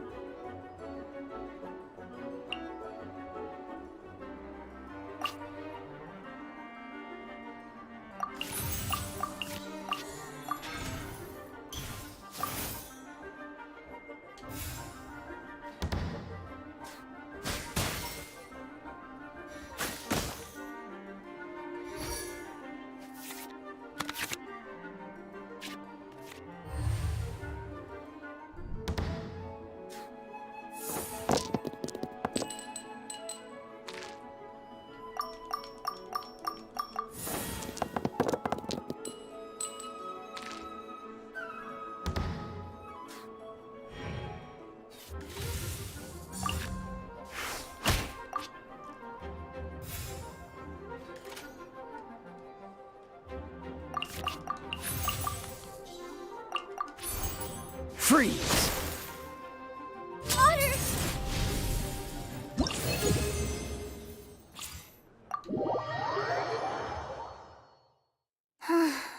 At least it's over now. I was flagging towards the end there.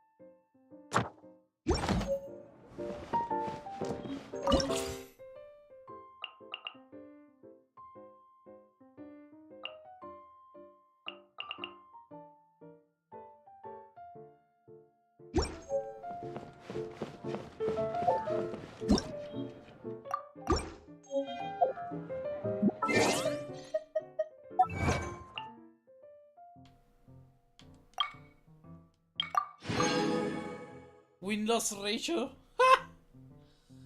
Ratio. Legendary High Roller. Uff.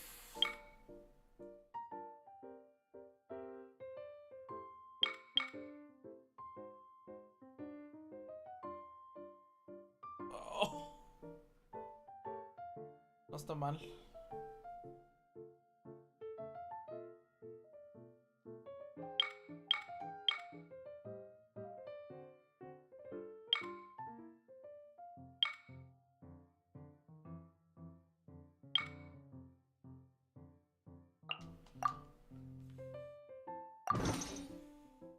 Pues solo que hagas un ataque algo controlado, pero no se me haría tan descabellado.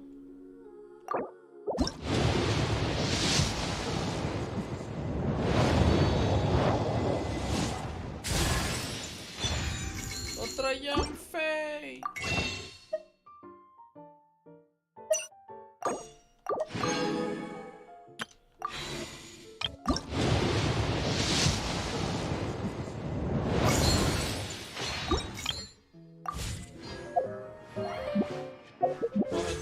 Masterless 85, nevermind.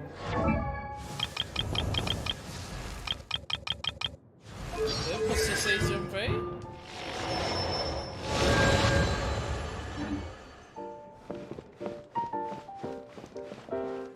Ahí sí.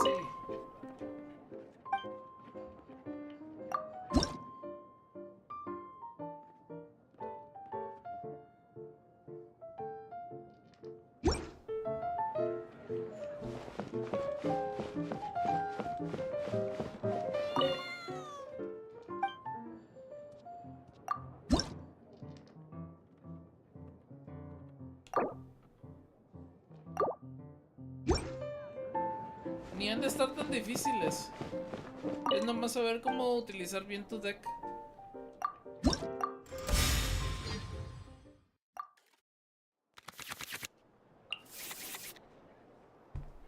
A empezar ya me salió una carta chingona. 2 cartas chingonas.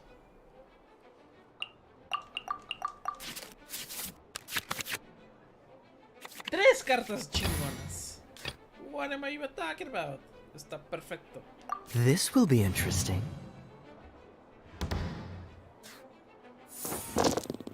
Ya nada más falta un God Roll, güey. Pues casi.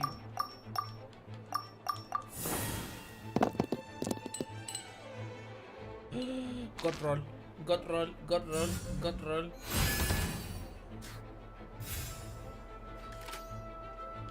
Roll de Dios, güey, no mames.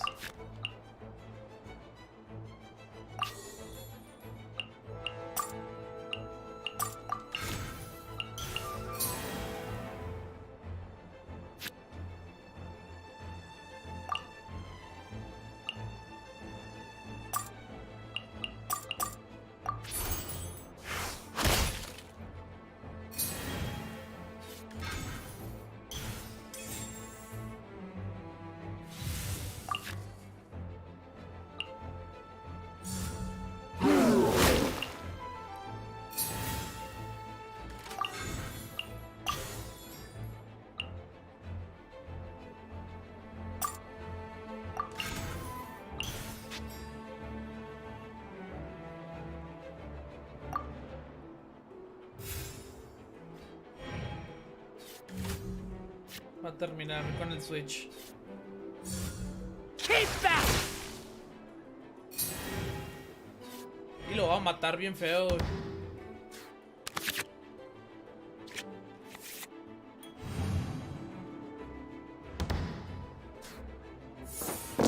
Lo voy a asesinar.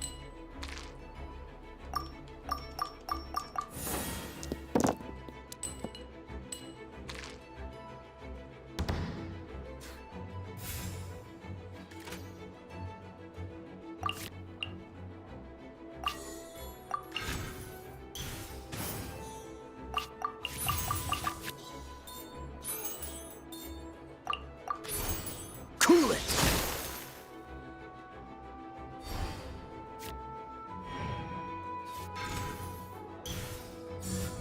Get back!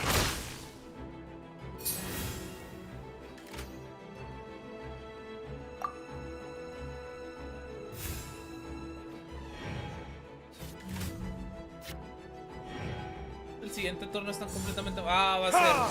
Yup. 5 overloaded.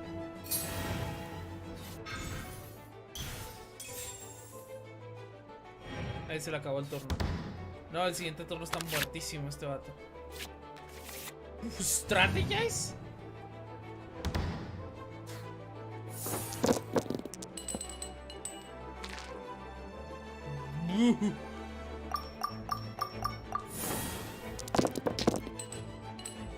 Qué malos roles me están saliendo, ¿eh?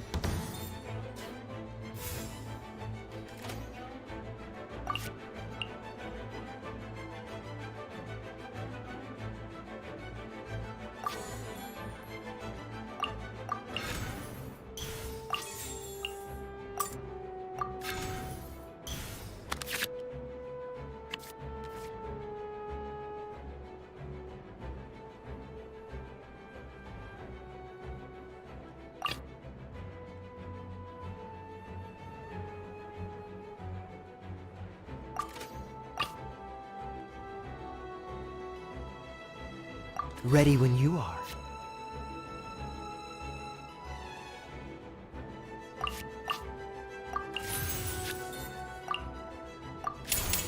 This moment will be frozen in time.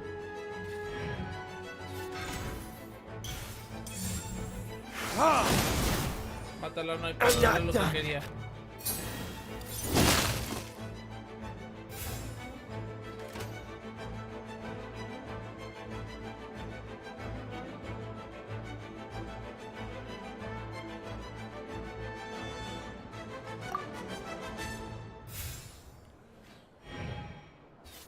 Todo dependerá de Diluc.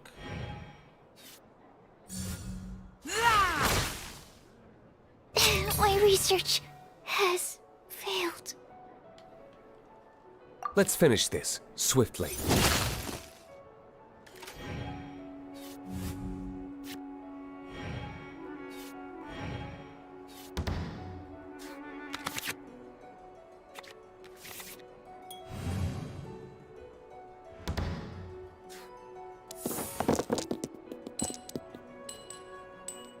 Qué asco, güey.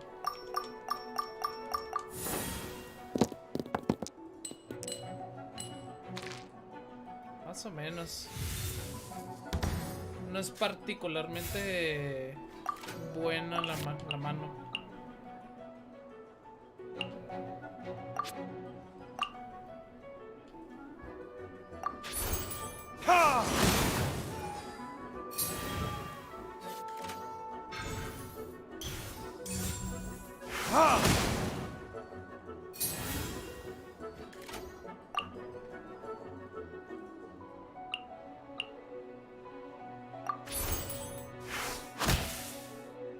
There can be no excuse or defeat.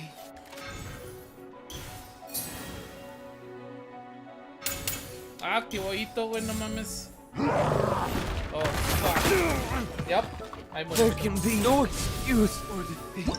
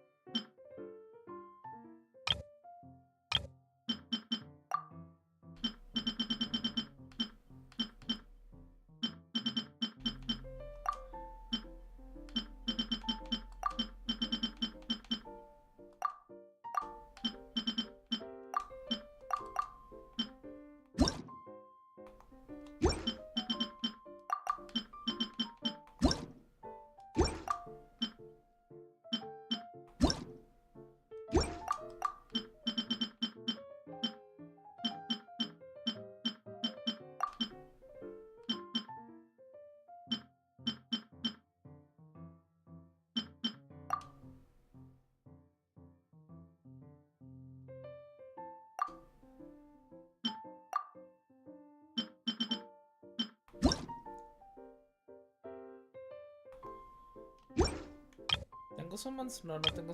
No, sí tengo summons.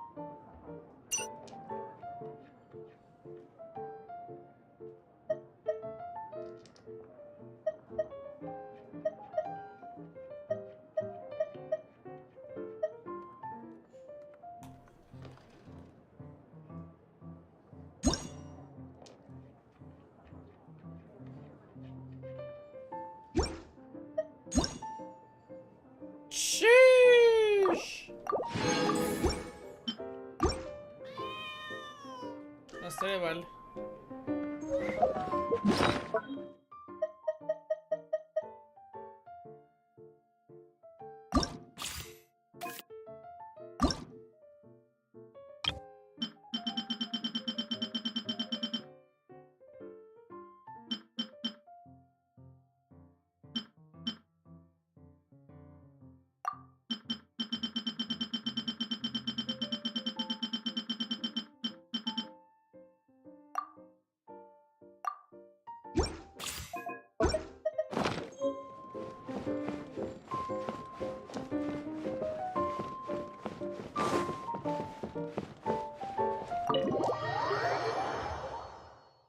No estaría nada mal. Vamos a ver cómo jala.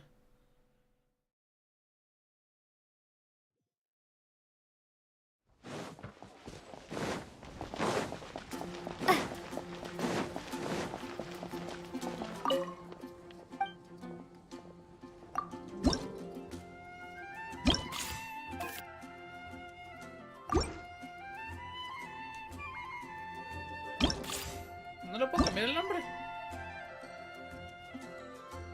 Sí.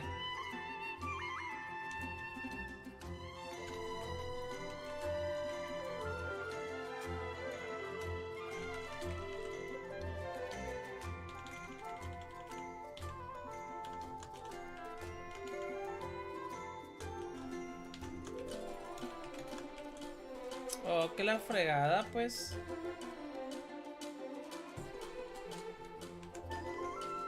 ¡Bitch!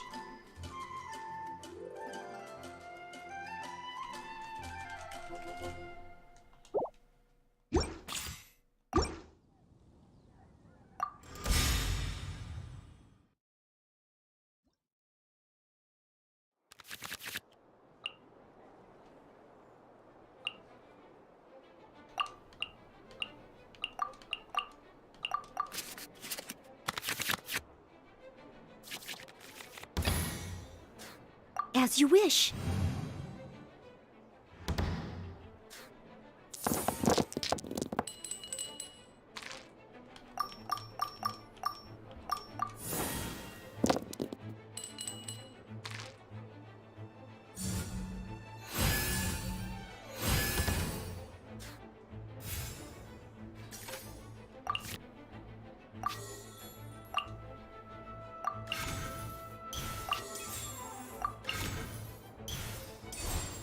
Leave it all to me.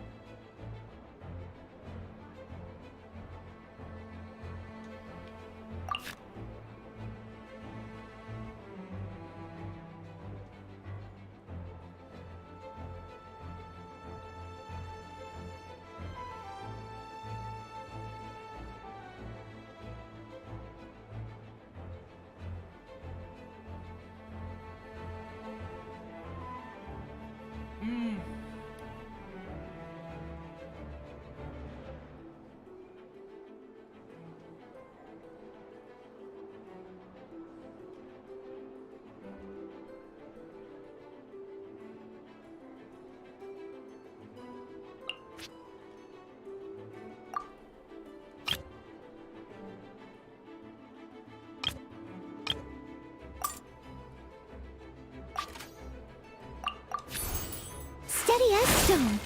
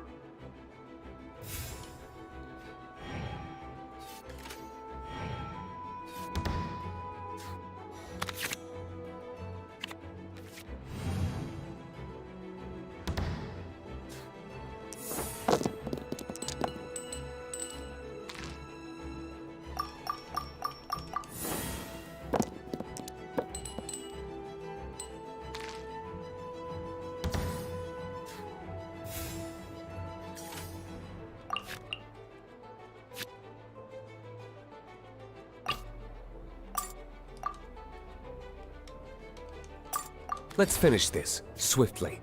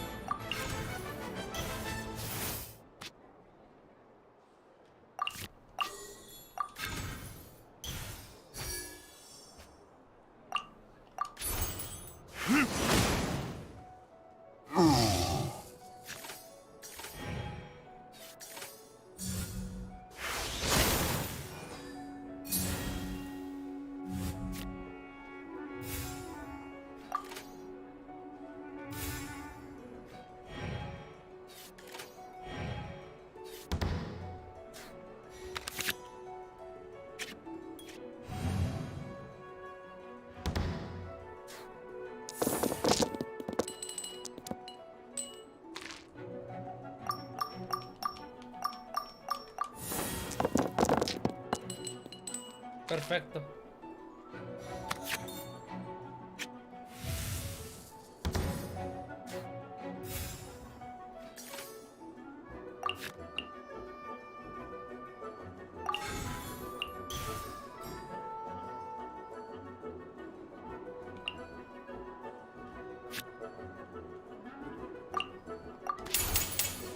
Verdict is...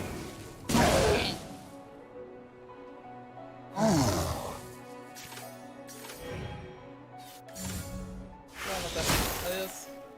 No. The threads of your fate lie in my hands.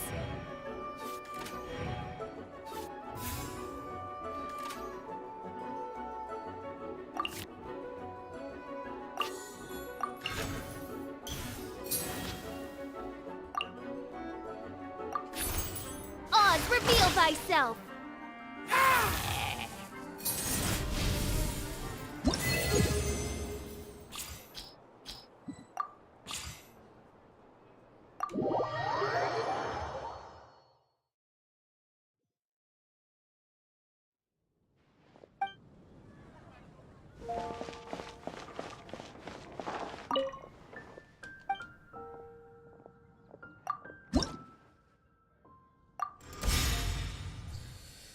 Quiero ver a ver si me sale de inicio Thunder.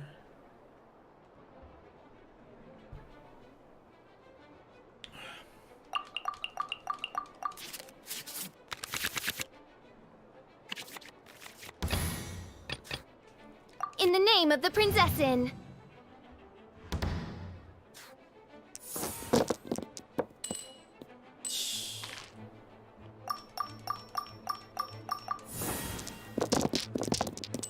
No mames.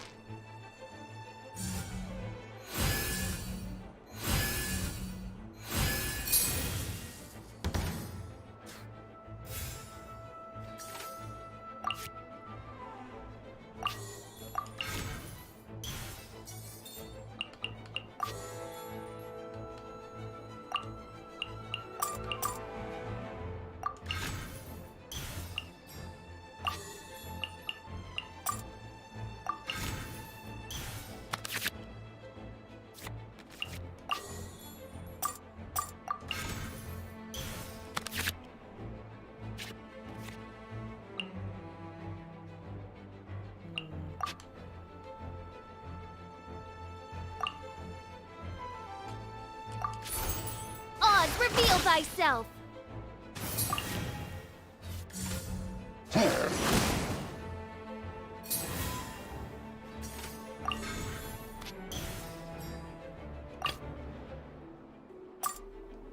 Let's finish this, swiftly.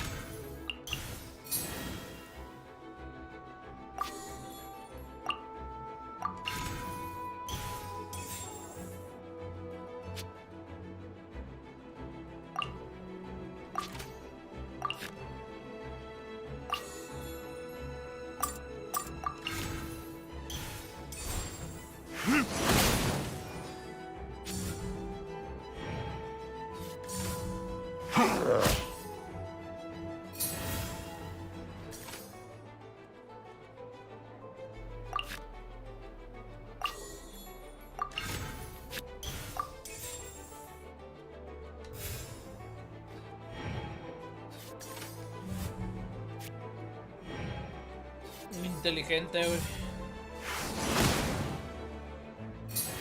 Acá sí traía talla para un normal attack.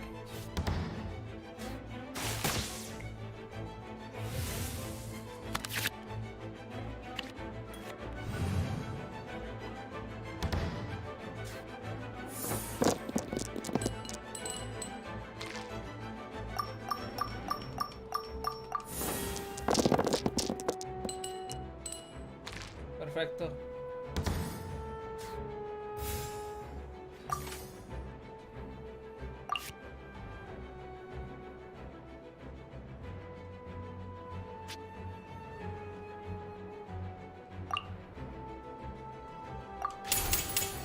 Verdict is...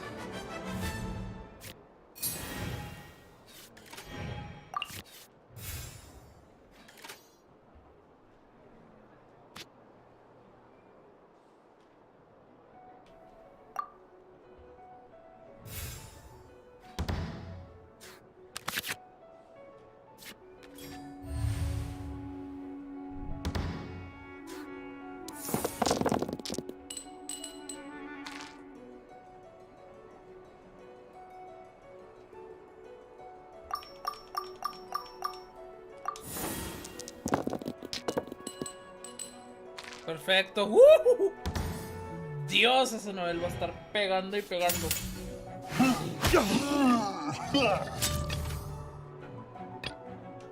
I will protect you.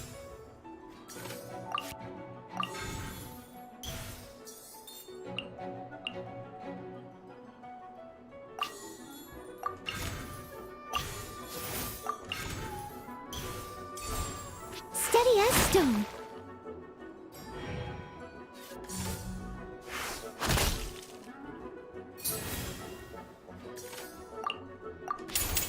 As a good night king.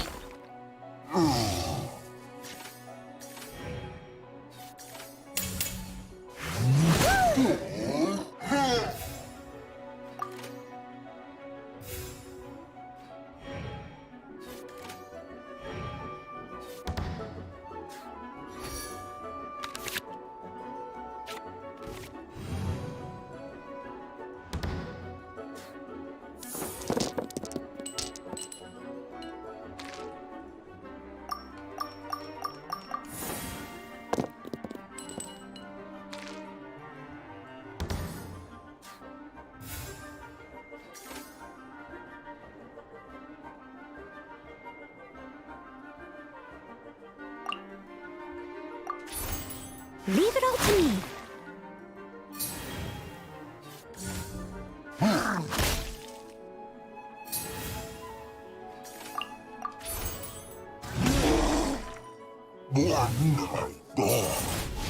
Qué buen vergazo me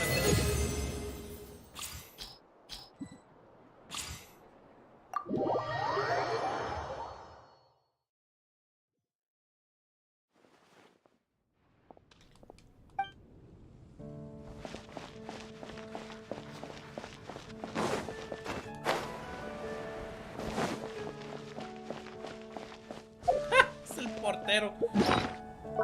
¿Quién lo diría? What the fuck? Proficiency rewards available.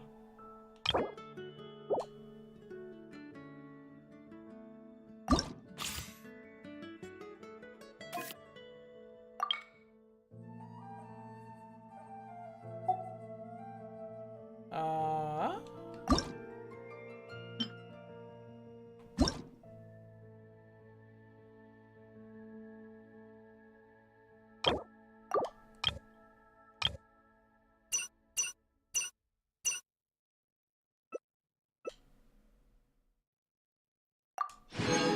Oh shit. Ya vi.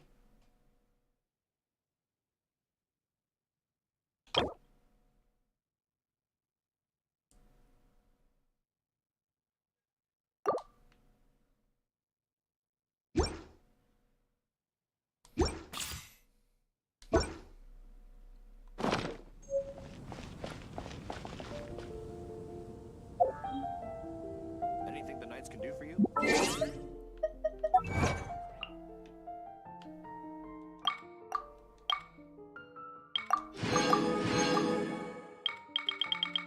Sí, falta mucho.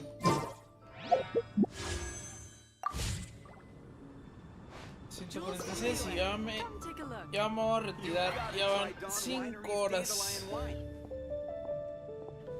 Y la neta sí le avancé bastante. Sí me entonó bastantito el Genius Invocation.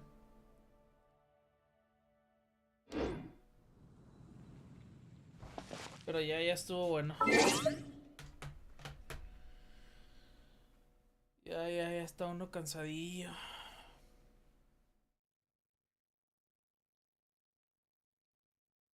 Así que vámonos. Vámonos.